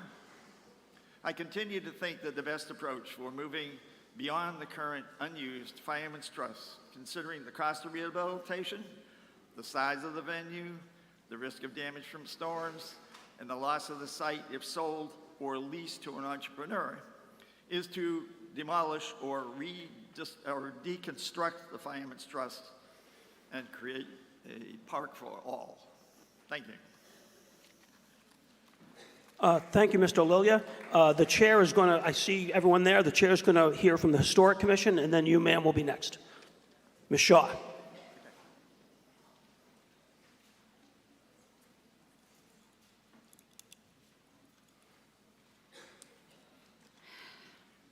Hi, my name is Kate Shaw. I live at 9 Athena Way. I am speaking on behalf of the Rockport Historical Commission, of which I am vice chair. I'm giving the first part of our remarks and hopefully Carol Chirico, a fellow member, will be permitted to give the second part. The Historical Commission strongly supports the second option listed under Article G, which is to restore. Restore means the town retains ownership of the historic old firehouse and either restores it with the help of grants or enters into a long-term lease with a separate entity which will restore it. The Commission strongly rejects the first option, which is demolition. And here's why. The Commission would like the town to build on the substantial efforts of the town's Designer Selection Committee, comprised of town staff and volunteers who hired the architects Spencer, Sullivan, and Vogt to conduct a comprehensive conditions structural assessment completed in February 2021. Rather than ignore the hundreds of hours of work and valuable drawings and report created, the town should build on that effort and not throw it away. The conditions assessment can be used as a guide for the rehabilitation of the building. It calculated the preliminary cost estimate for the necessary repairs at approximately $350,000. The long-term 10-plus years improvements were estimated to cost an additional approximately $200,000. This building is historically significant. It was used as a firehouse from 1855, making it almost 175 years old, and used until 1938 as the town's firehouse. That was when the new headquarters were built on Broadway. In addition to its use as a firehouse, it was also used by the town as a courtroom and a police station on the second floor. Beginning in the 1940s, it was used as a VFW hall. It has had a long life at the center of the town of Rockport.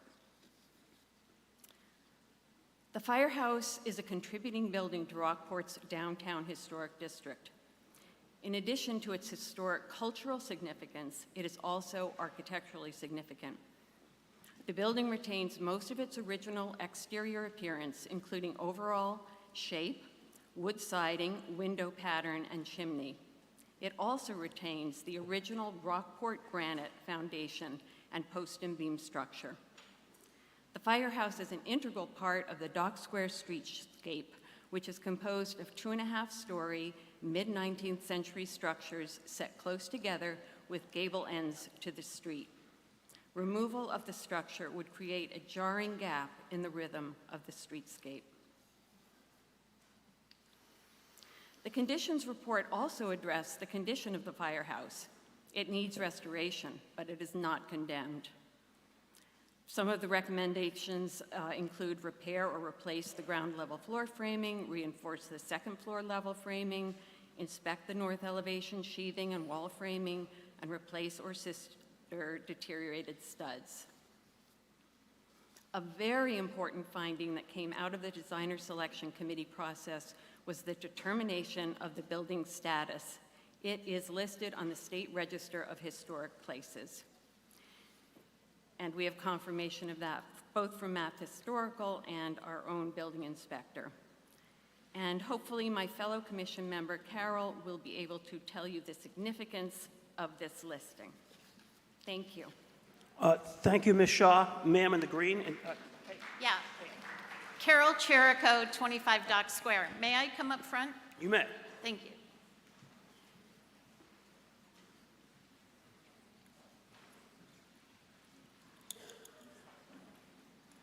Hi, I'm Carol Chirico, 25 Dock Square, also a member of the Historic Commission, and I'm going to pick up where Kate left off and provide a few more reasons why the Historical Commission believes the town should retain ownership of the old fire station. First, for those of you that may not know what the Historical Commission is, it's 5 members, 2 alternates, appointed by the Board of Selectmen, who work with homeowners in the 4 downtown, well, we have a downtown historic district. We have 3 others that abut the downtown historic district to make sure that their proposed renovations to their property are in character with the historic nature of the town. And we have guidelines that support that. Basically, it's keeps Rockport looking like Rockport. So what does it mean to be on the State Register of Historic Places? First, when you're on the State Register, you have certain exemptions from FEMA building requirements. FEMA sets a cap on what can be invested in buildings in certain zones, like a flood zone. But if the building is on the State Register, that cap is waived.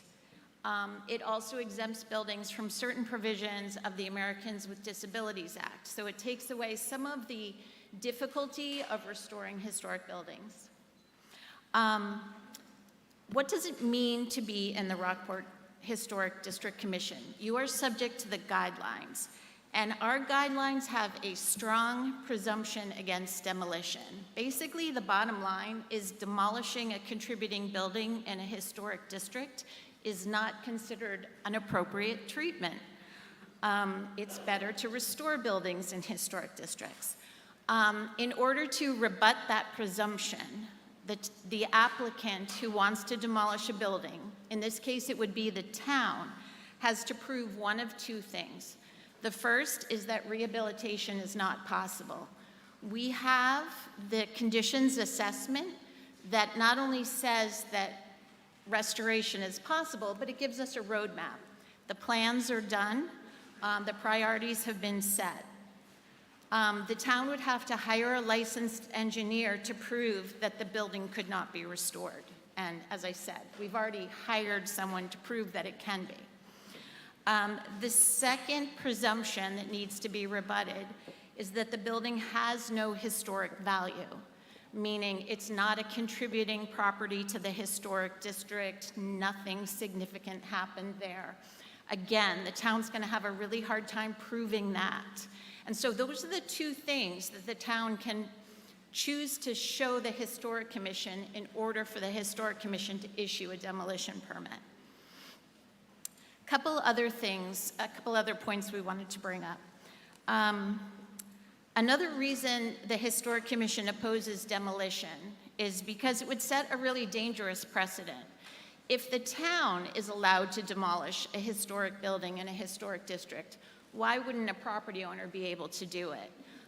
You can just imagine the argument made, well, the town did it. If it's good enough for the town, it's good enough for me. And then we would have a really probably more litigation about why I can't demolish my building in the historic district if the town did it. Another consideration is that demolition may have other impacts. Buildings provide a barrier to storm surge, and the loss of this building and its 3-foot solid granite foundation may have impacts beyond just demolishing the building.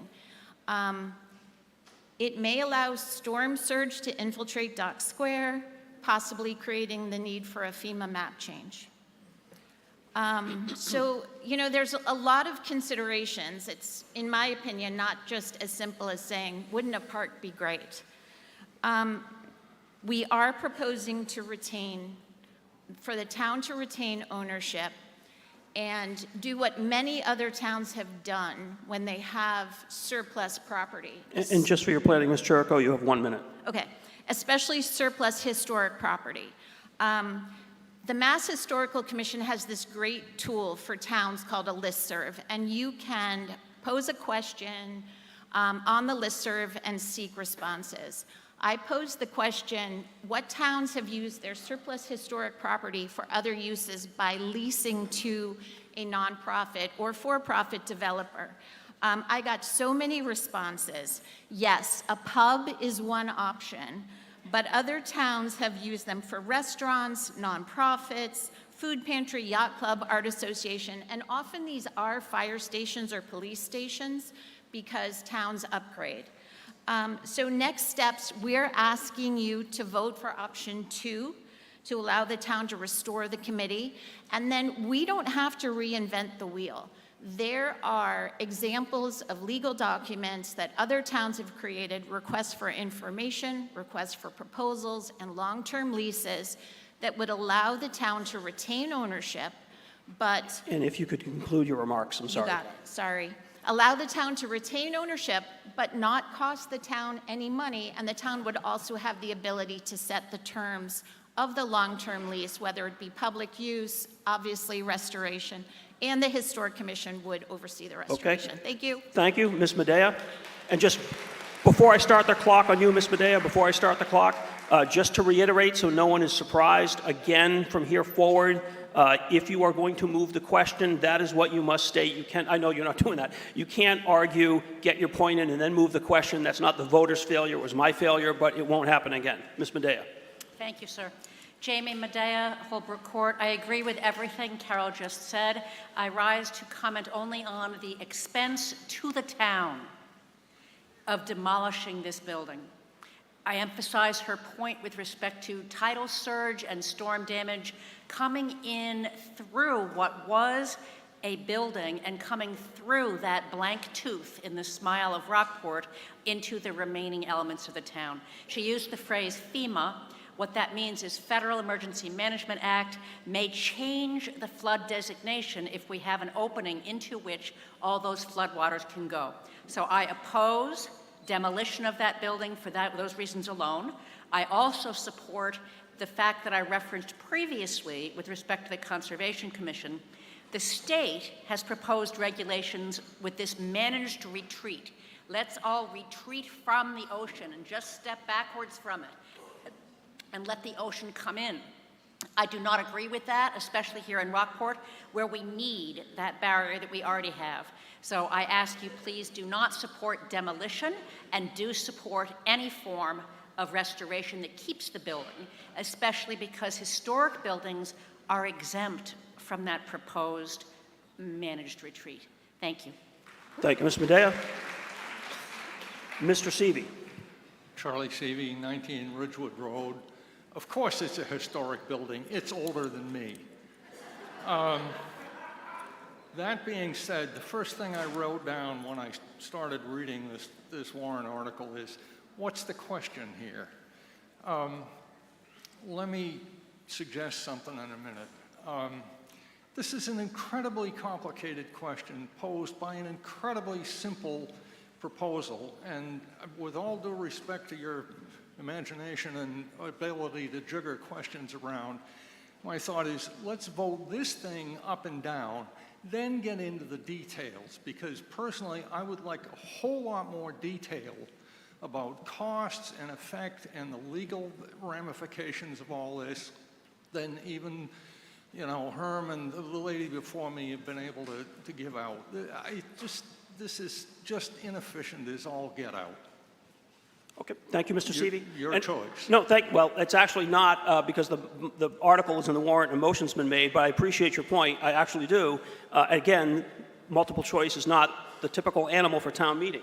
What I would say on that point, just so for point of information, again, once we have a top dog, we're then going to vote whether that recommendation is being made, and anybody who feels as expressed can vote no. Yes, ma'am. Hello, Martha Cregan, 9 Whale Cove Road.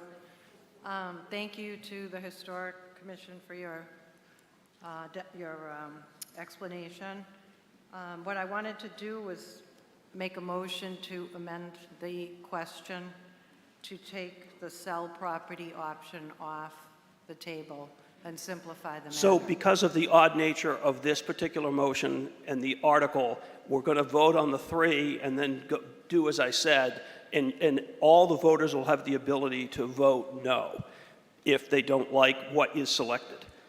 So but I can't at this point take one option off. Mr. McMillan.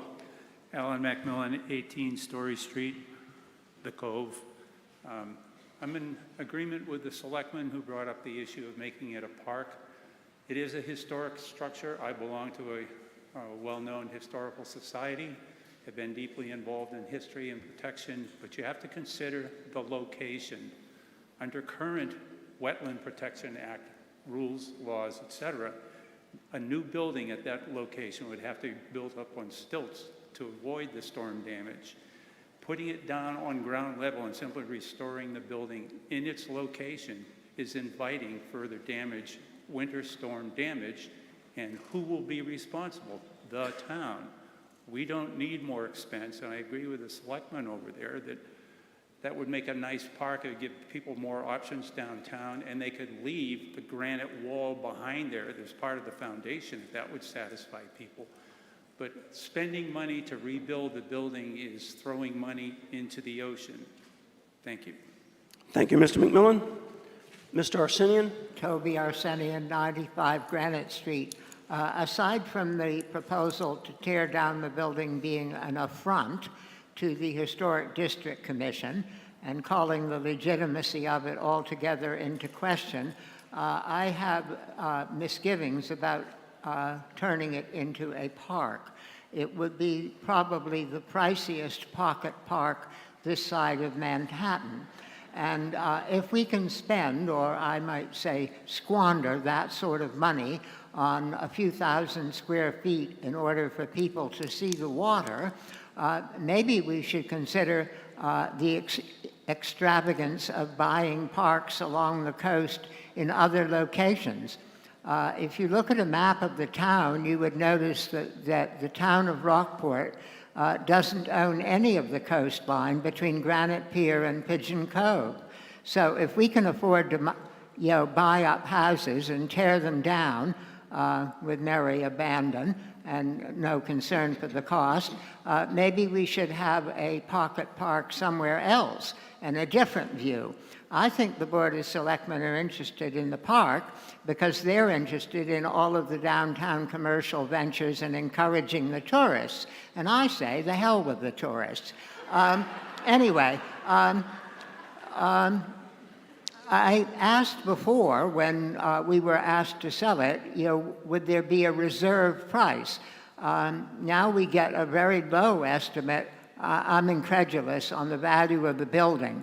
The building is not a wreck, and simply the location itself is worth well more than $1 million.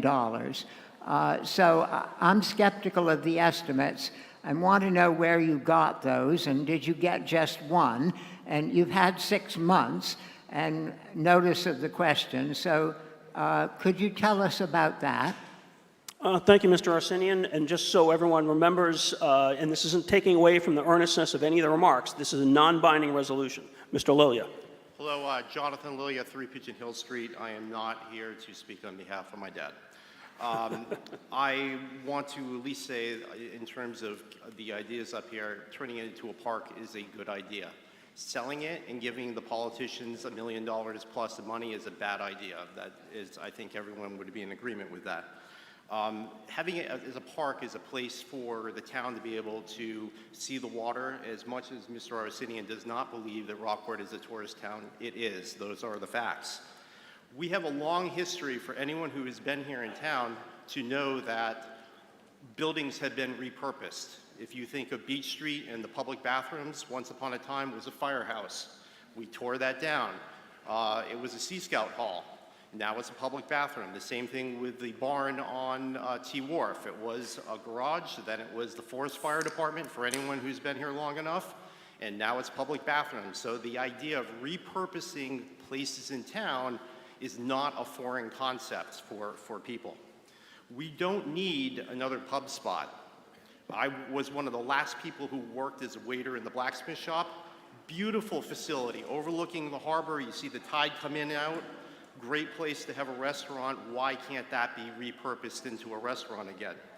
And then the final decision is there's no idea of what we're going to use it for. We're spending money to build a barrier to keep water from coming in.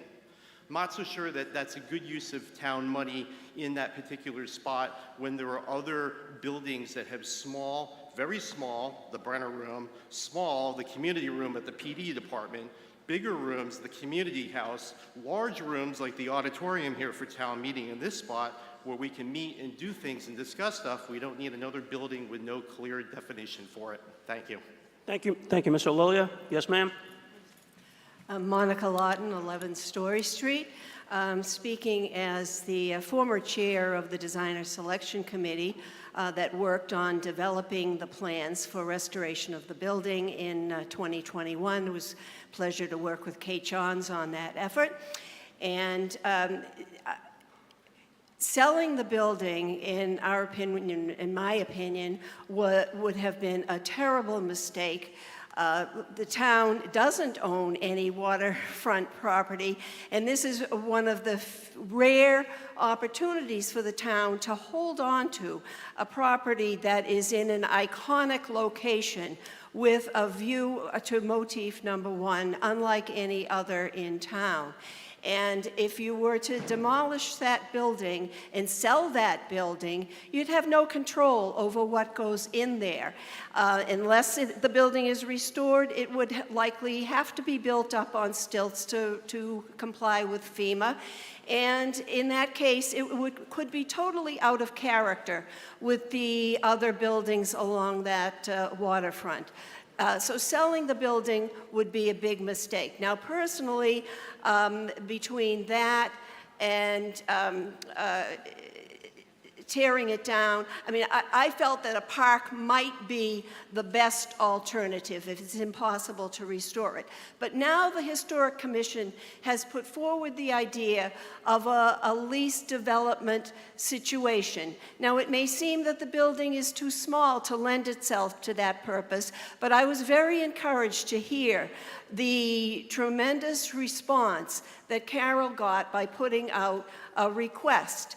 There was a great deal of interest in this property, in this location. And wouldn't that be wonderful if the town could retain ownership of that building and retain the little pathway that goes down to the waterfront where you get that fantastic view out to motif number 1, but leave it to a developer to restore the property in any way that may preserve the exterior look of it, but may change the interior use of it. The second and third floors offer a lot of space, could be residential. You could preserve the bottom floor, perhaps not for a pub. I don't think the Historic Commission ever discussed a pub there. It could be for any use that might generate revenue to a lease to a developer who would be responsible for all the maintenance. Now, in terms of the resiliency of that building, a lot of people feel it's good money after bad to do anything with the building because of the location. Well, I will tell you, we had these serious discussions with the architects about that building and that location. That building has never been seriously damaged in the storm. For some reason, depending on because of where it is, but that's really irrelevant. The point is, the foundation, as Kate said, is an enormous granite foundation, and we had plans that would have made that foundation even more resilient by allowing water to flow in and water to flow out again. Very easily done through an engineering process. So I don't think we really have to worry about that building disappearing anytime soon. There's never been any risk of that up until this point in time. And there are ways to deal with it so it can continue to be a building with a historic appearance on the outside, maybe something different on the inside, but would remain in character with the streetscape of Dock Square, preserve the view to motif number 1 at no expense to the town. Thank you so much. And Mr. Kaplan, I see you, but hold on one moment. We're going to go to Ms. Brown, who hasn't spoken yet today. Ms. Brown? Yeah, I just wanted, this is Pat Brown, 27 Haven Avenue. I just want a point of clarification because this is a non-binding article.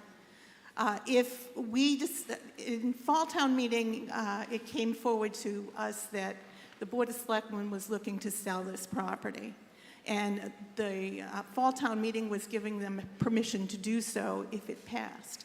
I then asked that this be postponed until the annual town meeting when we could discuss it, which we are doing right now.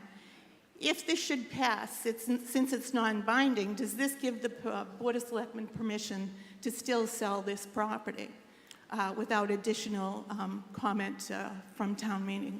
So thank you, good question. I think I can handle it, but I'll check to my left if I goon it up. So the procedural history is all accurate. The Board of Selectmen, through Mr. Lilia, has offered 3 options to town meeting. We're now selecting those 3 options. If the option that is ultimately selected through this Byzantine process I laid out at the start is to sell, we are then going to go on to the next article, which is H, which will then actually be a motion to authorize the Board of Selectmen to sell the property. And my understanding is that that motion, if we get there, is a 2/3 vote. And if you give me 1 minute, I'm not sure if that's binding or not.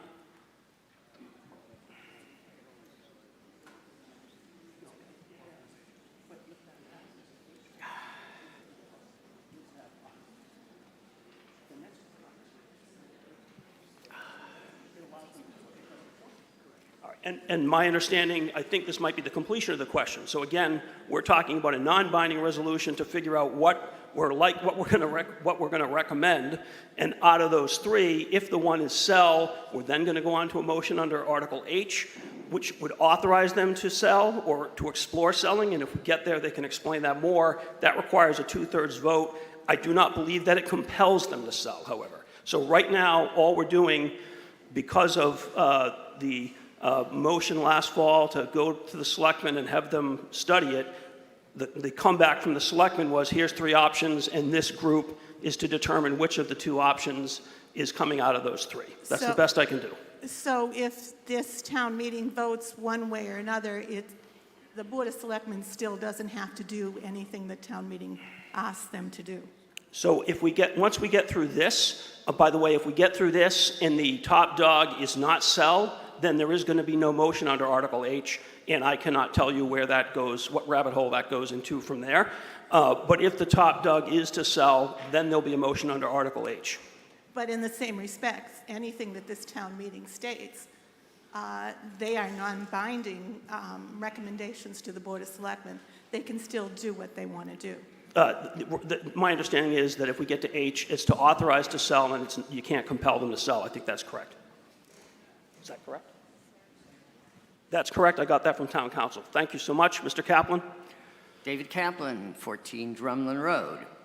First off, I'd like to offer my heartfelt apologies to those of you who may be praying that I'm about to make a motion to end debate.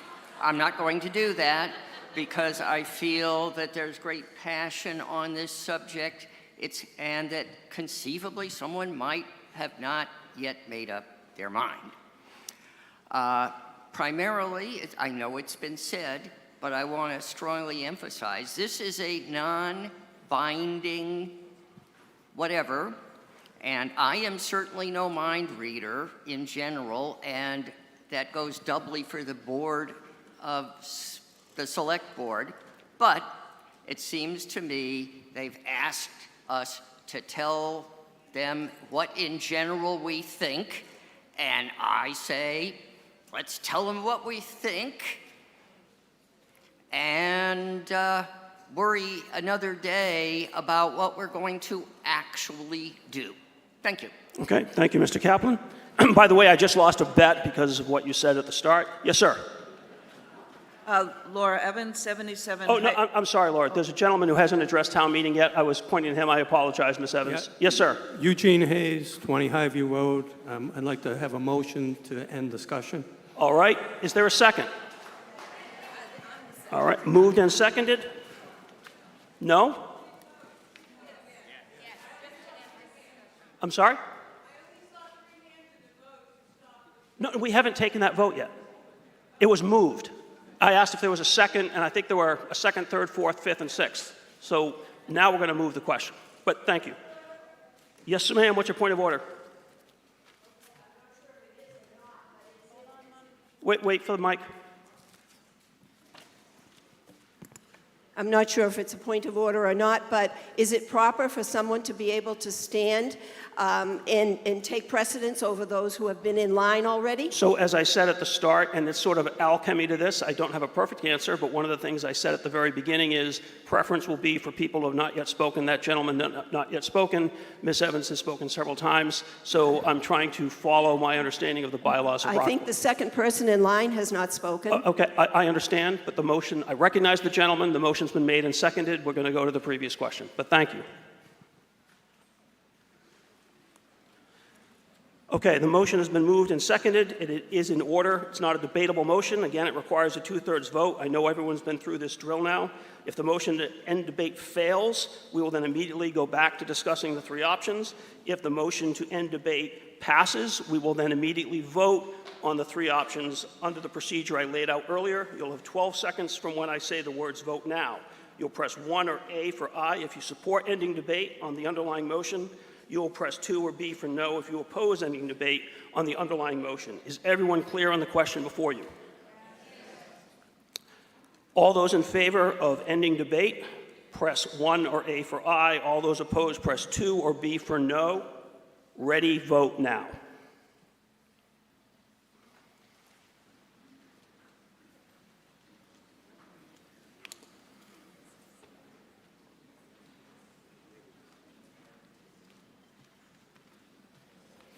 That motion carries 79% to 21%, and the numerical count is 246 to 66.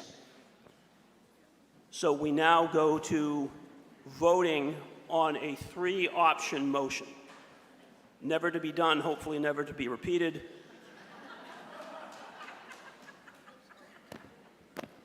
So here's how we're going to vote. A is, pardon the shorthand, but you have the motion and you heard it, and you've got your booklets. A vote that would be A, or 1, is demolish for a park.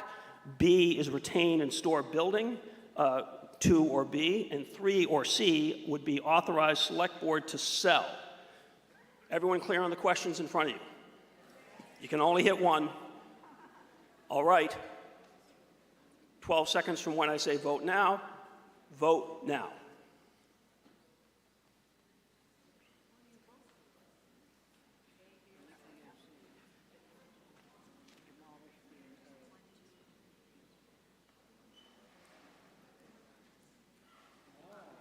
So, retain and restore is 64%.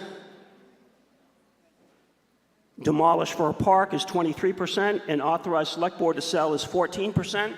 We now will vote between A and B, demolish for a park and retain and restore. That's going to require a little bit of electronic magic behind me, so stand by, please.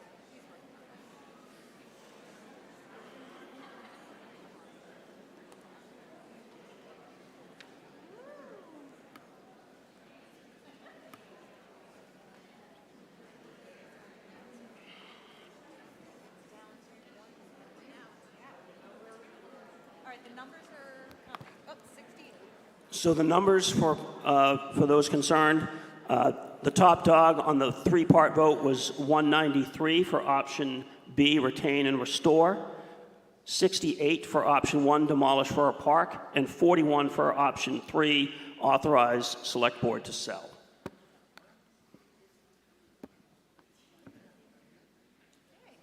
And we have our slide up. Again, we're going to vote electronically. You have two choices. You can only make one. A, demolish for a park. B, retain and store building. Does everybody understand the question before you? All right. You have 12 seconds from when I say vote now. Vote now.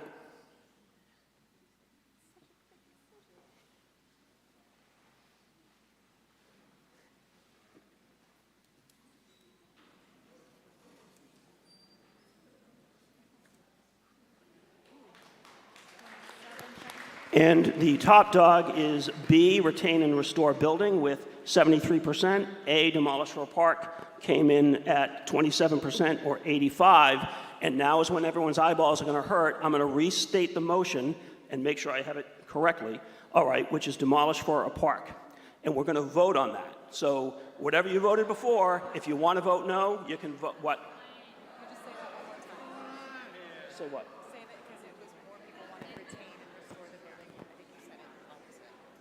Oh, yeah, I did. I'm sorry. I just transposed it. So, again, the top dog was retain and restore the building, 225, and demolish for a park, 85. And so I'm going to restate it as a question whether or not town meeting will recommend to the Board of the Select Board that the property at 3 Dock Square be retained and made into a park. Did I get it right? All right. Everybody understand the question? No? What am I?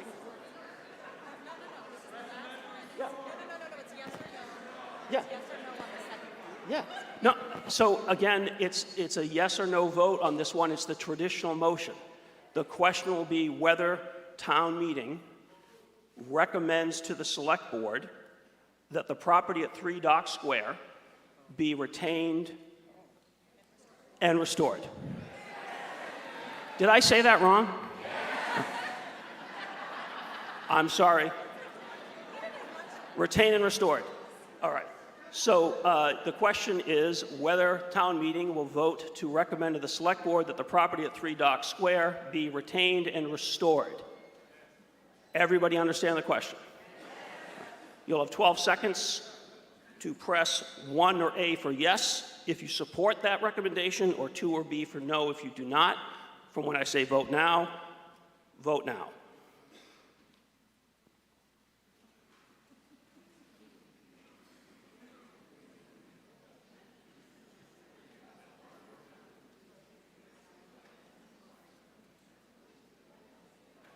And that motion carries 81% to 19%, and the numerical count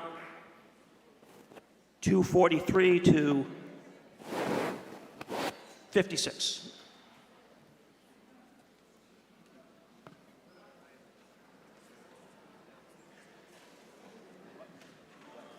She wants to announce it. Okay. She's not there. I'm just going to say. And so, therefore, there is no motion under Article H. No motion will be made under Article H.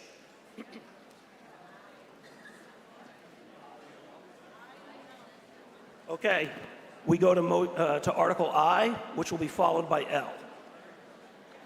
Mr. Moderator, lead petitioner Alan McMillan moves Article I as indicated in the motion, printed on page 65 of the April 6, 2024 voters booklet. Moved and seconded. The question is the question for you is whether to request the select board to petition the general court for a home rule exemption to remove fluoride from the municipal water supply. This is a non-binding resolution and requires a majority vote. The floor is open to discussion. Mr. McMillan.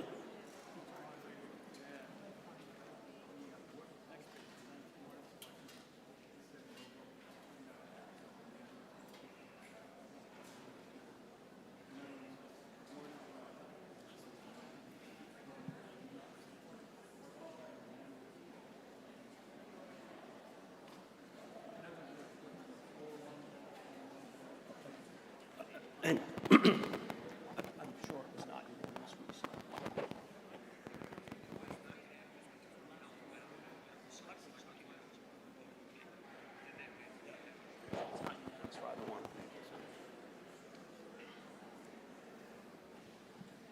Alan McMillan, 18 Story Street, Pigeon Cove. Water fluoridation is not just one of the many hot-button health issues that has popped up in media lately, with large amounts of people disputing the official story that industrialized fluoride is good for teeth when ingested orally. What many people don't realize is that the fluoride of this variety, sodium fluoride, a man-made toxic chemical, is actually banned or restricted in various other modernized nations across the world because of health, legal or ethical concerns. Because of this, many people have been investing in water filtering products for their homes. I am proposing that the town, through citizen... Mr. McMillan, if you want to get close to the mic, I think we have some people having trouble in the back hearing you, and up here. As you know, I am proposing that the town, through citizen petition, stop poisoning our drinking water with the sodium fluoride, a Class 1 man-made toxin that falls between arsenic, which will kill you, and lead, which will damage your brains, on the Environmental Protection Agency's poison scale. This toxic industrial byproduct of the fertilizer and aluminum industry, also used as an insecticide against ants and roaches, was first added to a municipal water supply in the U.S. in the late 1940s with the belief that it would end tooth cavities. What has improved tooth health today is better oral hygiene and fluoride toothpaste, not poisoning our water supplies with a chemical that the material safety data sheets that accompany all chemicals in the U.S. specifically states. Avoid release to the environment, fatal if swallowed, harmful to aquatic life with long-lasting effects. Do not release into sewers or waterways. Since Rockport first implemented this toxic addition to our water supply in 1981, the town has dumped more than 25 tons of this harmful toxin, quote, into sewers and waterways in direct conflict with the EPA's own directive.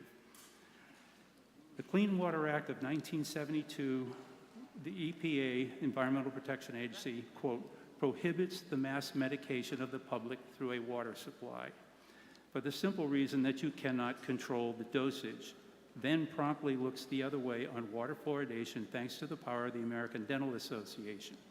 The ADA makes the statement that, quote, optimum dose of fluoride in drinking water is 0.7 parts per million per liter of water. It doesn't take a rocket scientist to realize that's a meaningless figure. You drink 1 glass of water, fluoridated water per day, and I drink 10 glasses. I'm getting 10 times the dose of fluoride that you are. No doctor on earth would prescribe a medicine and then say to you, take as much or as little as you feel like. Currently, a number of national organizations, including Food and Water Watch, Fluoride Action Network, Moms Against Fluoridation, and other advocacy groups, are suing the EPA in federal court in California in a bid to force the agency to prohibit water fluoridation in the U.S. due to fluoride's toxic effect on children's developing brains. Remember that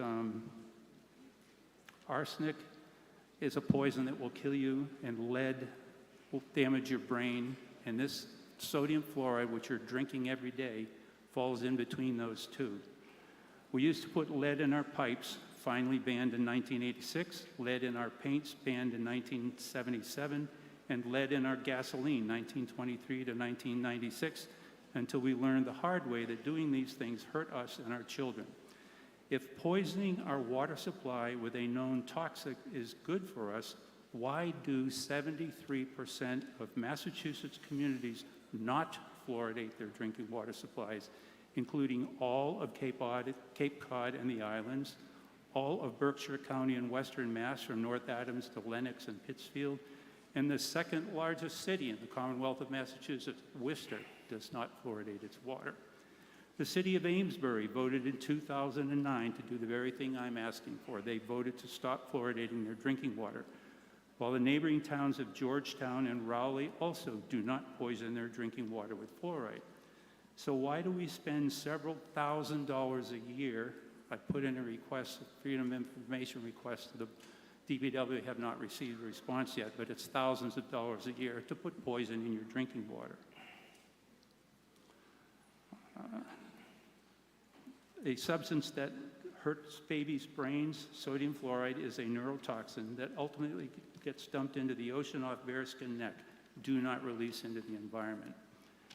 In 2019, both the Rockport and the Gloucester Conservation Commissions voted to ban fluoride in our respective community water supplies. And by the way, both the Board of Selectmen and the Board of Health voted not to support this, but you need to know that in both cases, both with the Board of Health and with the Board of Selectmen, the Select Board, both of them did not vote unanimously to ban this. There were members on both are in support of this. Let's see. Did you know, by the way, that only 1.5% of the fluoridated water that comes out of Rockport's treatment plant is actually consumed by humans? The other 98.5% of the water that comes out of our water treatment plants with sodium fluoride in it is, the other 98% is used for flushing toilets, washing clothes and dishes, watering lawns and gardens, and taking showers, which has no benefit for those uses. Imagine if you were a business owner and only 1.5% of your manufactured product was actually used for its intended purpose. Even a child could see the waste here. The US is number 6 in world health, number 6 for tooth health, for lack of cavities. Number 6, the 5 countries ahead of this that are all doing better, which is Denmark, Germany, Finland, Sweden, and the UK. None of those countries fluoridate their drinking water. In Europe, 97% of countries do not fluoridate their drinking water. You cannot purchase fluoride pills in a drugstore without a prescription. Yet here we are drinking it without our consent. Please see this sign down here. We do not have uniform consent to be poisoned. Your brain doesn't need fluoride. Your thyroid doesn't need fluoride. Your bones don't need fluoride. The only part of your body that may benefit from fluoride are your teeth. And you can get the fluoride to your teeth through a very simple, elegant mechanism. You put it in toothpaste, you brush it on, and you spit it out. In conclusion, critically consider modern science and consider ethics. It doesn't matter if fluoride is poison or medicine, but it does matter if we let others in our community use our tax dollars and public drinking water to medicate us against our will. You are drinking poison. You have an opportunity through citizen petition to get the poison out of our drinking water. And if you really feel the need to drink poisoned water with fluoride, you can purchase it, believe it or not, at all 3 of the major big box grocery stores on Cape Ann, and the label on the container says, for mixing with baby formula, and it is toxic to babies' brains. Please support this issue. You have the opportunity to stop poisoning our drinking water. Thank you.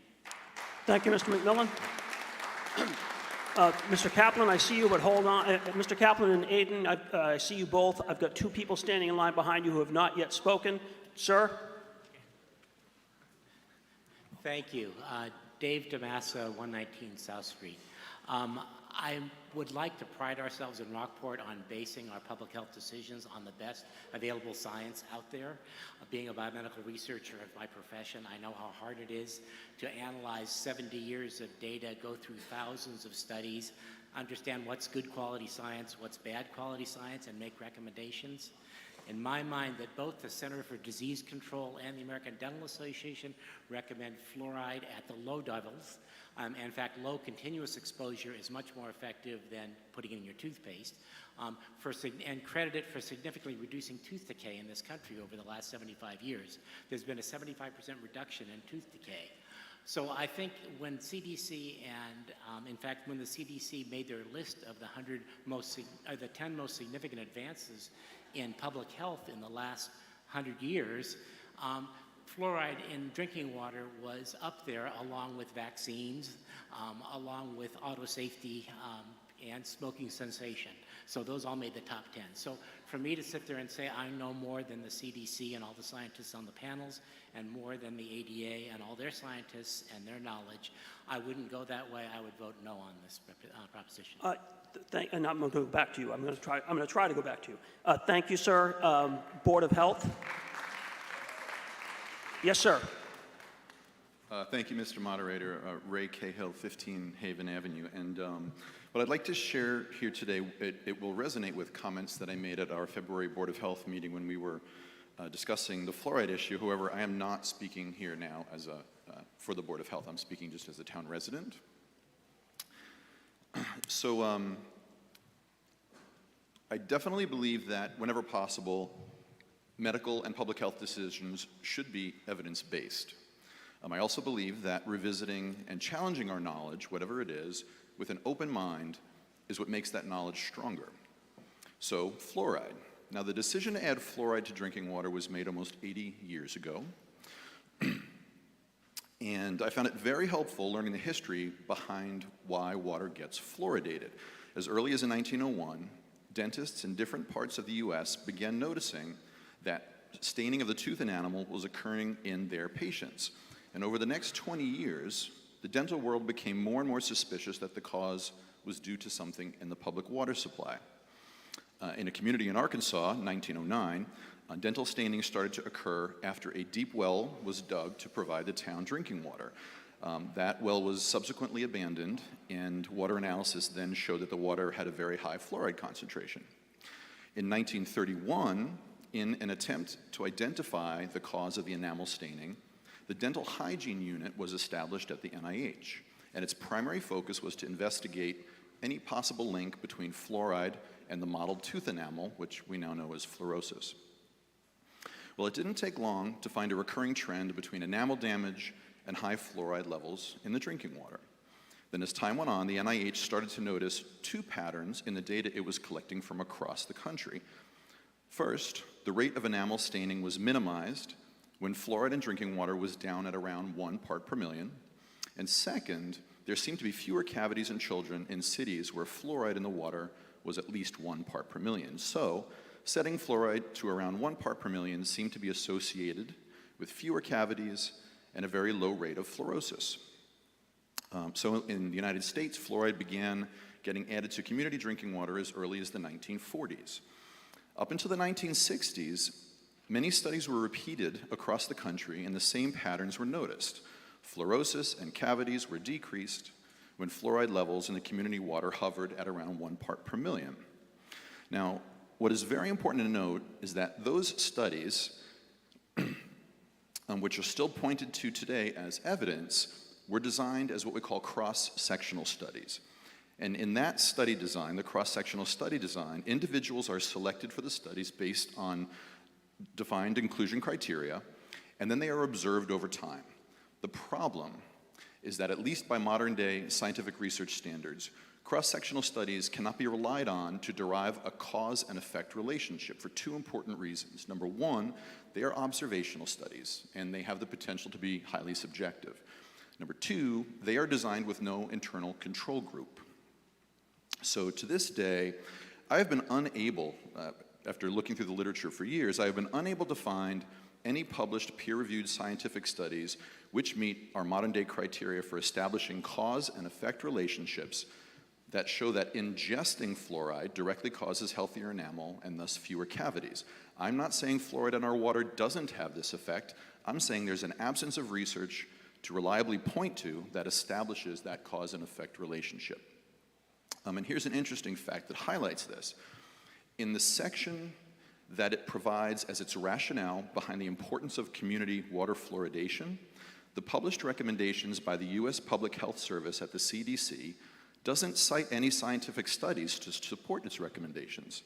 And for the speaker's benefit, you are at 1 minute. Very good, thank you. Instead, it references a summary paper in a medical journal which cites a dental textbook, additional cross-sectional studies, and unpublished data from within the CDC.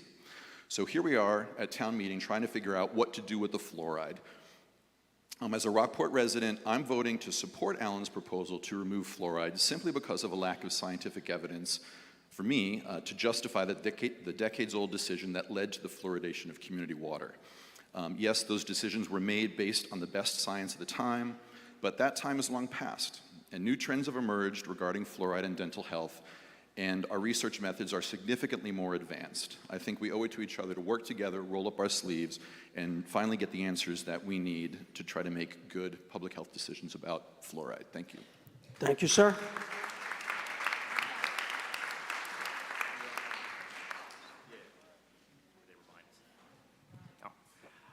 A question. There was certainly a ballot initiative on this not super long ago. I'm curious as to what we think has changed so that this should be brought before the voters and take up the time and energy of the voters again, if anything has changed. All right, thank you, Mr. Kaplan. Mr. McMillan, I'm going to try to get very discreet answers from you to very discreet questions before we return to you, because I do want to be able to return to you if I'm able. However, the Board of Health, Chair of the Board of Health, Ms. McCarthy. Board of Health, and then me. Hi, Barbara McCarthy, Chair of the Board of Health. I would say that this has come up before, and Mr. Kaplan is right. We have talked about this several times over the course of years. We look back on the history, and this has come up many times. It comes up every 2 or 3 years, which may not be frequent enough. And that was part of our discussion, is that the science is evolving as we speak. We've talked about that today and several other topics. So I think it behooves us in some of these health issues, these public health issues, to talk about them more frequently versus less frequently. The second thing is that the number of communities, as Alan has spoken about, that do not fluoridate the water grows all the time. And I think we have to pay attention to that. And I think the third thing, and I think Ray pointed this out at our board meeting, is that it's very difficult to undo something that we've done for years and years and years. It's a lot easier to say, yes, we'd like to enact something. It's very difficult to say, let's undo something. And I think that was part of our discussion. So as Alan said, it was not unanimous, which it has been in the past. It was an open and closed 5-0 decision year over year over year. It was not this year. We had very rigorous discussion, and as Ray gave some of the science associated with that, it will come up more frequently, and we've asked to put this back on our agenda and not wait 3 years to do it. Thank you. Thank you, Ms. McCarthy. Mr. McMillan, if you can just confine yourself to those 2 discrete points for now that were raised. There were 2 questions to you, I believe. No? Okay, all right. Yes, sir. You all set? Yes. Okay, Aidan McCarthy, 58 High Street, almost put my address there, oops. So let's see here. I wanted to just sort of offer, I think, some degree of, because there's the question of like, well, Western Mass doesn't do fluoridation of water. I mean, again, astrophysicist, not a chemist, but the geology out there is very different. They have limestone, which absorbs in water much more differently than granite does. So, you know, their natural drinking water is going to have a different chemistry than ours. So they're probably already meeting their 1 parts per million kind of thing. I think that I forget his name, who talked about all the studies and these sort of cross-sectional stuff. I think that's really interesting, but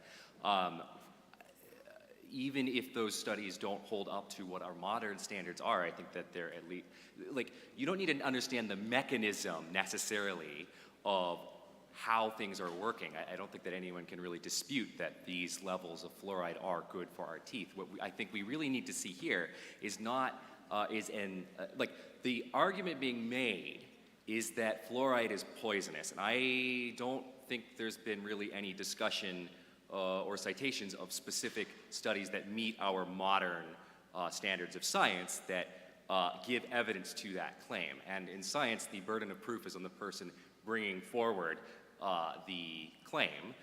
So I, for once in my life, have the, can be like, well, this is the way we've done it, this is the way we understood it. You need to provide evidence that the contrary is true, rather than say, you know, maybe those old things don't hold up. Because even when old science doesn't necessarily, it was done differently, that doesn't actually invalidate it. For example, like, you can get to the moon with Newtonian physics, but that's wrong. Technically, it's Einstein physics or whatever. Not an important detail here. But the other sort of thing there is my dad and I talked a lot about this, and he was born in the 40s. He was 73 and he died. But and he and also my mother, who's, you know, in between sort of our ages, obviously, they all have a lot more like cavities and crowns and stuff. And I lost 1 tooth when I was a kid to a cavity because it was like in a really weird spot that I couldn't brush. But otherwise, I've never had any cavities other than that one where it was just really bad and I had to get the whole tooth pulled.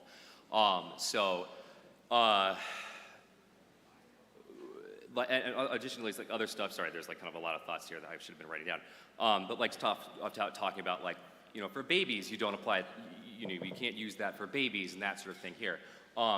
Well, there's lots of things that we don't give to babies that we give to adults. Like, you know, we don't let babies or children sit in a seat without a car seat, that kind of thing. So that kind of argument I don't think is really relevant to this discussion of like, well, we don't give it to babies, why should we give it to adults? Because like, there's lots of stuff that we do that's different between adults and babies and children and all that kind of thing. The other sort of thing of, you know, things being poisonous, lots of stuff is poison if you have too much of it. If you have too much water, you will die. If you have too much iron, things will get thrown out of whack, but you need iron, you need water. There's even a hypothesis that just oxygen itself is what ultimately kills us because it just oxidizes us. Like, again, you know, these are all things that are circumstantial evidence for sure that perhaps there's a problem, but you know, even again, if the old evidence doesn't line up to our modern standard here, I think that the burden of proof is still on folks who want to remove the fluoride from the water to show that indeed this level of water has some sort of causation, or even correlation of effect, right? The causation, the correlation between better teeth and fluoride is there. Okay, so what's the correlation between like, I don't even know, like worse eyesight or And for the general speaker, health you are problems? at 1 minute. 1 minute, yeah. So I just would want to hear that sort of evidence. I do think that this presentation is significantly better than the one 4 years ago when we were out in the field, because it at least is numbers based and not sort of Chinese industry and you know, that sort of thing there. So thank you for improving your presentation. But yeah, I just don't think that we have evidence to believe that this is actually harmful. We only sort of have, we have other ways to do it, and I think that, again, the burden of proof is on the person bringing the new claim forward. So that's it. Thank you. All right, thank you. Mr. Lolia? Yes, may I come to the podium? Yes.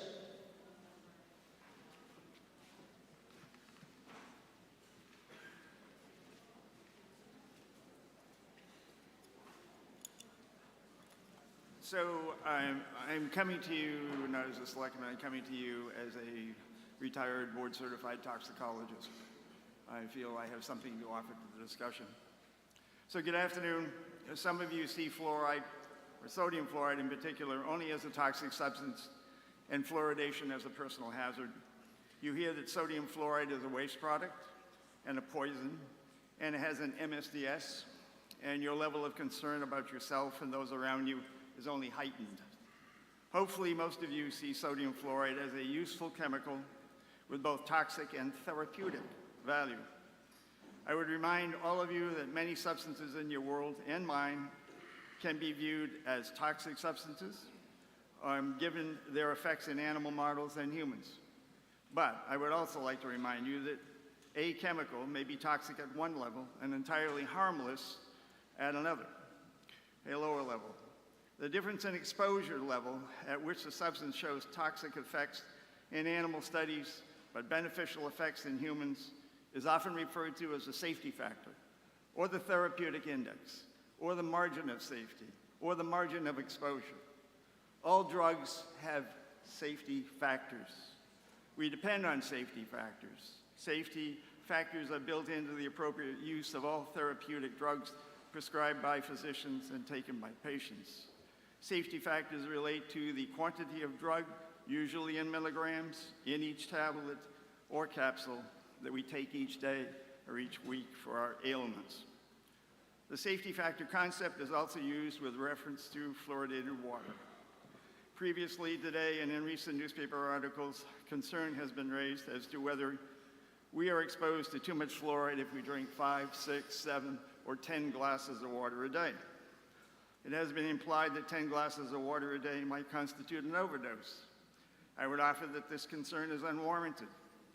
If you will bear out the scientific approach and the math, I hopefully will lead you to the same conclusion if you are not already there. From the scientific literature, the adequate daily intake, so-called AI, is 50 micrograms per kilogram per body weight each day. And the margin of exposure for fluoride, the difference between the toxic levels in animals and the level of efficacy in humans is 50 to 210 times higher, depending upon the specific animal experiment used as a reference. I have a slide. You're going to need a mic, Mr. Lilia. Can you hear me? Okay, so as I said before, the adequate intake is 50 micrograms per kilogram per day. Safety factor is 50 to 210. In the Rockport water supply, there is 0.7 milligrams per liter. That's not a dose, that's a concentration.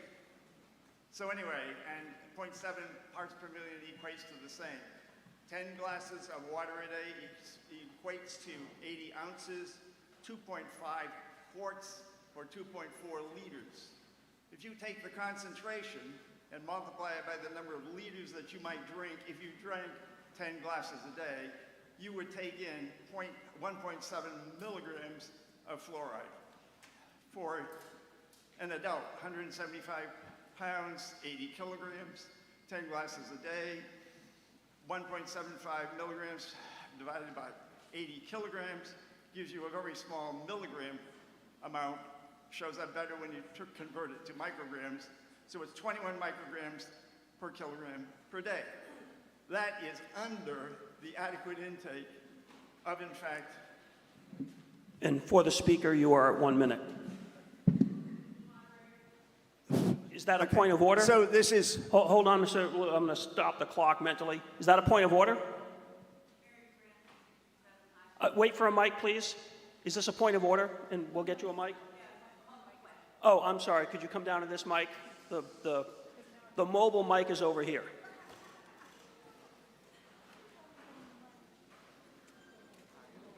Is that a point of order? Point of order. Mary Frances, 67 High Street. Could we just call the question? No, that's not a point of order. I'm sorry, ma'am. I can't take that. Not a point of order.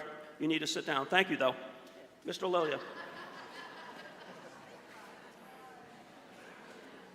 So anyway, 1.7 milligrams divided by 80 kilograms turns out to be 21 micrograms a day, which is less than the adequate intake. It is not an overdose. 10 glasses of water a day or not.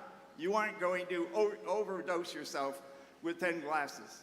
So it's actually the safety factor goes up in that particular instance. A child weighing 28 pounds is a 2 to 3 year old child, it's 12.5 kilograms. They recommend 4 glasses a day. That's 32 ounces, 1 quart, 0.95. And then the net result of that is 56.7 micrograms per kilogram. That's an adequate intake. And the safety factor is 50 to 210. So, actually, why don't you provide the next slide, please? Mr. Lilia, we are now at 5 minutes. If you could conclude your remarks, please. I'll try hard. So is sodium fluoride toxic? Yes, it is. Is sodium fluoride a natural substance? Yes, it is. Is fluoride from calcium fluoride found in Carlson's quarry? Yes, it is. Why is sodium fluoride used for fluoridation instead of calcium fluoride? Because sodium fluoride is 2,625 times more soluble to equate to... Okay, and thank you, Mr. Lilia. We're going to have to call it at that point with the clock. Mr. Ring, I've got at least three voters behind you who have not yet addressed town meeting, so I'm going to go to the next gentleman in line. Sure. Thank you. I'm Ron Newman. I'm a member of the Board of Health, 9B, Tars Lane West, but I'm speaking as an individual. Former speaker who went before me already mentioned a couple of organizations that support continued fluoridation of water, and I'm going to add to that.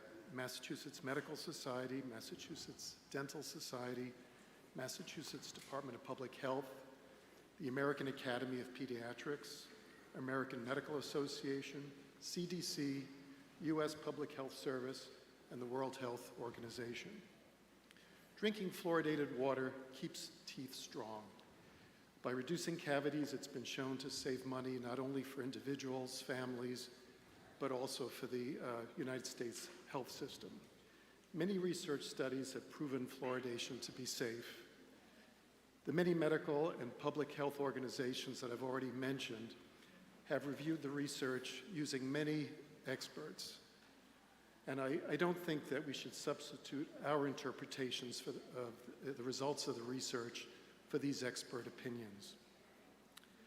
The point's been made that fluoridating water leads to individuals receiving different doses of fluoride based on the amount of water that they drink. But I just want to remind people that there are other things that we ingest that have been fortified by small amounts of minerals or vitamins in sort of a similar way. There's iodine in our salt to prevent disease. We have vitamin D in our milk.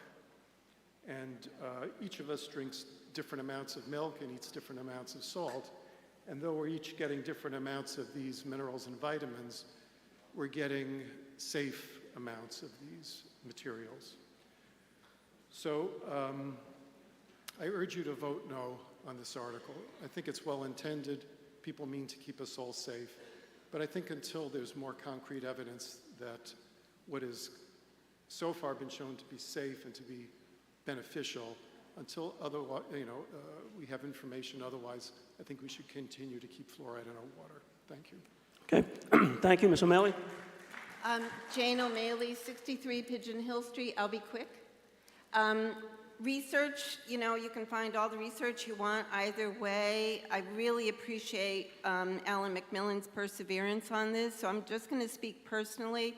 As someone with autoimmune multiple chemical sensitivities, and there's a number of us, there's a growing number, unfortunately, of us in these challenging, toxic times, but whether or not fluoride's good for us is irrelevant. Do we need it in our water seems to be the point here.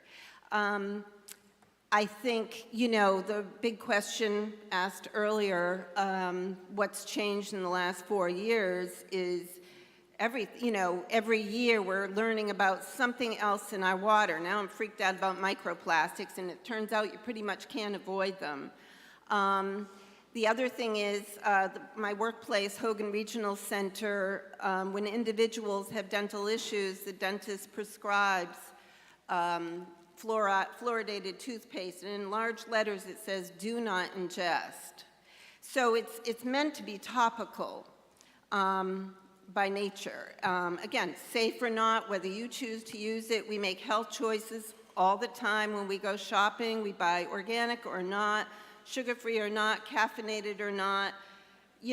I can go on. But we make these choices. We're adults. We're a wealthy town. We can afford toothpaste. We can afford fluoride. For kids who can't, maybe the schools can work with the Board of Health and the dentists. We don't need it in our water. Less is more. We've got a lot of crap. There's going to be more crap in our water. Excuse my language.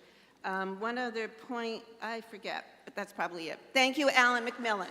Thank you, Ms. O'Malley. Yes, ma'am. Hi, Rebecca Macy, 251 Main Street. I'm one of the things that's changed in the last 4 years. I moved here 2 years ago, so I know that a lot of you have been here a long time, but trying to participate here. And I just want to say, I think it's probably beyond the scope of this meeting and most people in this room to effectively analyze the scientific evidence. I appreciate the science. I work in health sciences. I also, though, personally will be voting on this issue as a matter of autonomy and self-determination. I don't want people putting things in my water. That was a point that was brought up earlier. So while I believe that the science is mixed and we could argue effectively either way, I would assume most people in this room didn't come here prepared to evaluate the scientific evidence. That's not really what we're voting on, in my mind. So in my mind, this is voting, do we want this done to our water supply, or do we want to make these decisions on an individual consumer basis, as was just mentioned? So Thank you. Yes, ma'am. Louisa Cassidy Johnson, 2 Sandpiper Lane. I'm very grateful for the science that's been shared. I've learned a lot. I would like to move that we call the vote. Is there a second? Moved and seconded? Yes. So we've been through the drill before. That's a motion to end debate. It requires a 2/3 vote. If the motion to end debate passes, we will then return immediately to vote on the underlying motion. Everybody understand the question before you? All right. All those in favor of ending debate on the motion under the fluoride article, press 1 or A for yes. All those opposed to ending debate, press 2 or B for no. You'll have 12 seconds from when I say vote now. Vote now.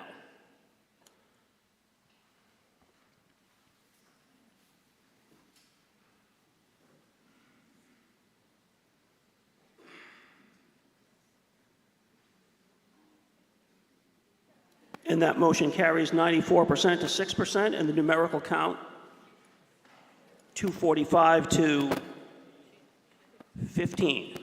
So we now return to the underlying motion.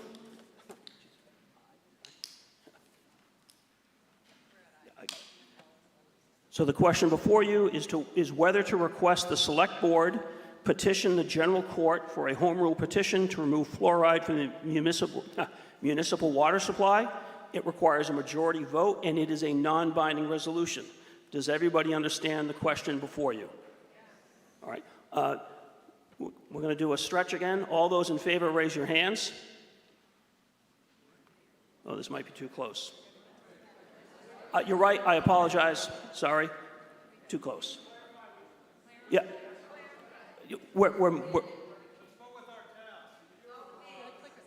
Hold on. We're going to go to the clickers. Yes, we are. Sorry. So again, the motion is whether to end debate.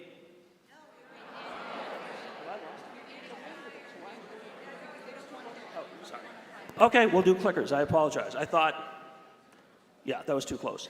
So requires a majority vote. It's non-binding. All those in favor of the motion under Article I, press 1 or A for yes. All those opposed, press 2 or B for no. You'll have 12 seconds from when I say vote now. Vote now.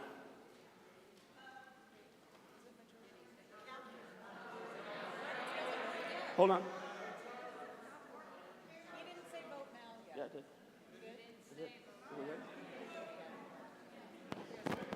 I'm gonna do it again. I'm gonna do it again. I don't have the answer what exactly happened. I'm gonna try it again. What's your point of order? I'm gonna state it. So, again, the question before you is whether to request the Select Board petition the General Court for a home rule exemption to remove fluoride from the municipal water supply. It requires a majority vote. It's non-binding, and we will vote by electronic means.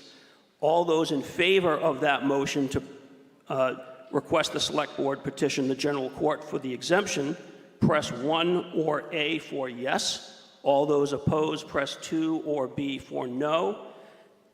And there's another question?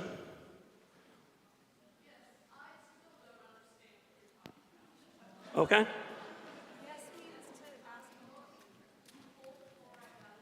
So, okay, let me try it again. It's a non-binding resolution.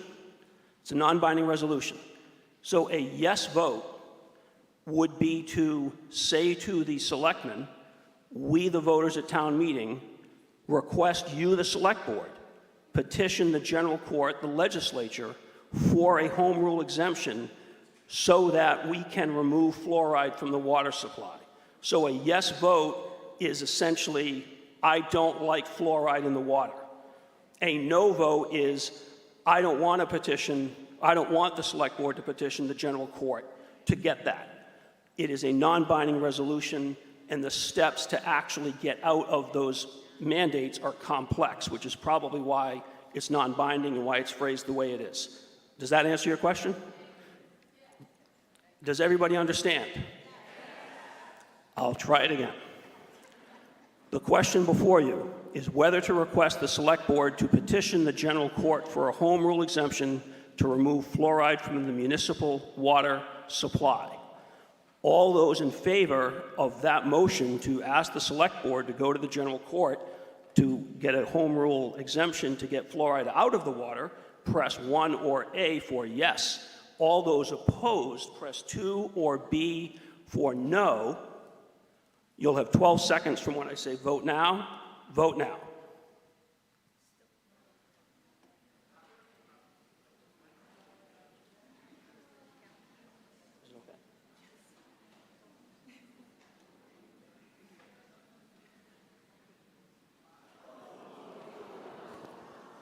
That motion fails, 48% in favor, 82. The numerical count, 124 in favor, 137 against. I lost the percentages. Huh? Oh, thank you. 48% to 52% against.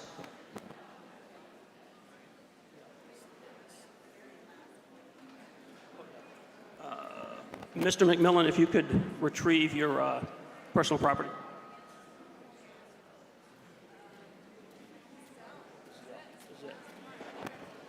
So we'll now proceed to Article L, which is the last warrant on the last article on the warrant. I'm sure you're all upset to hear that.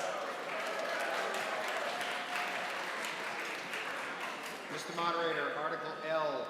Lead petitioner Diane Finch moves Article L as indicated in the motion printed on page 72 of the April 6, 2024 voters booklet. Select Board does not recommend. Government and Bylaw Committee reports favorably only to form, no recommendation on content. And Board of Health acknowledges the serious health effects that sound, particulates, and toxic chemicals have on resident health as brought forward in this citizen's petition. Okay, moved and seconded. Before we go any further, everybody who wants to follow along, take out your voters' booklets to page 70 and have a pen, because the motion has been made with certain redactions that are fairly simple to follow, but I want to be clear.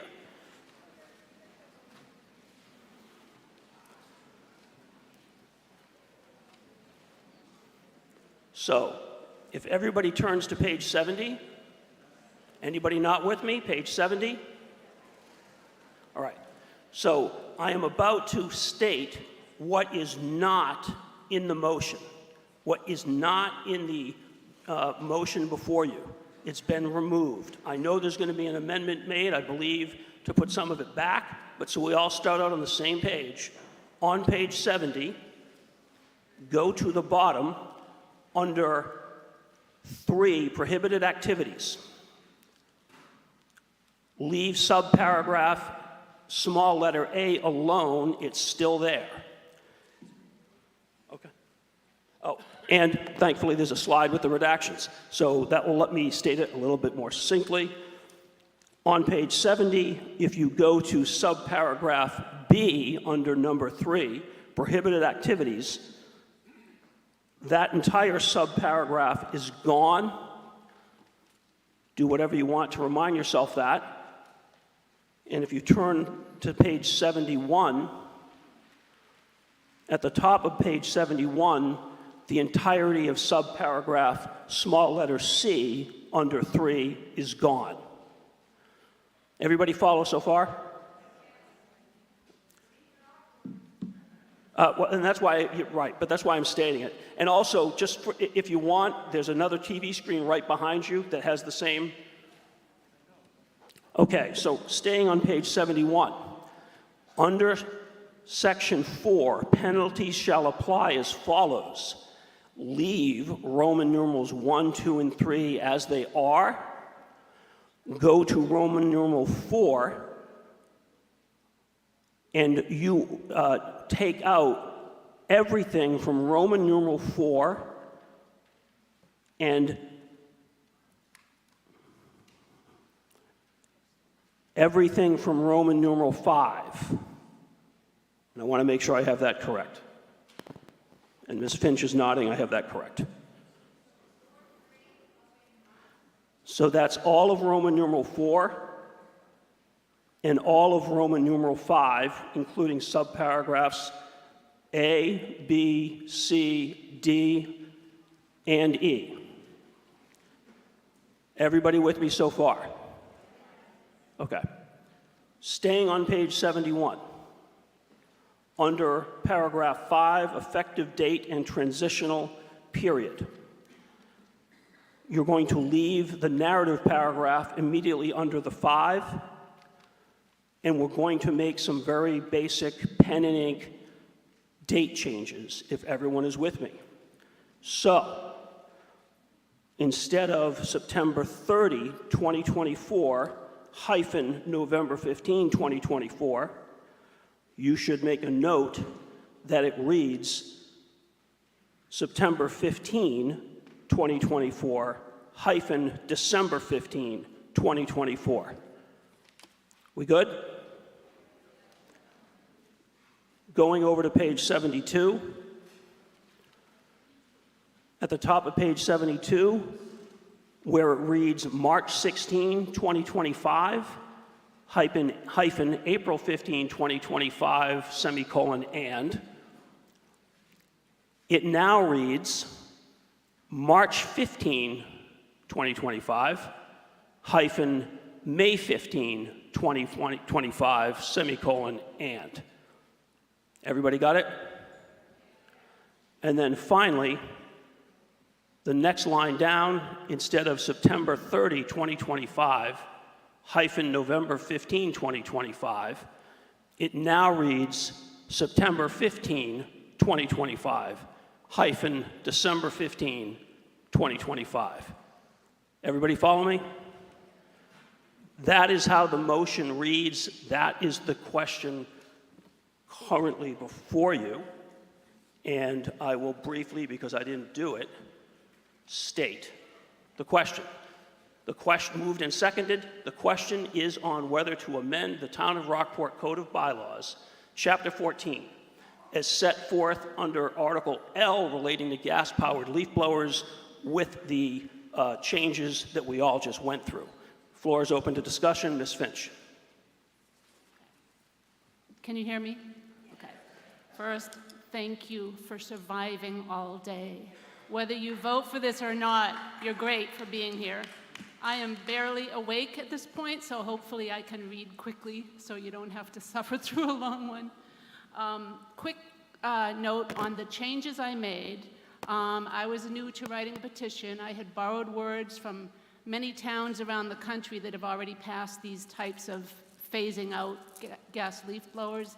And I spoke to a lot of people in Rockport, and I heard from the Board of Health chair, as well as I spoke to the chief of police. I listened to my group of supporters, and we made all these changes together.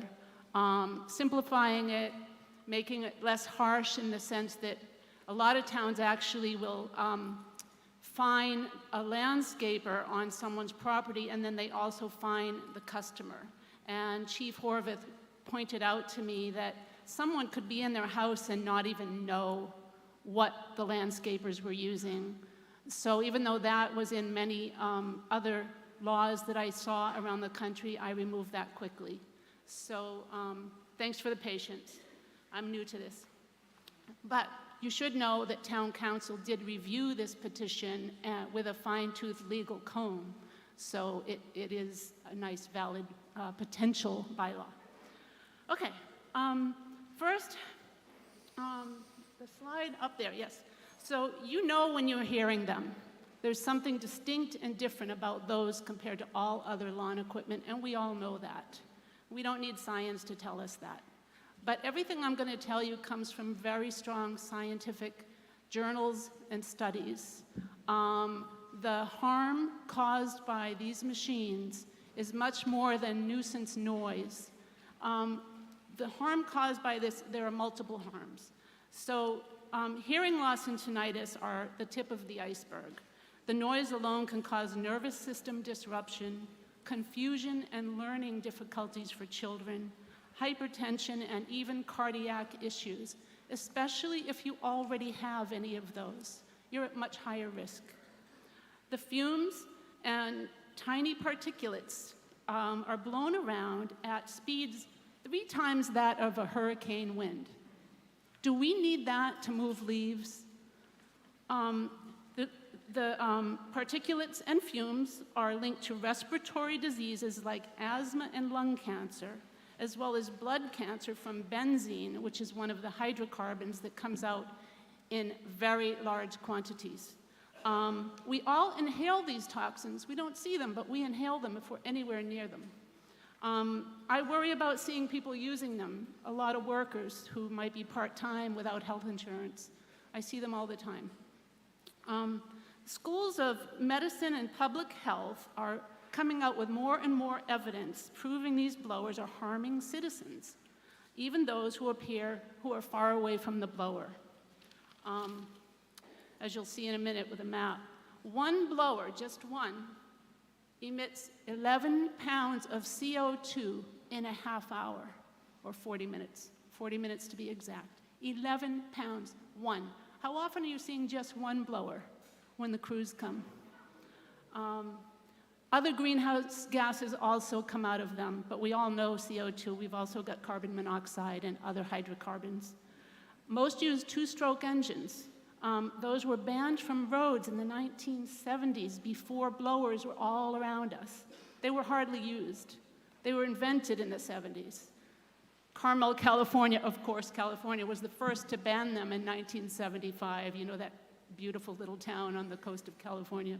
Since then, 400 that we know of, 400 towns and cities have either phased them out or are in the process of phasing them out or are introducing it as we are. It's climbing fast since COVID because people are working from home and they have to shut down Zoom when there's one within 50 feet. Citizens of Rockport, including the most vulnerable, children and elderly, studies show, should not be expected to wear headphones and respirators in their own yards, or walkers walking by a group of blowers. Our own Board of Health saw the science that I'm presenting and acknowledged that in agreement that the science presented in this petition is harmful to the public. 2 select board members voted in favor of it, and 2 running for select board are in favor of it. Once you learn about the health impacts on children, elderly, and workers, all of us, it's difficult to turn a blind eye. You can't anyway, because they're so loud. Especially given the wide range of alternatives for cleaning up lawns and parks and roadways.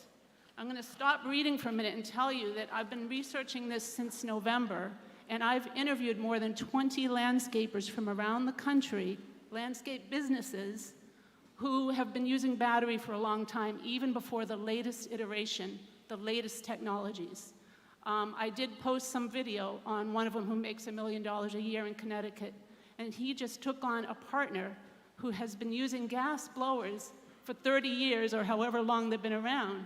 And this new partner joined him because there was so much demand, he had to join another company with his. And I have this interview if anyone wants to hear it. So this new partner switched all of their equipment, and here's what they said. They had piles of gas blowers that couldn't be fixed, and some of them were only a year old. Okay, I heard some last 2 or 3 years, but this guy, 30 years in business, said it directly. And he's now all electric, and they're growing at 30% a year. Every landscaper I interviewed who has been using battery technology said the return on investment, mainly because they're not buying all the gas and oil that gets mixed together, and they're not getting they don't have to pay as much in maintenance, they're getting returns on investment between 10 and 50% in the first year of investment. It makes sense. You just add up what you would have spent on gas and maintenance and oil. So yes, they are a bit more expensive than gas blowers, but you make more money in the long run, which 7 landscapers told me they never had to raise prices by going to electric. They do have to change batteries sometimes, but they don't have to fill gas tanks, and they don't have to go to the gas station.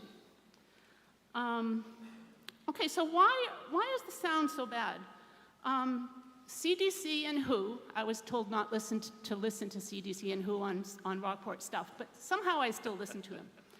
They recommend that children and elderly should not be exposed to more than 35 decibels of prolonged noise, prolonged being 10 to 15 minutes. If they are exposed, they can suffer permanent hearing damage. For most adults, we are not supposed to listen to more than 55 to 65 decibels of prolonged noise. Here's the problem. If you're elderly or you're a child and you're exposed to 40, 50, 60, 100 decibels for more than 10 minutes, that's 100,000 times louder because it's a logarithmic scale. So 35 decibels compared to 110 or even just 100, which many blowers do, is 100,000 times more pressure on your ears and your body. It affects the nervous system. So the lightweight casings of these two-stroke engines are unique in lawn care. Other devices could be as loud if you only measure the high-frequency decibels, but the low-frequency decibels that come out of these lightweight, vibrating machines that have fans to blow up to 280 miles per hour, 250 on average, 200. That's how they're built. So it takes a lot of energy and a lot of noise, and the lightweight casings, which make them attractive to people who use them all day, they're lightweight. That type of casing doesn't absorb any noise, right? Where if you have a lawnmower right close to the ground, it might absorb it and not travel to other properties as much, especially because it's not low frequency. Next slide, please. Next slide. Yep. This is a map based on a study done by Harvard School of Public Health using gas blowers from the town of Lincoln's DPW. They were using the backpack and the handheld gas blowers, and they measured from ground zero, which is right in the middle.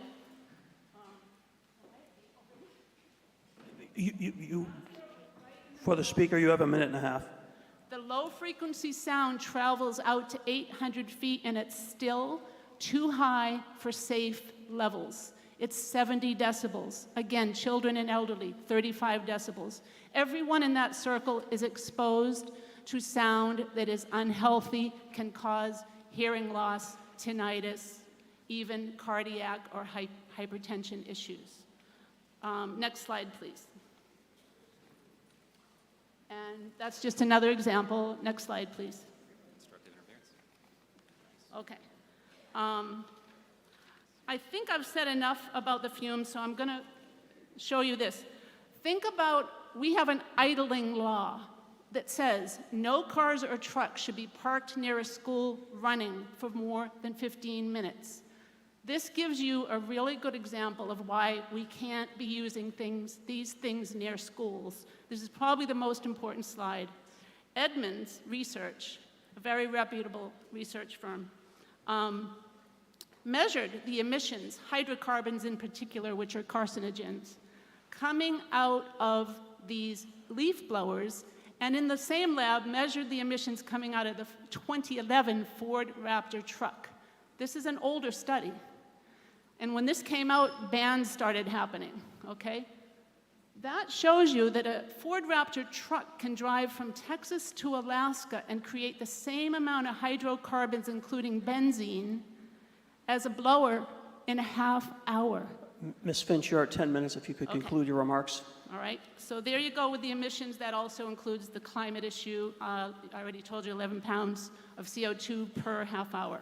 So the last thing I want to say is I learned a few things from all of my interviews with landscapers from around the country. We are going to have to wrap this up, Ms. Finch. You're going to have to conclude very quickly. One thing I learned is when they go to battery technology, they change the way they've done things. They don't have it on the whole time like we see with the gas blowers. They turn it on and off, on when they need it. And I've learned that for $230, you can get a Ego blower for whole kit that can clean 765 feet per cubic. We're going to have to leave it there, Ms. Finch. You're urging support of the article, I believe. I'm going to turn to the Select Board and the Bylaw Committee, given that it's a bylaw change, if they choose to speak. Thank you. Ms. Wilkinson?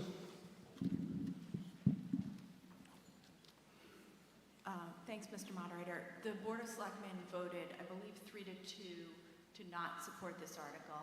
I wanted to just share I'm speaking for myself now, not the entire board. I didn't prepare remarks and share the board. But to me, this isn't about, I understand and respect Ms. Finch and the petitioners coming forward, but to me, this isn't about leaf blowers or weed whackers or really noise or particles. It's about private property rights. And I think in a small town, if we are going to start letting a few hundred people at town meeting legislate what we can and can't do on our own property, I think where does it end? I think it's a slippery slope that next could come. And I say that, I live in a neighborhood, we call it the Highview Hum, because on Saturday mornings you hear lawnmowers and weed whackers and leaf blowers. And if I ever have an issue with any of my neighbors, I knock on their door and we just discuss it. Do I think we're moving to more green battery electric technology?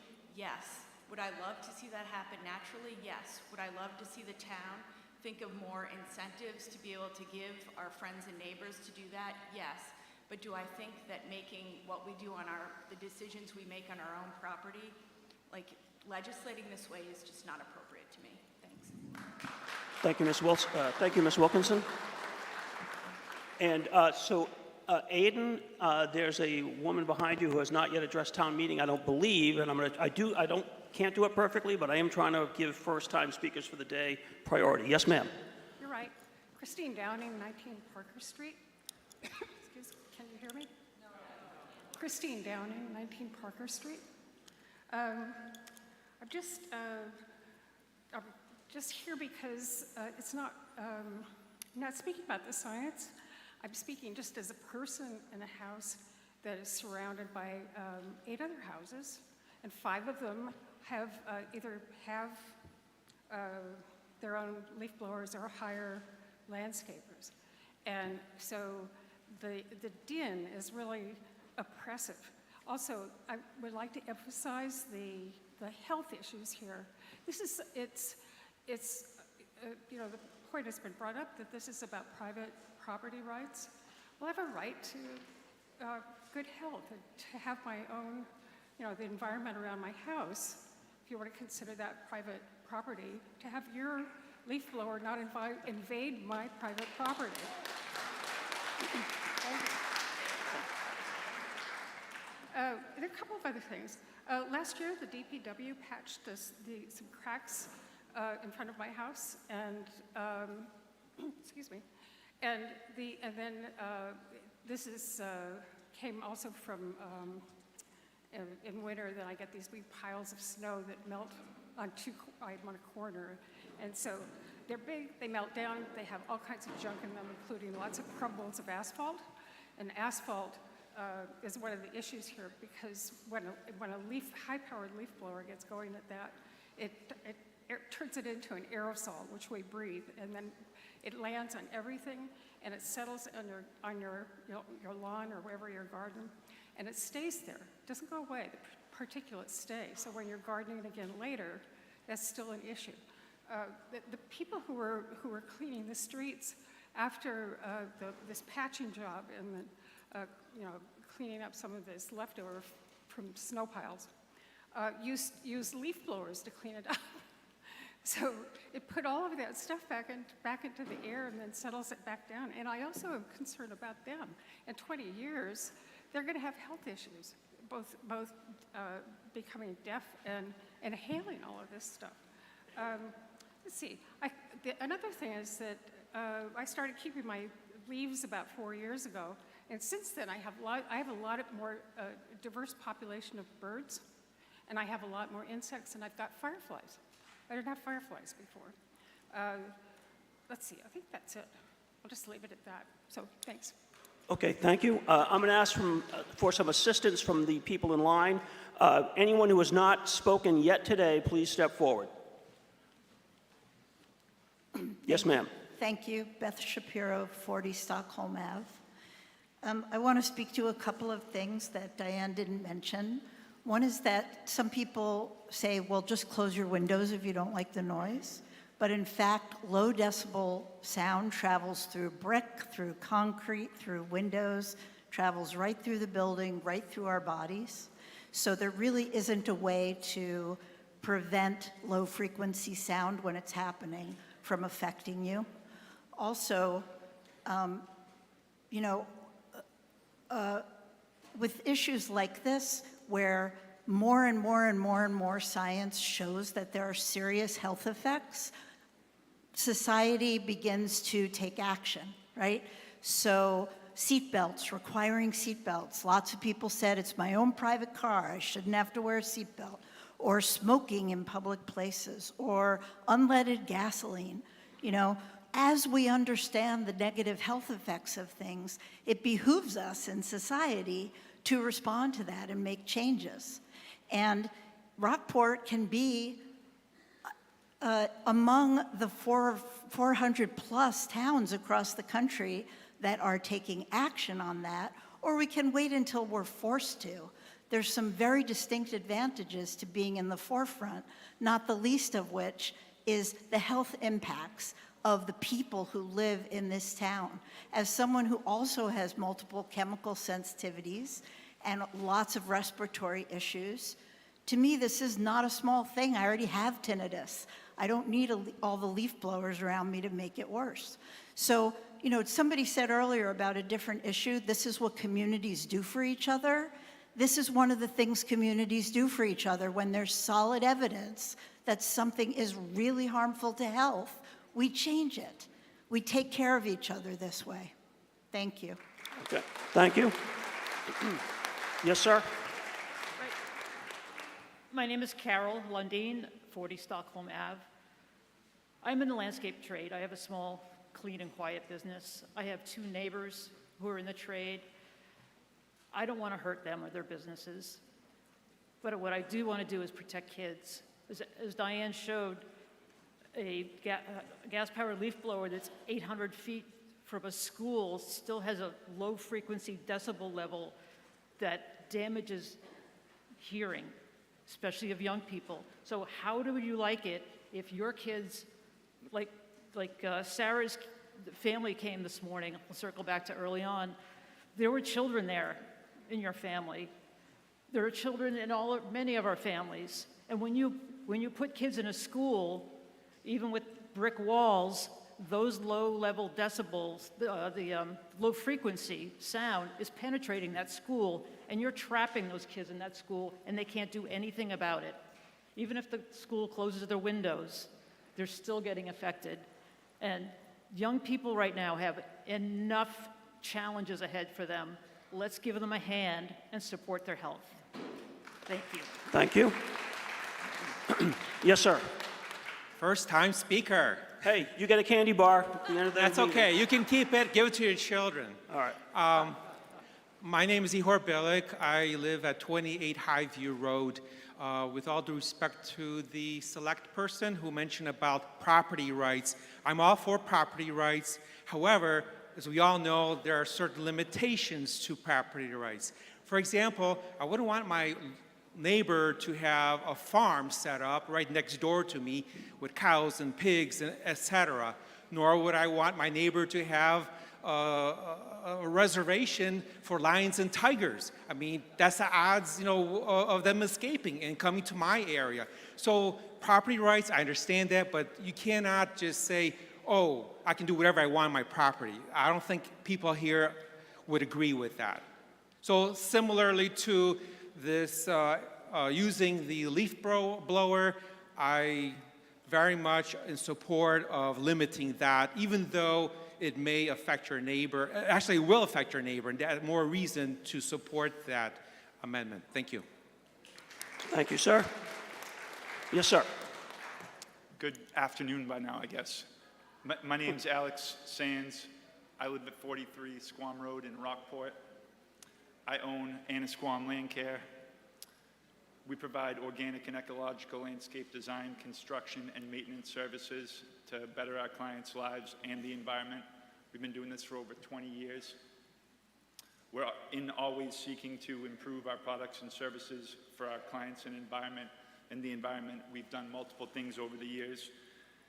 such as purchasing goats over 10 years ago for vegetation control. We've been investing in electric equipment for around 11 years. Battery leaf blowers, mowers, string trimmers, all different types of stuff. Robotic lawn mowers. Right now, we're still finalizing this investment of $150,000 lawn mowing team, essentially a truck with solar panels on the top and batteries and an inverter and mowers and all this stuff. So I have interest and experience, and I am qualified to speak on the subject. I want to present to you the pros and cons of both electric and gas blowers. I'm going to start and go through the technical specifications, the sound, the function, the weight. I'm going to go through the human health effects, the cost, the environmental costs, the social costs. Then I want to basically analyze this, and I'll go as fast as I can. I tried to make this as short as I could, but it is what it is. And then finally, I'll give my opinion as a professional and then as a Rockport resident. So firstly, the technical stuff. The product that we've selected is a company called Still. There's other companies on the market. We're trying to get the best one we can, so that's what I believe is the best one, the most efficient on the market. So that's the specs I'm going to use. I dispute what that woman, the statistics that she was quoting. I'll quote these. These are off of Still's website. This is from my own. Oh, I apologize. Thank you. Thank you, Mr. McMillan. All that, to summarize, I was just saying that I'm using the company, the brand Still's specifications. They're on their website. So I'm comparing the highest power gas-powered leaf blower and the highest available battery-powered blower. The gas one costs $650. The electric one costs $700. The decibels of sound from the gas one are 78. The decibels of sound from the electric one are 59, meaning that the gas one is 32% louder. The weight of the gas one, including the gas in the tank. And for the speaker, you're at 1 minute. I have 1 minute left? You have 1 minute left. Wow, so I can't go through most of this. That is too bad. Well, anyway, the long and the short of this is there is not a substantial difference other than cost between electric blowers and gas-powered blowers. The human health effects, there's fumes, they blow off in the air. The gas-powered one, the electric ones are significantly heavier, 47.5% heavier, and people have to carry them around all day long. The environmental effects, do you know where electricity comes from? Do you know how you get it? Have you looked into the serious wars and things that go on in Africa and in South America where the batteries come from? I'm not saying everyone knows what's wrong with gas, but you're forcing people to do something that is not a proven benefit. And I'm sitting here saying, I just invested $150,000 in this. I'm invested. I'm interested in going forward. You don't need to push a river when it's going that way. And when you push a river, you cause all sorts of problems. If you could conclude your remarks, sir, that's the yellow light. We're hitting red pretty quick. Perfect. What I think we should do is invest in this and set the example as I'm doing instead of forcing our opinions on other people when there's no clear proven benefit. And on that note, if you yourself or if you know people who are interested in electric landscaping services, please have them contact me and we can help them. Hopefully not by mandate. On that note, I got to conclude it. Yes, ma'am. I don't know how to follow that act, but Mary Mintz, 3 Highland Street. I'm really glad to have this opportunity to speak to everyone. I also own a business in town and would like to say that I've never owned, nor do I care to own, any kind of form of blower. And if you guys are willing to joke a little bit, I really feel like we got to go back to rakes. You know? What is wrong with rakes? So anyway, I don't want to get into any details. I just want to speak from a personal perspective. I actually have lost my hearing in one ear, and I'm almost certain that being around some of my colleagues caused the problem. When I'm working on a site and the mowing team comes in, I actually get in my truck and go away. No one even, and those teams never asked me, hey, Mary, you're already working here. Do you care if we mow, or can we come back another time? Because they have to come in at a certain schedule and boom, boom, boom, boom, boom. So I just leave, okay? To Sarah's point, which has got so many flaws in it, we might as well not have any kind of sound ordinances at all in this town if, you know, you're going to say, well, it's my private property and I can do, why do we have any laws whatsoever? You know. So anyway, I just want to encourage you guys. Yesterday I was in Home Depot and I was really, really happy to see that they're pushing all the lawn care electric equipment right up front near the registers. So it's really happening in this country. I really support what Diane has done. Last night, I was up till 2 o'clock listening to all the professional landscapers all over this country that have said it's not a big deal. You have to adjust your methods, but it's so easy to do this electrically. And like I said, because if you're into power tools, you might as well use the electrics, you know? But if you're into hand raking, let's go back to the rakes. All right. Okay. So I'm saying, please vote yes on Article L. Okay, thank you, sir. And I know there are a number of people waiting in line. I appreciate everybody's cooperation. Sir? Yeah, Michael Davis, 1 King Street Court. I just have one point. I strongly object to the suggestion that this is an inappropriate use of a town ordinance, because there are many, many things that town laws prevent me from doing on my property, and most for good reason. I can't keep cattle in my backyard. I can't dig up the lawn in the wetlands. I can't fire a rifle in my backyard. I can't have a loud party at 2 in the morning. So to suggest that this inappropriate is just legally, to me, yeah, thank you. Okay, thank you, sir. I'm going to go to Aiden, then Mr. Brackett, then Mr. No, not Mr. Arsenian. That's right. I'm sorry.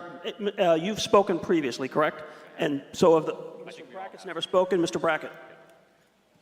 Thank you for everyone's cooperation. I can't keep everyone, in the old Good afternoon, noggin. everybody.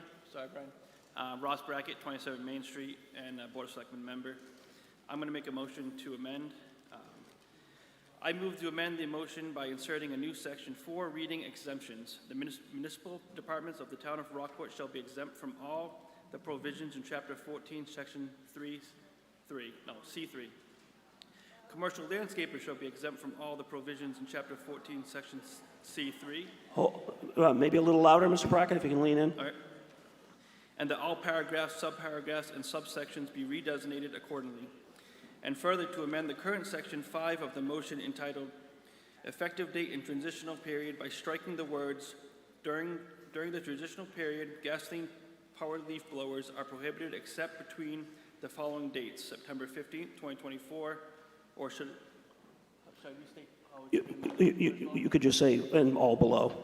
And all below that line. So in other words, to strike the entire current Section 5 of the motion entitled Effective Date and Transitional Period such that the section only includes the words, there shall be a transitional period in implementing this bylaw lasting from the date it is effective pursuant to Massachusetts General Law 40, Section 32, until its fully effective date below, the fully effective date after which no gas leaf-powered blowers may be used within the town of Rockport will be March 16th, 2026. Is there a second? Moved and seconded. That is a motion to amend. This is when the fun really starts. Go to your booklets if you could. Is that a point of order? No. Right now, there's been a motion to amend. That isn't up yet. So there's been a motion to amend. It's moved and seconded. The first, and we're going to, yes, ma'am. I understand that amendments to articles at town meeting have to have been submitted to this yourself? It was. It was, and Yes. so we're going to be able to see it on the screen? I don't know actually, but let me see if I can go through it. Let me see if I can make it so we can all follow along. I don't know. I heard a point of order. Yes, sir? He's got the mic behind you. Behind you. Thank you. We started off with a written document that you went through and verbally amended 5 or 6 paragraphs and many issues. We're now getting verbal amendments to verbal amendments. My point of order would be, this thing is so disorganized. It is an expression of how bad government can be. So maybe they can bring it back to the next meeting in order. I hate leaf blowers. Okay, but no, I hate hold bad on, government. sir, hold on. I'll try to get to you, but that's not a point of order. The rules are an amendment. amendment to Sir, the amendment to the amendment? Sir, you need to stop. Okay? There was a motion to amend made. It was seconded. I am going to try to describe it to the best of my ability before anything else happens. So, if you can take your voters' booklets out. Yes? Okay. Okay, that would be great. And we are making an effort to put it on the screen, but hold on. So,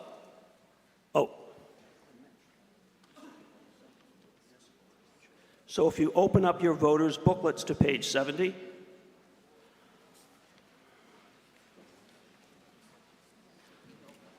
if everyone's on page 70, at the bottom of page 70, there's a subparagraph 3, prohibited activities. I am now going to read, and with luck, we will have on the screen for you the first part of this motion, which is, if you put an asterisk at the bottom of that page, that might help. So the motion to amend is to insert a new subparagraph 4, which would read as follows. Exemptions. Use shorthand, I'd suggest. Exemptions. Subparagraph A, the municipal departments of the town of Rockport shall be exempt from all of the provisions in Chapter 14, Section C, parenthesis 3, close parenthesis. And put a semicolon, that's what makes sense. Then B, commercial landscapers shall be exempt from all of the provisions in Chapter 14, Section C, parenthesis 3, close parenthesis. Is everybody with me so far? I will read it again, but let me try to summarize it. In essence, and Mr. Brackett, tell me if I have your motion stated correctly. In essence, the first part of this is to insert a new paragraph with 2 exemptions from the bylaw if passed. One exemption would be the town of Rockport as a town. So DPW, I don't know if anybody else has leaf blowers, but the town of Rockport would be exempt from the bylaw. That's the motion. Hold on, I got to finish it first. The second exemption being proposed by Mr. Brackett is that commercial landscapers would be exempt from all of the provisions of this new bylaw. Does everybody follow? I'm not asking you to comment whether you like it or not, but does everybody follow what I just said? Okay. Before a vote, point of order, I would like to speak to this exemption. I just have one comment about it. No, if you have a point of order, state it, but that's not a point of order. Okay. When the motion is made, we will get to discussion, and you can, if you Okay. recognize, discuss the amendments. But first, let me try to explain as best I can Mr. Brackett's amendment, okay? Obviously, that would require renumbering paragraphs and subparagraphs. That's a clerical issue that can be taken. All right, and then next, if you go to the current Section 5, and to avoid any confusion, obviously that number would change if the 4 gets inserted. But what is currently in your booklets as Section 5 at page 71, if you go there, that is entitled Effective Date and Transitional Period.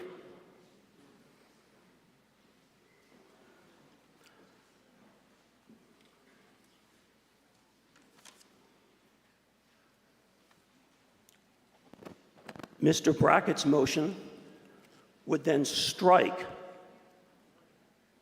the last sentence, which reads, During the transitional period, gasoline-powered leaf blowers are prohibited except between the following dates.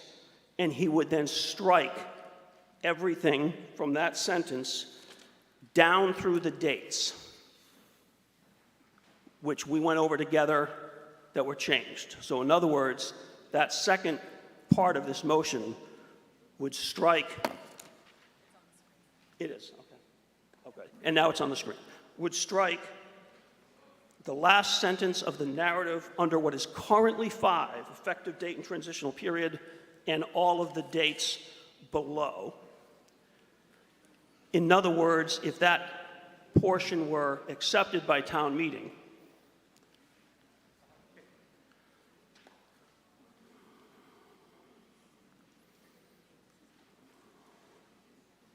so that that section would only include the following words, quote, "There shall be a transitional period in implementing this bylaw lasting from the date it is effective pursuant to Mass General Laws, Chapter 40, Section 32, until it's a fully effective date below.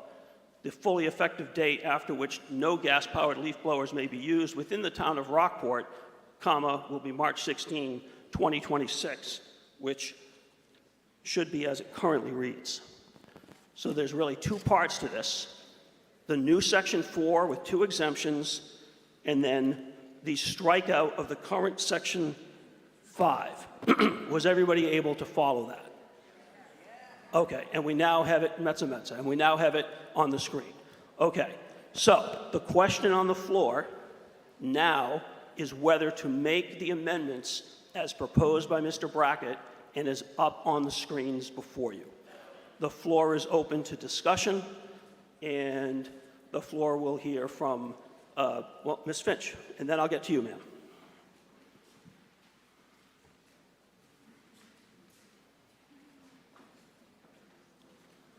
With all due respect to Selectman Brackett, the proposed amendments are taking away the most damaging commercial landscapers, most of the emissions, most of the health issues, most of the particulates are coming from commercial landscapers.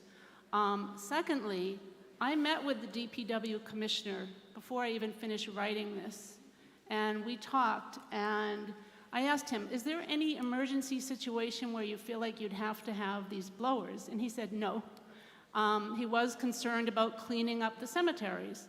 And so after talking to him, I went and spoke to landscapers around the country who have very different numbers than Alex Sands, and I did call Alex Sands and had a long talk with him, and he was totally against electric. Now he's saying he likes electric. This amendment actually makes everything I've said null and void. There's no reason to even consider this amendment. It's landscaping companies. And DPW does great work for all of us, but Nantucket DPW is using all battery technology. Many cities and towns, DPWs have already changed. Lastly, think of citizens' health, children. Okay, when you're cleaning a cemetery, for example, you're right near the schools. Third, taxes. Taxpayers will save money within 2 to 3 years if DPW purchases electric equipment and stops using gas and oil and having to maintain those gas blower monstrosities. That's all our money, gas, oil, maintenance, 2-year warranties. Electric blowers have 5-year warranties, and the batteries have 3-year warranties, at least for Ego brand.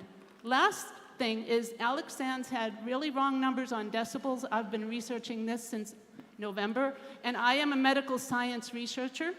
You need to learn logarithmic scales when you compare decibels to decibels. And also, this is one of the most powerful steel, brand you like, steel blowers. It weighs 20 pounds, but the battery can last between 5 and 6 hours. It is $1,200 if you want to go to this level of power. Most of the landscapers I interviewed in detail do much cheaper handheld versions for 90% of their work, Ego 765s. So there's a lot of misinformation, and I think what we need to know, what we need to understand is return on investment. You don't look only at a price, you look at return on investment. They are double digit in the first year, and that means taxpayers will save money. And by the way, we voted in 2021 for a net zero resolution asking the town, we voted unanimously to ask the town to come up with a net zero plan. This would fit right in. Thank you. Thank you, Ms. Finch. So I'm gonna go, Mr. Goodwin, is this a point of order? Mr. Moderator, this amendment is out of order. Don't you believe it's out of the scope, the original scope of the warrant article had nothing in it about commercial developers, had nothing in it about the town. Now you're adding exceptions, which were never in the warrant. Okay, the well, town has not been warned. So I do not believe it's outside the scope. I understand well, I'm not going to comment on the arguments. I do not believe it's outside the scope. It does leave the bylaw intact as to private citizens, so I'm not finding it outside of the scope. And just to be clear, we are now discussing whether to make the amendment, and we'll be voting on that. I'm going to go to you, ma'am, and then I'm going to go to the Department of Public Works. Yes, ma'am. Beth Shapiro, 40 Stockholm Ave. I need to say that this amendment is the most duplicitous thing I've heard yet in any town meeting I have been in. It completely guts not only the purpose of the proposed bylaw, but as Diane said, the actual impact of it. It completely guts that. And I think for Mr. Brackett, due respect, but this is politicking at its worst. To try to say, oh, I support this, but without this and without that, that's not supporting it. So if Rockport wants to put a ban in, then let's talk about what the timing of implementation is. What are the exceptions during the timing of implementation? But to take the two largest users of the polluting and health damaging equipment we're talking about and say, oh, no, they're exempt forever is ludicrous. And it's personally offensive to me as a voter in this town.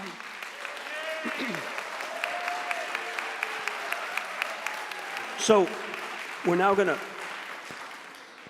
go to the Department of Public Works Commissioners. I understand passions are high. I would ask everybody to keep your comments, if you can, on the substance, not personalities, if we could, looking forward for the rest of the meeting. Okay, ma'am, you don't have the chair at the moment. I'm sorry, the mic at the moment. I'm sorry. Mr. Reed. Bruce Reed, 32 Pigeon Hill Street, speaking for the DPW. The commissioners have not taken a position on this, so I'm really kind of stating my opinion on this. I don't think I was at the same meeting Diane was at when she said I said certain things. I think what I'll try and clarify is that we use blowers really all year long. And a lot of the reason we use blowers is to be efficient. We try to clean streets with them. We try to get grass off of sidewalks after the grass has been mowed in the parks. And we use them in cemeteries. We use them in ball fields. We use a lot of them. And we probably have about 10 of them, and we probably replace them about every 3 or 4 years. That's how we use it, but they are used year-round. And the key part of it is we use them to be efficient. We use them to keep the streets clean. I don't think people really would want to walk down Main Street if we aren't really cleaning those streets. We need equipment that's big enough and strong enough to do that. The DPW yearly looks to find out where electric equipment is and can it do the job for us. And we're going to continue to do that year after year. And sooner or later, we'll get to the point where we have all electric, but it's probably a long ways out. It's expensive. and we have to try and balance costs as well as efficiencies. That's what the DPW tries to do. Thank you. Thank you, Mr. Reed. Yes, ma'am. Monica Lawton, 11 Story Street. With all due respect, I mean, the DPW does a terrific job using their leaf blowers, but the point has just been made that why the leaf blowers are such a problem, because they are not just used for leaves. A leaf blower is a misnomer. It's used all year round for every manner of dirt, debris, on streets, on sidewalks, on parking lots, everywhere. And that's why they have become a problem. And Beth Shapiro is correct. To eliminate or to carve out an exemption for the landscaping companies and the DPW, I'm sorry to say, much as I support the DPW, is just really outrageous, because that is the problem. These leaf blowers all year round in all manner, even blowing snow. So I urge people to vote against this amendment. Thank you, Ms. Lawton. Mr. Arsenian. Thank you. Toby Arsenian, 95 Granite Street. I think Beth Shapiro and Monica Lawton said most of it. There ought to be a concern for the employees of the DPW, too. I mean, there's obviously a concern for efficiency and money, but if they're being exposed to all of the fumes, supposedly for our benefit, then it's on our conscience, perhaps, if 20 years from now, some of them come down with cancer, or perhaps sooner. I don't think that, people have a right, to create rackets everywhere. The noise obviously travels. With light, we've got it all on the principles of light trespass. At the moment, we're supposed to be talking, I think, about Ross's amendment. That's correct, and I was taking your remarks to address that, but that's absolutely correct. The question is on the motion to amend that's on the screens. I would say that Ross's amendment more or less undoes the whole purpose and point of it, and I think it unfortunate that the DPW is more concerned about the efficiency and the cost than they are about the health of the employees. Thank you, Mr. Arsenian. Yes, ma'am. Mary Mintz, 3 Highland Street. Can we call this question of the amendment? You can, if that's the motion you're making. That's the motion I'm making. All right. Is there a second? Second. Moved and seconded. So the question is on whether to end debate, stop discussion on Mr. Brackett's amendment, which is in front of you on the screen, and to the extent you were able to follow along as I read it in your books, this requires a 2/3 vote. We will vote by electronic means. If you want to stop discussion, you will press 1 or A. If you want to keep talking about this amendment, you will press 2 or B. Does everybody understand the question in front of you? All right, you'll have 12 seconds from when I say the words vote now. You'll press 1 or A for yes to end discussion, 2 or B for no to keep going. Vote now.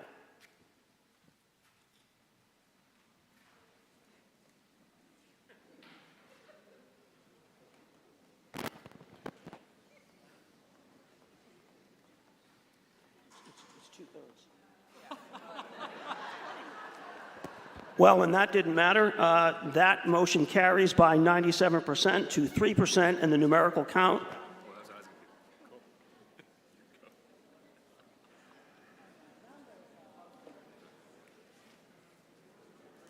(223) to 6. So we now, the discussion on the amendment is over, so we now turn to vote on the amendment. Everybody with me so far? All right, so the question before you is whether to amend the motion as originally made by Ms. Finch by doing the insertion of paragraph 4, which will be on the screen again in a moment.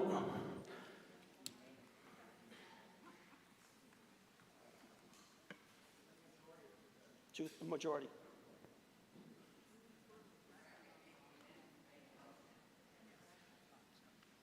Oh, yeah. Yeah, but the question is whether to amend the motion made by Ms. Finch. Okay. So the question before you is whether to amend Yes. Hopefully that'll get clarified when I say it again.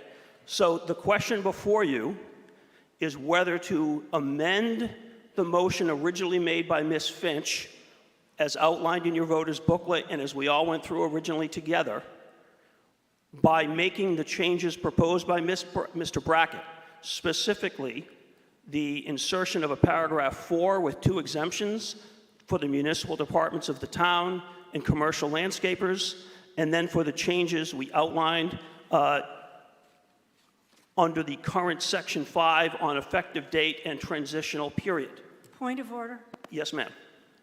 If we vote the way you say, and we don't want the amendment, the amendment that's on the floor is Mr. Brackett's.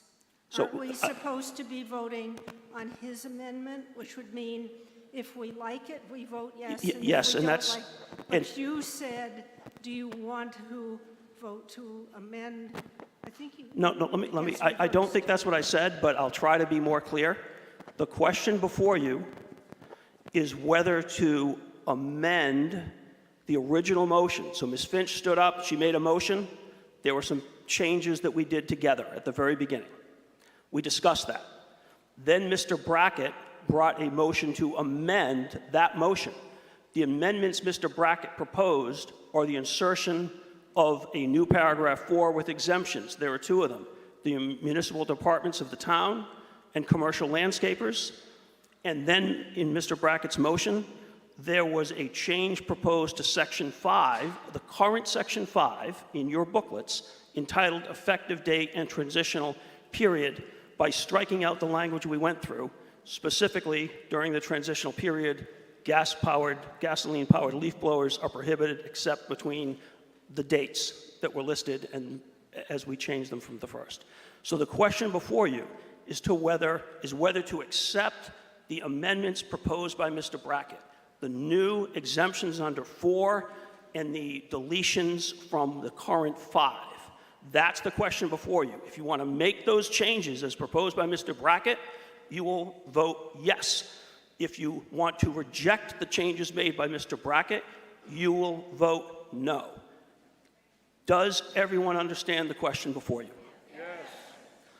We will vote by electronic means on this one, although it's a majority vote. Everyone understands the question as I've stated it? All right, you'll have 12 seconds from when I say vote now. All those in favor of Mr. Brackett's proposed changes, press 1 or A. All those opposed to Mr. Brackett's proposed changes, press 2 or B. For no, vote now.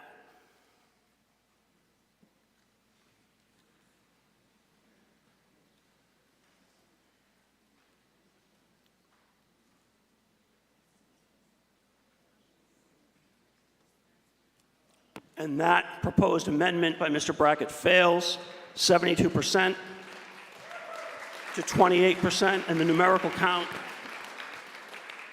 187 to 64. So now we return to discussion on the motion as originally made by Ms. Finch. Point of order. Yes, sir? I'd like to move the question. Okay, let me at least get it stated, but I see you, I hear you. So now we return the discussion on the motion originally made by Ms. Finch on the gas-powered leaf blowers with the work that we all did together before any discussion. Sir. Yeah, John Penaloza, 46 Main Street. I'd like to move the question, please. Is there a second? Moved and seconded. That is a motion for the previous question, which we've done 8 million times. That requires a majority vote. That requires a 2/3 vote. We will vote by electronic means. So the question before you is whether to end discussion on the motion on gas-powered leaf blowers as originally made by Ms. Finch. If 2/3 of you want to end discussion, we will then immediately return to the motion made by Ms. Finch and vote on that. So if you want to end debate and discussion on Ms. Finch's motion, you will press 1 or A for yes. If you want to keep talking about the motion on gas-powered leaf blowers as originally made, you will press 2 or B for no. It requires a 2/3 vote. Does everybody understand the question before you? You'll have 12 seconds from when I say vote now. All those in favor of ending debate, press 1 or A for yes. All those opposed to ending debate, press 2 or B for no. Vote now.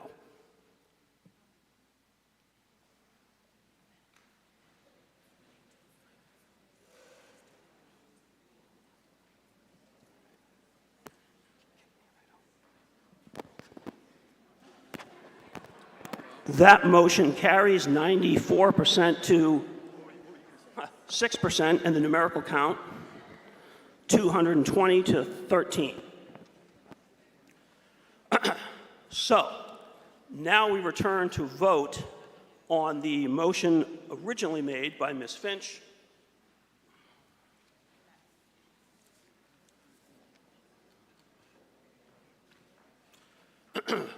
Which is in your voter's booklet with the changes that you did with me at the start, to be clear. So the question before you is whether to amend the Town of Rockport Code of Bylaws, Chapter 14, as set forth under Article L with the changes we all made together relating to gas-powered leaf blowers. It requires a majority vote. We're going to vote by electronic means. All those in favor of adopting the motion as made by Ms. Finch will press 1 or A for yes. All those opposed will press 2 or B for no. From when I say vote now, vote now.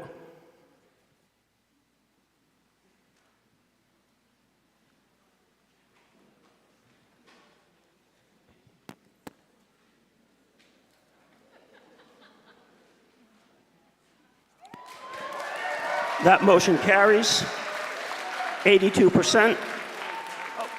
Strike that, 62% to 38%, and the numerical vote, 146 to 88. I know, please make sure you return the clickers. Please, please, please return the clickers. Please, please, please. I know, dissolve. The chair will entertain a motion to dissolve. Seconded, moved and seconded. All those in favor of dissolving, say aye. Anybody who wants to hang around longer, say no. Motion carries. Meeting's dissolved.